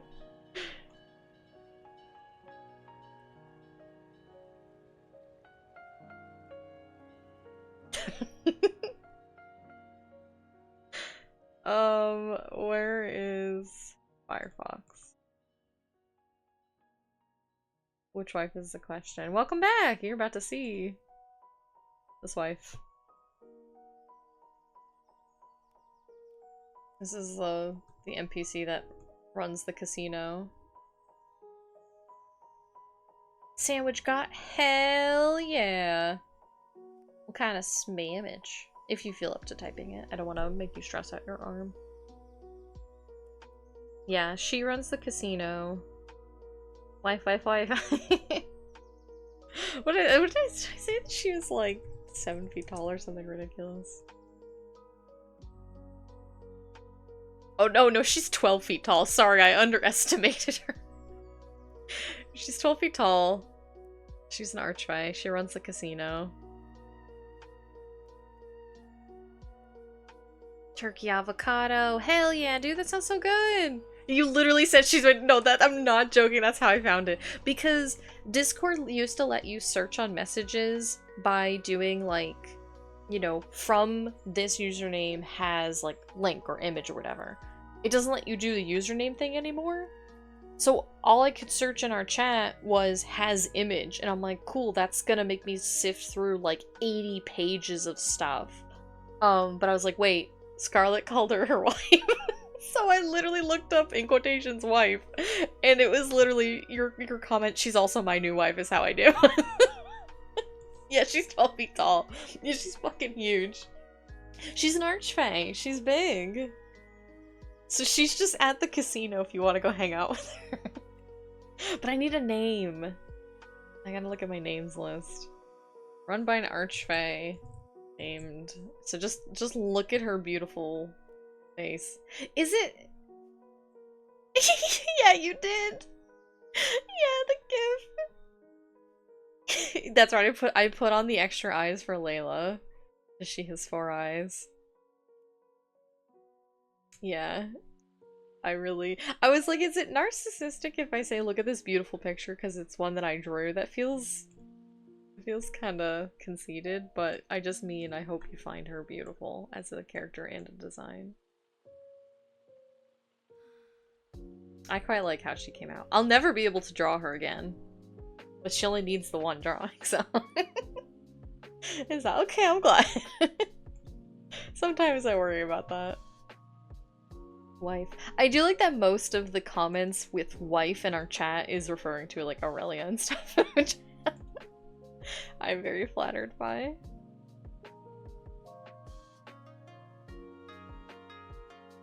Ooh, I want to name her Carmelian. There it is. Found it instantly. We're gonna name her Carmelian. Her name is Carmelian.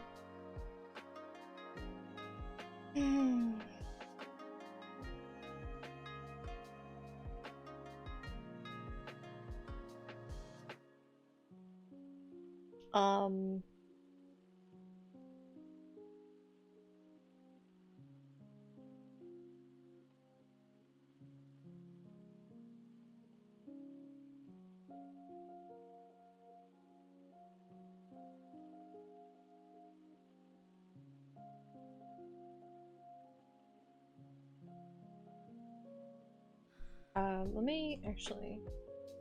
I think I wrote like a little note to you guys.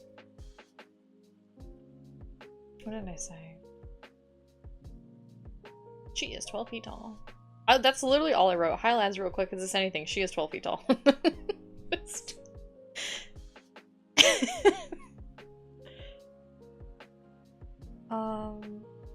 Yeah, her voice is deep and bassy. She doesn't show up on the floor if you have enough rank, or you do something big and get her attention, gamble with her directly. And she's fluffy. Okay, great. That's all I really need to know, TBH. Avocado! Avocado!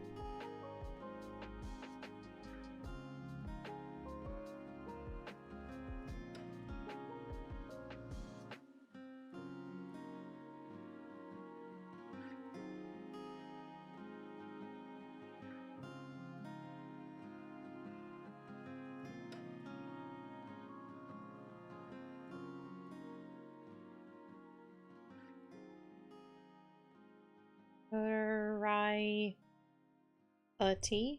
Damn it. I had 3 options for the ballot. I picked the wrong one.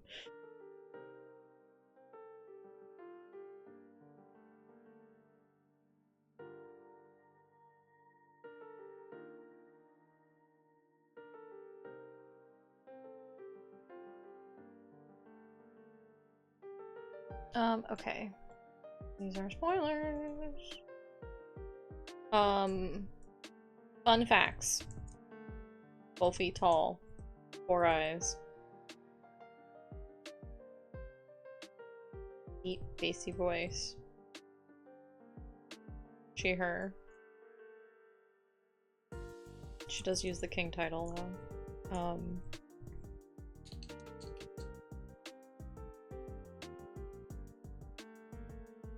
Fluffy. Fun facts, Scarlet's. Okay, yeah.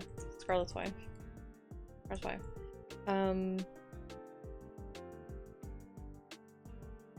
Seen observing the floor from the balcony above.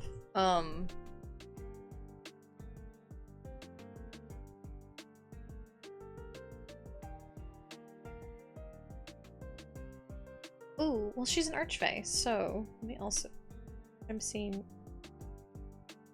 Is sometimes okay. So Microsoft, you want me to change to is sometimes see observing. I have to just see because it's gonna. is sometimes see the floor. Like, I know people hate passive voice, but passive voice is not that wrong. Double check the sequence of verbs here. I think you need to double check the sequence of verbs here. Do not check for this issue. You are wrong. You are so wrong. Just because people don't like passive voice in an official document doesn't mean that it's grammatically incorrect. Leave me alone. I'm swatting you, Microsoft. Swat, swat, swat. That's me swatting you with a bug fly swapper.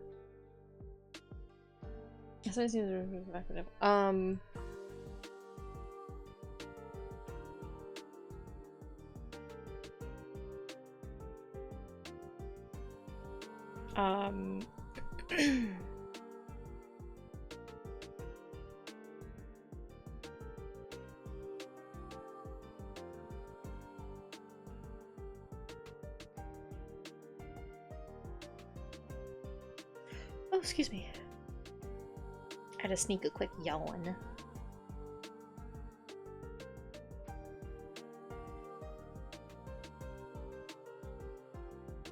Oh, I guess I should rephrase this.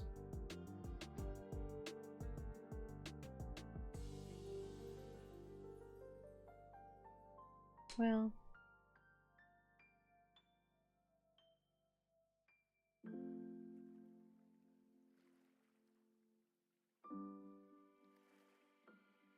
You are marking this wrong because it's not a name, and that's so true.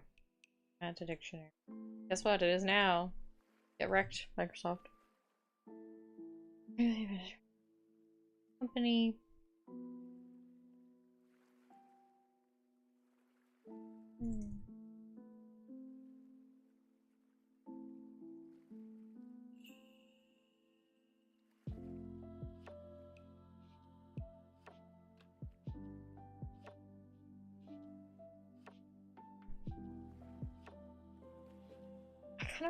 I kind of want Feywilds to be one word, to be honest. I know it's not, but I'm probably gonna keep calling it that, so...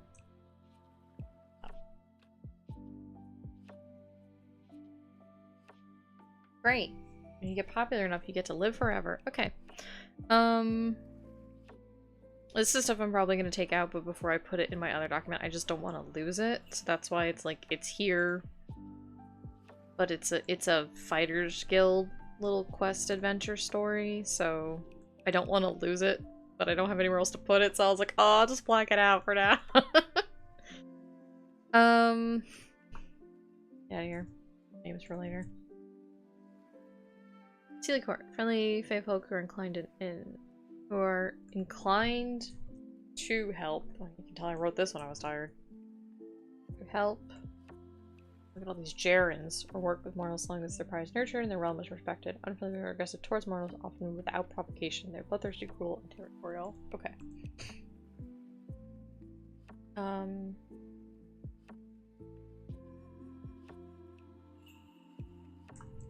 gonna do this because I'm gonna then do this.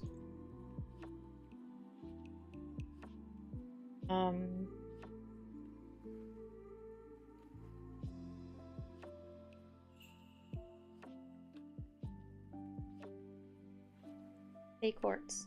How do I want to... I know what I want to say, but I'm like, how do I want to articulate it?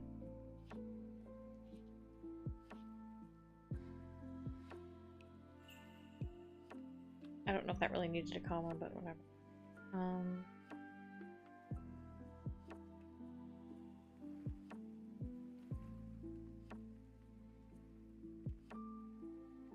Well, I'm gonna stretch my back while I think about it. Everyone unshrimp together. I'll do it. I'll redeem the unshrimp for us all. Shrimp. Everybody unshrimp. Oh, I can hide the wife now. We named her. Goodbye.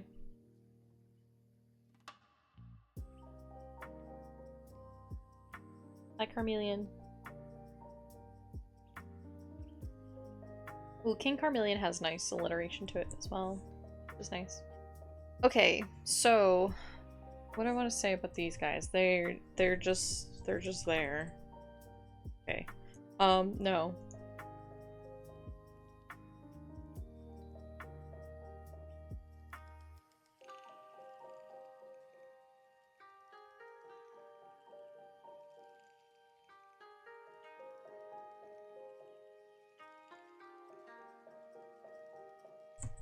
Ah.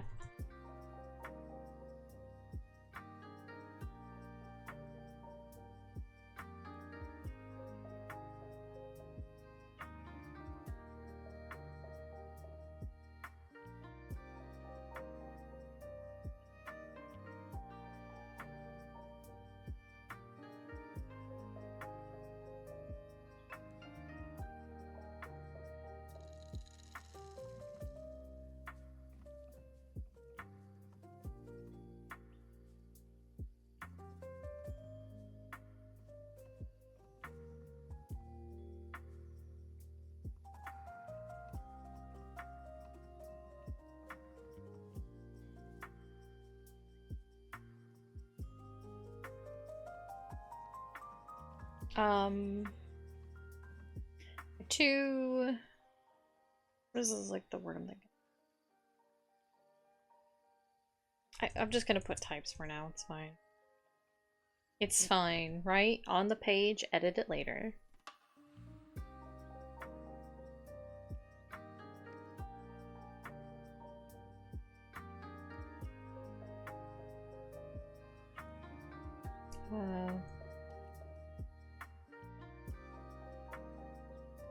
Can't believe I spelled that right. I usually spell temperaments wrong.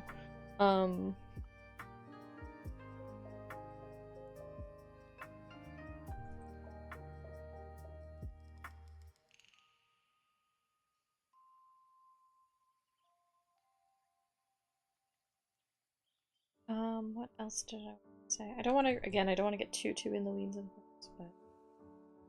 Okay, so that's them. Those are their general overviews. I'll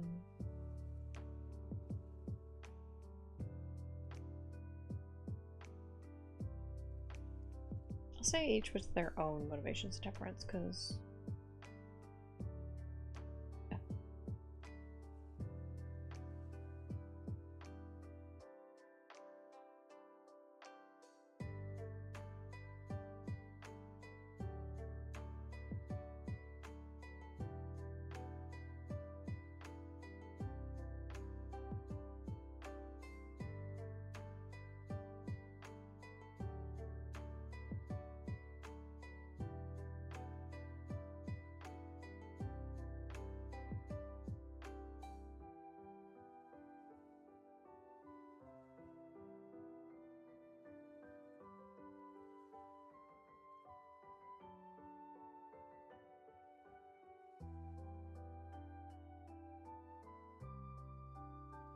Actually, I'm not gonna make that a hyphen thing. I'm gonna nest it. It's just gonna be two clauses. What do you want? Many flies. No! Leave me alone, Microsoft! Jesus!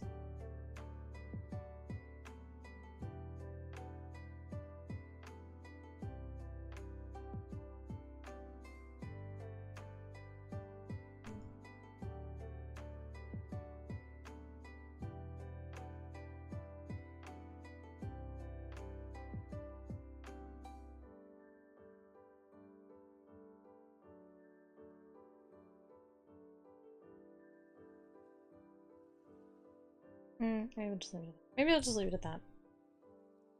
I'll just leave it at that. I don't really want to get too into, say, politics sort of a thing. Okay, so what little factions do we have here? Are these good? Are these good? Are these— Jesus H. Christ in a basket. Nobody's gonna read this. Oh, nobody's gonna read this. You would? Well, you're probably one of the only ones. And then, I'm not saying that as a critique. This is a lot. This is a lot to read. Give me that tasty lore. Well, here it is. I'm gonna try to keep it, right, like a paragraph per, right? I don't think that's too bad. Maybe some of these are a little bit more in depth because these are like, you know, big political factions like the nations and stuff. But for the most part, like, they're bullet points. You kind of get what you need from like the first sentence. Let's make sure of that. We'll just do a quick skim. go over the progress that we made today, which is good because I've almost been streaming for 4.5 hours and I'm very tired. I do like doing this though. This is a lot of fun. And it's very helpful to do it on stream so that I actually get it done. Okay.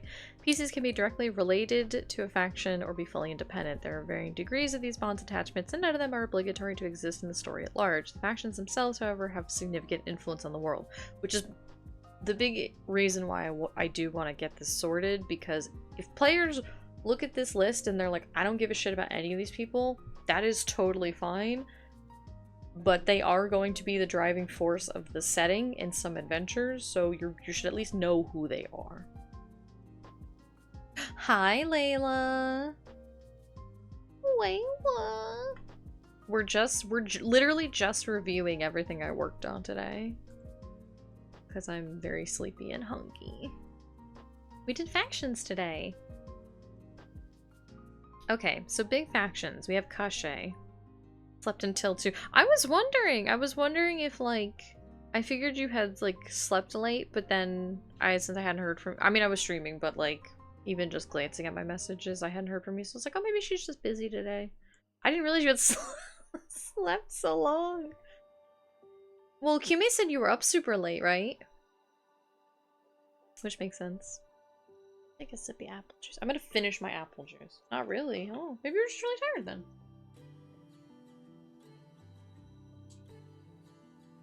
You were really busy yesterday. You were like out at the baby shower and stuff for a while. Lots of people. Super late for me is like 2. I mean, that's pretty late. Because I went to bed at like 12:30 my time. I got off. I haven't slept much the past 2 days. Yeah, your body probably is just like, I need sleep, and passed out. That happens to me. Like once or twice a month I'll finally get a day where my body's like, I can't do this anymore. If I don't sleep, I'm gonna drop from a heart attack, and then I finally pass the fuck out. And then I immediately go back to not sleeping. I'm like, okay, great, thanks. I was like, if we could maybe do this all the time, that would be great.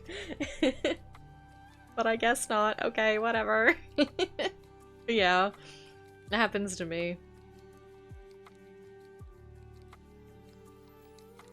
Oh my goodness, that's kind of funny. I mean, it's not funny, it sucks. But, you know. Let's see, okay, Kashe. He's the main bad guy. Killed everybody 20 years ago. He was this, but now he's evil. That's fine. That's all people really need to know about him.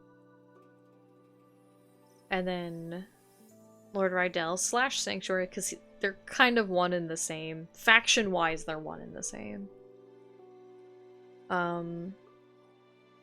He's modern civilization in progress. He's chill. Sanctuary itself is like your big hub city. Okay. Last of the Pie. Oh, I forgot we renamed her Alavida. That's so good. That's so good. Commander Alavida. You know what I think I'm gonna do?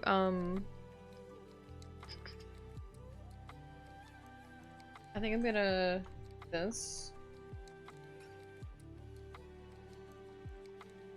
I'm not gonna mess with formatting because I'll probably end up making these subheadings, and I don't want to do that right now. Yeah. Excuse me. Now, I will say, I might as well, since I have you here. I initially had pictured Alavi as a human woman. Do you have a preference for if she is also a Furbolg, or if she is adopted, or what have you?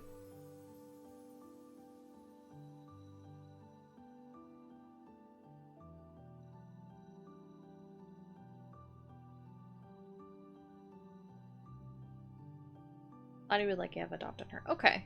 Okay, so she can just stay a human. And I think Alavi's like... She's probably in like her 50s or 60s, so... Minus 20, she's probably 40. So she was probably kind of already like working in this group. And they were around before Kashe. And then Lottie went off to fight.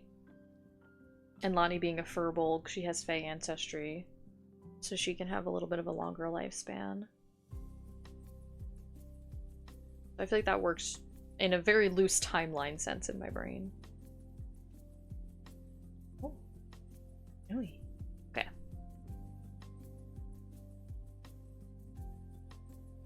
I'm gonna actually put a note in. Lottie's adopted daughter. I know who she is. Don't tell me who she is, Microsoft. You don't know. Okay, Living Dead. Lottie was as unattached to the world as she could be, knowing her time on this world was always at risk of being against Kashe, but she made an exception for a lobby. Oh, that's so good, Scarlet. Don't mind me, I'm gonna just I'm just gonna copy paste that if that's okay. This is gonna be really scary formatting wise. Oh no, it actually kept. I put a little.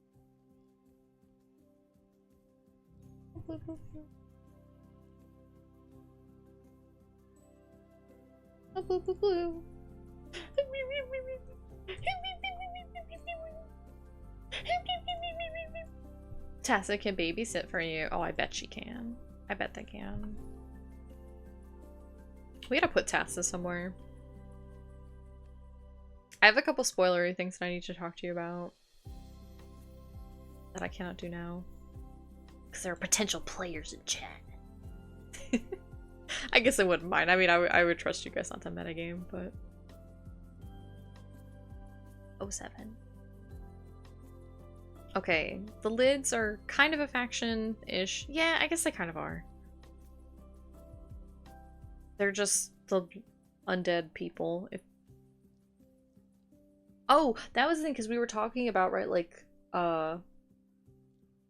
consequences, right? And for good or for ill of,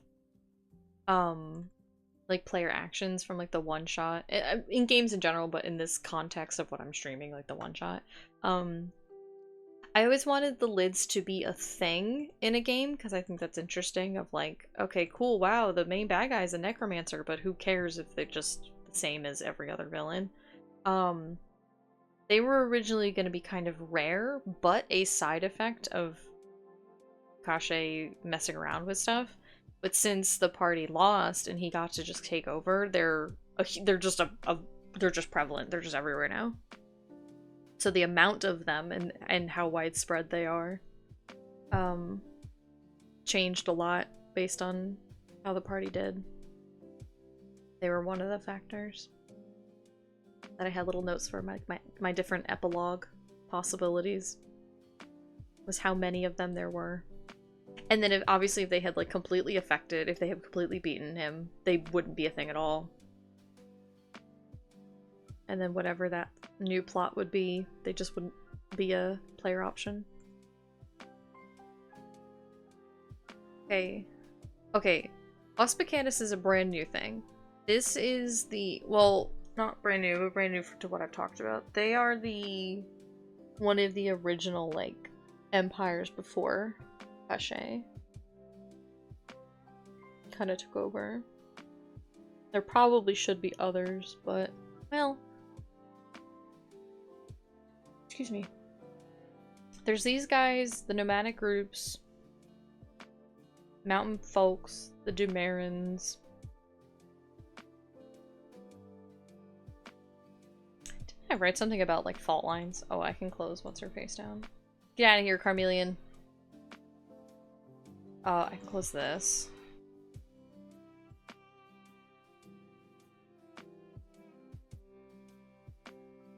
No, no, no, no, no. Ah, Christ. Okay, I probably didn't write it down here. I'm not gonna search. I probably wrote it down over here. Let's see. D&D.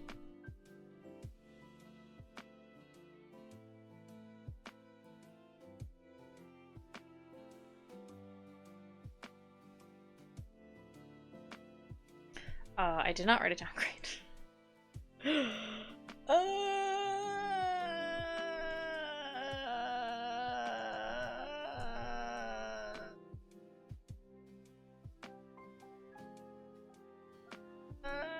Okay, I didn't write it down. Fantastic. I love that for me. Okay, oh well. Oh well. It wasn't a big thing, it was just a small thing, but it would have just been flavor. Okay, Demerans are the people that live around Dumera's Fault. Done.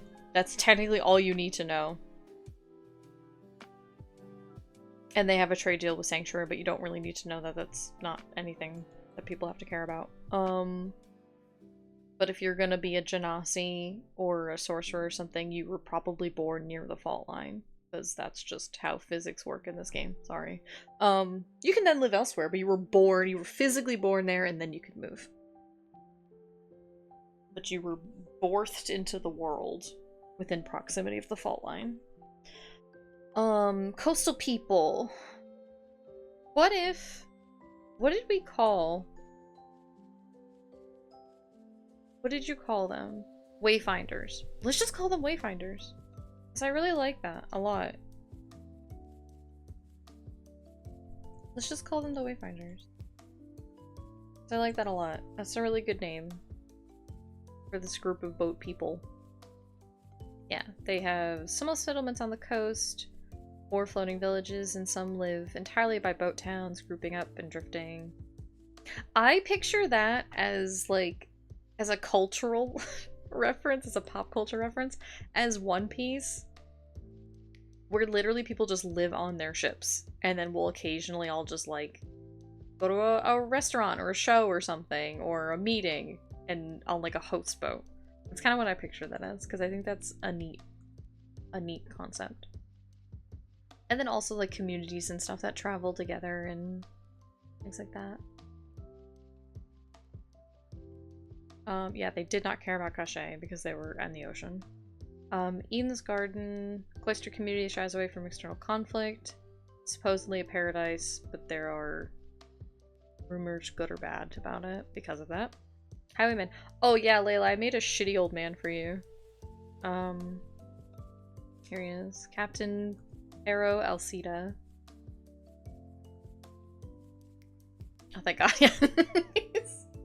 He's the leader of the main like bandit group that's gonna bother the party at like low levels, because I just think that's fun to just be annoyed by common bandits. They have blink dogs kissing him on the mouth aggressively.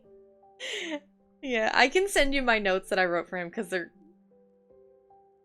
spoilers, but they're not spoilers. Yeah, he breeds blink dogs so that they're like bigger than normal, so they're like can ride them.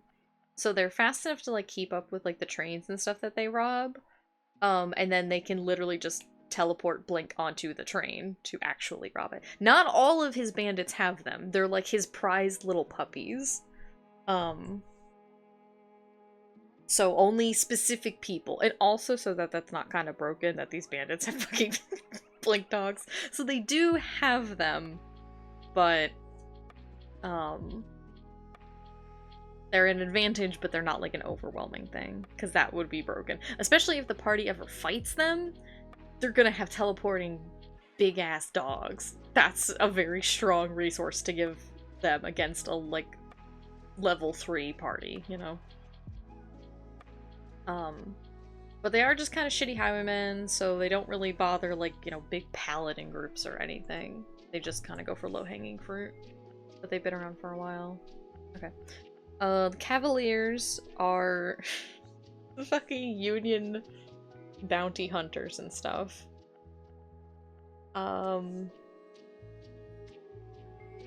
As bounty hunters, mercenaries. Say wild hunters is not the word that I'm looking for, but it's like, you know, like actual like animal hunters and stuff. General Ventures, they're a union, great. These guys are probably gonna hang out in the like the gambling hall where people can go to the arcade that we made last time. The Thorns of Cardus. Cardus? I'll have to look up how to pronounce that. Newly formed. These are like Thistle's legacy group. Oh! I remembered a group that I didn't write down. Crap, where are they?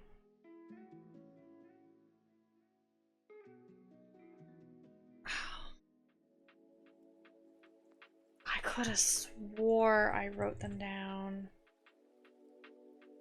At least like a quick note, didn't I?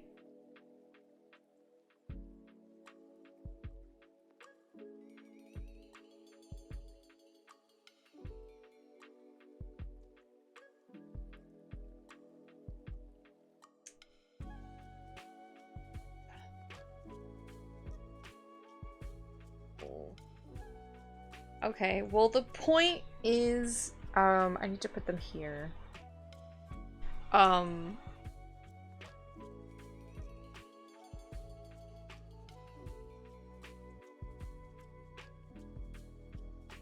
They were the group. I'm not gonna have time to work on this because I need to go like eat and not look at a computer, but I do want to make a note. This was gonna be a group for Sukalos and oh crap, what was Spencer's character's name? Apros. I was like, I know it in Apros. Legacies. They were gonna be like space oriented, tracked meteorites around Panacea, researching space travel.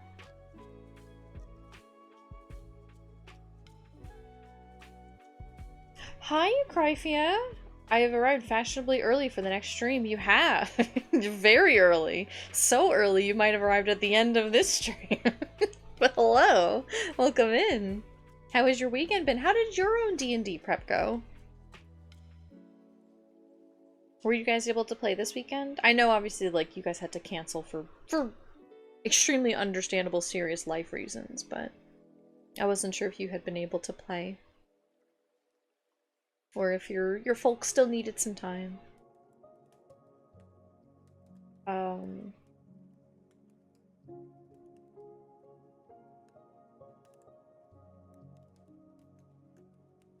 And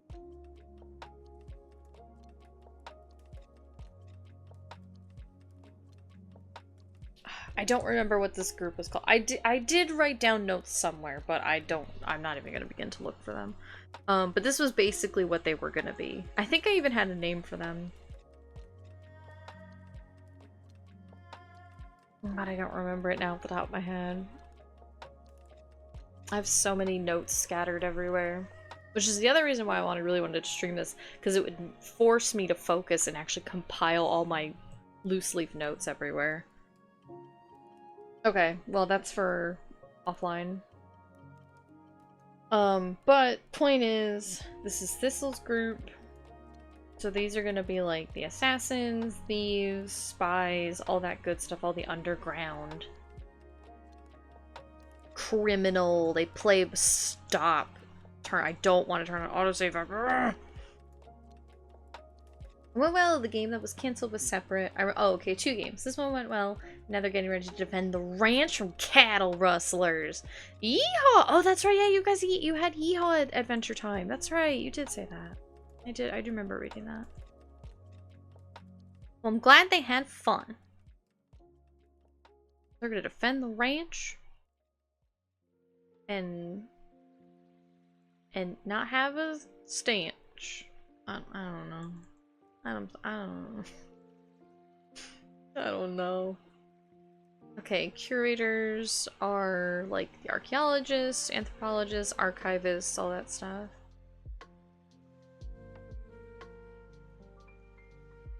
They solved a lot of family drama, healed the sick, and bullied my NPCs. Baby, that's what D&D is all about. You've got the perfect recipe right there. Salt bearers are kind of a more... Oh gosh, pardon me. Kind of a more serious group. Also, one person that can fight is an asshole, and now they call him Shovel Knight. Oh my god. A worthy title, though. A high honor. Yeah, Inquisition Innovation TM. Or this is the R&D department. Okay. A global collective of scientists, engineers, researchers, and more. That's all you really need to know, frankly. That's right there, the first sentence. Pigeon Corps, they're the postal service. That's all you need to know. That's all you need to know. There you go. Teleportation, more advanced methods, but they also deliver on foot. His name is Erned, and they said a name is earned, which I think is a crit roll reference, but I don't watch that show. I don't know that reference from what I did watch. But a name is earned is a really good... That's a good line, to be honest. Okay. Religious I'm gonna put like general religious organizations, because the point is that the point of this bullet point is that there's not a formal thing anymore. Never be truly destroyed. Make that a single paragraph. Done. Sunstriders, Wayfinders, Terraformers, Fate Walkers. Okay, Followers of Cachet is a very broad group of people, but a specific group is the Resurrection Men. Now the Red Hands is the Casino and the Fighters Guild. They offer services for modest fee or the tantalizing glory of victory. Hunters, Fighters, Gladiators, Adventurers. So common people can go in, but actual members gotta do stuff. And then the Fate Courts is just they're Fae. There's kind of too much to say in a single bullet point. Okay, cool. Cool. So I'll need to do this at some point, but that's fine. Yeah, I'm introducing antagonists, and honestly it's stressful, but figuring and leading people to a plot and themes is nice. That's good! I hope as long as you're having fun. If it's like a good stress, you know? Then that's what matters. As long as you're having fun. And give it some time, you know? You don't gotta rush anything if you don't want to, if you don't feel up to it. Just let the plot breathe as it goes. So I wanted to add a note here real quick. Puka. I just worry I don't prep enough. I'm sure you're doing a-okay. I'm sure you're doing okay.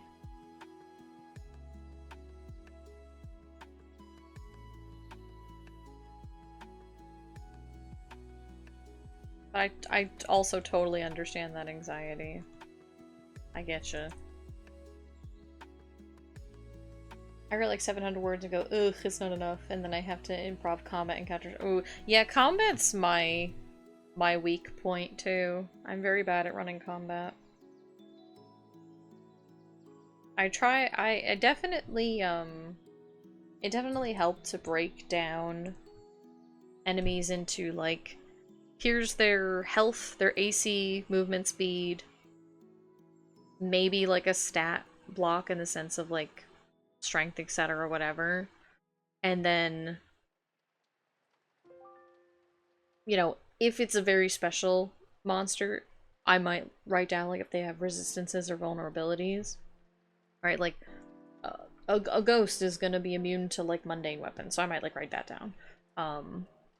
And then if they have like one single, if they have at least one action, bonus action, or reaction, and I just kind of break things down into like that's like my skeleton template, and then I just fill it in as needed for whatever enemy. And that definitely helped, as opposed to like combing through kind of more in-depth stat blocks and stuff, which are, yes, they're already pre-made and pre-balanced, but then having to read those on the fly was a bit much for me when I was running combat, so I kind of simplified them down into like little note cards, and that helped a lot. And also sped up my prep, because I'm like, okay, well I already have the skeleton, I could just plug things in as needed.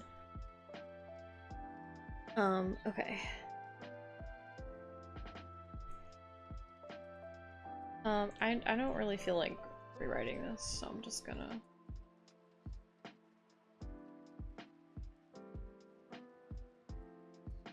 Everything, yeah.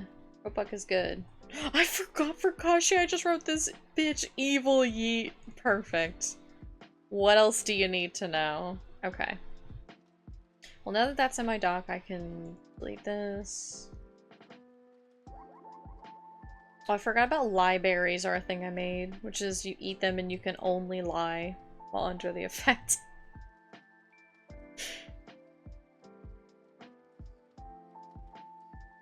Yeah, okay, Svency, Mara.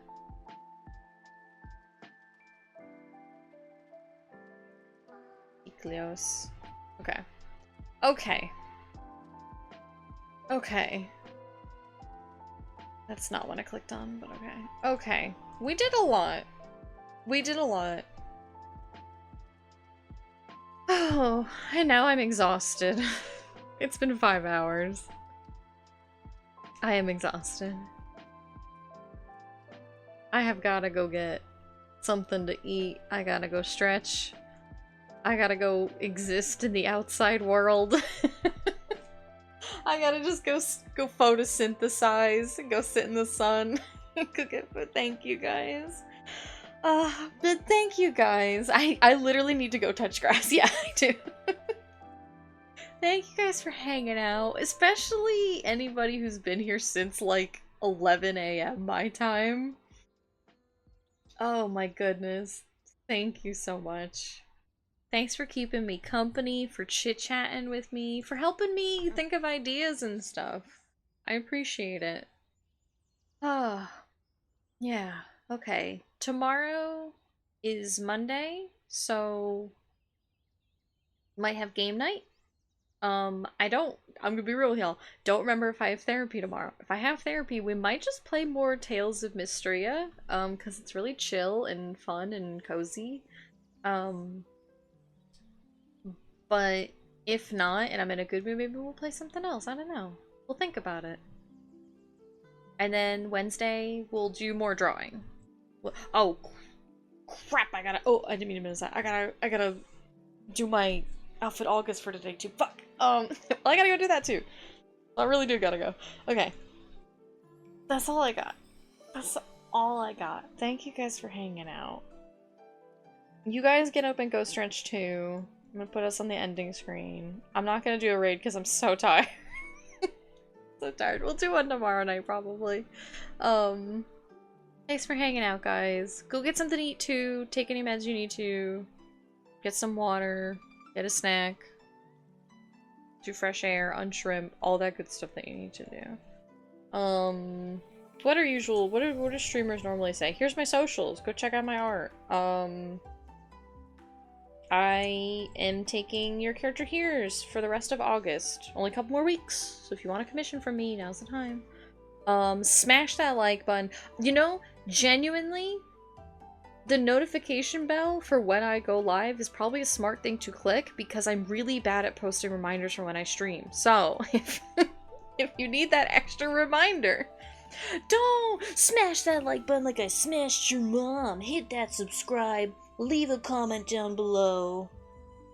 Do all that good stuff. Have a great sheesh. Have a great rest of your day. Enjoy the rest of your weekend, guys. Thank you again. And I love all y'all. That's all I got. Drink water or die. But actually do go drink some water. Go brush your teeth if you haven't. Brush your hair. Bye guys. I'll see you later. What? I'm just saying. Okay, bye. Go.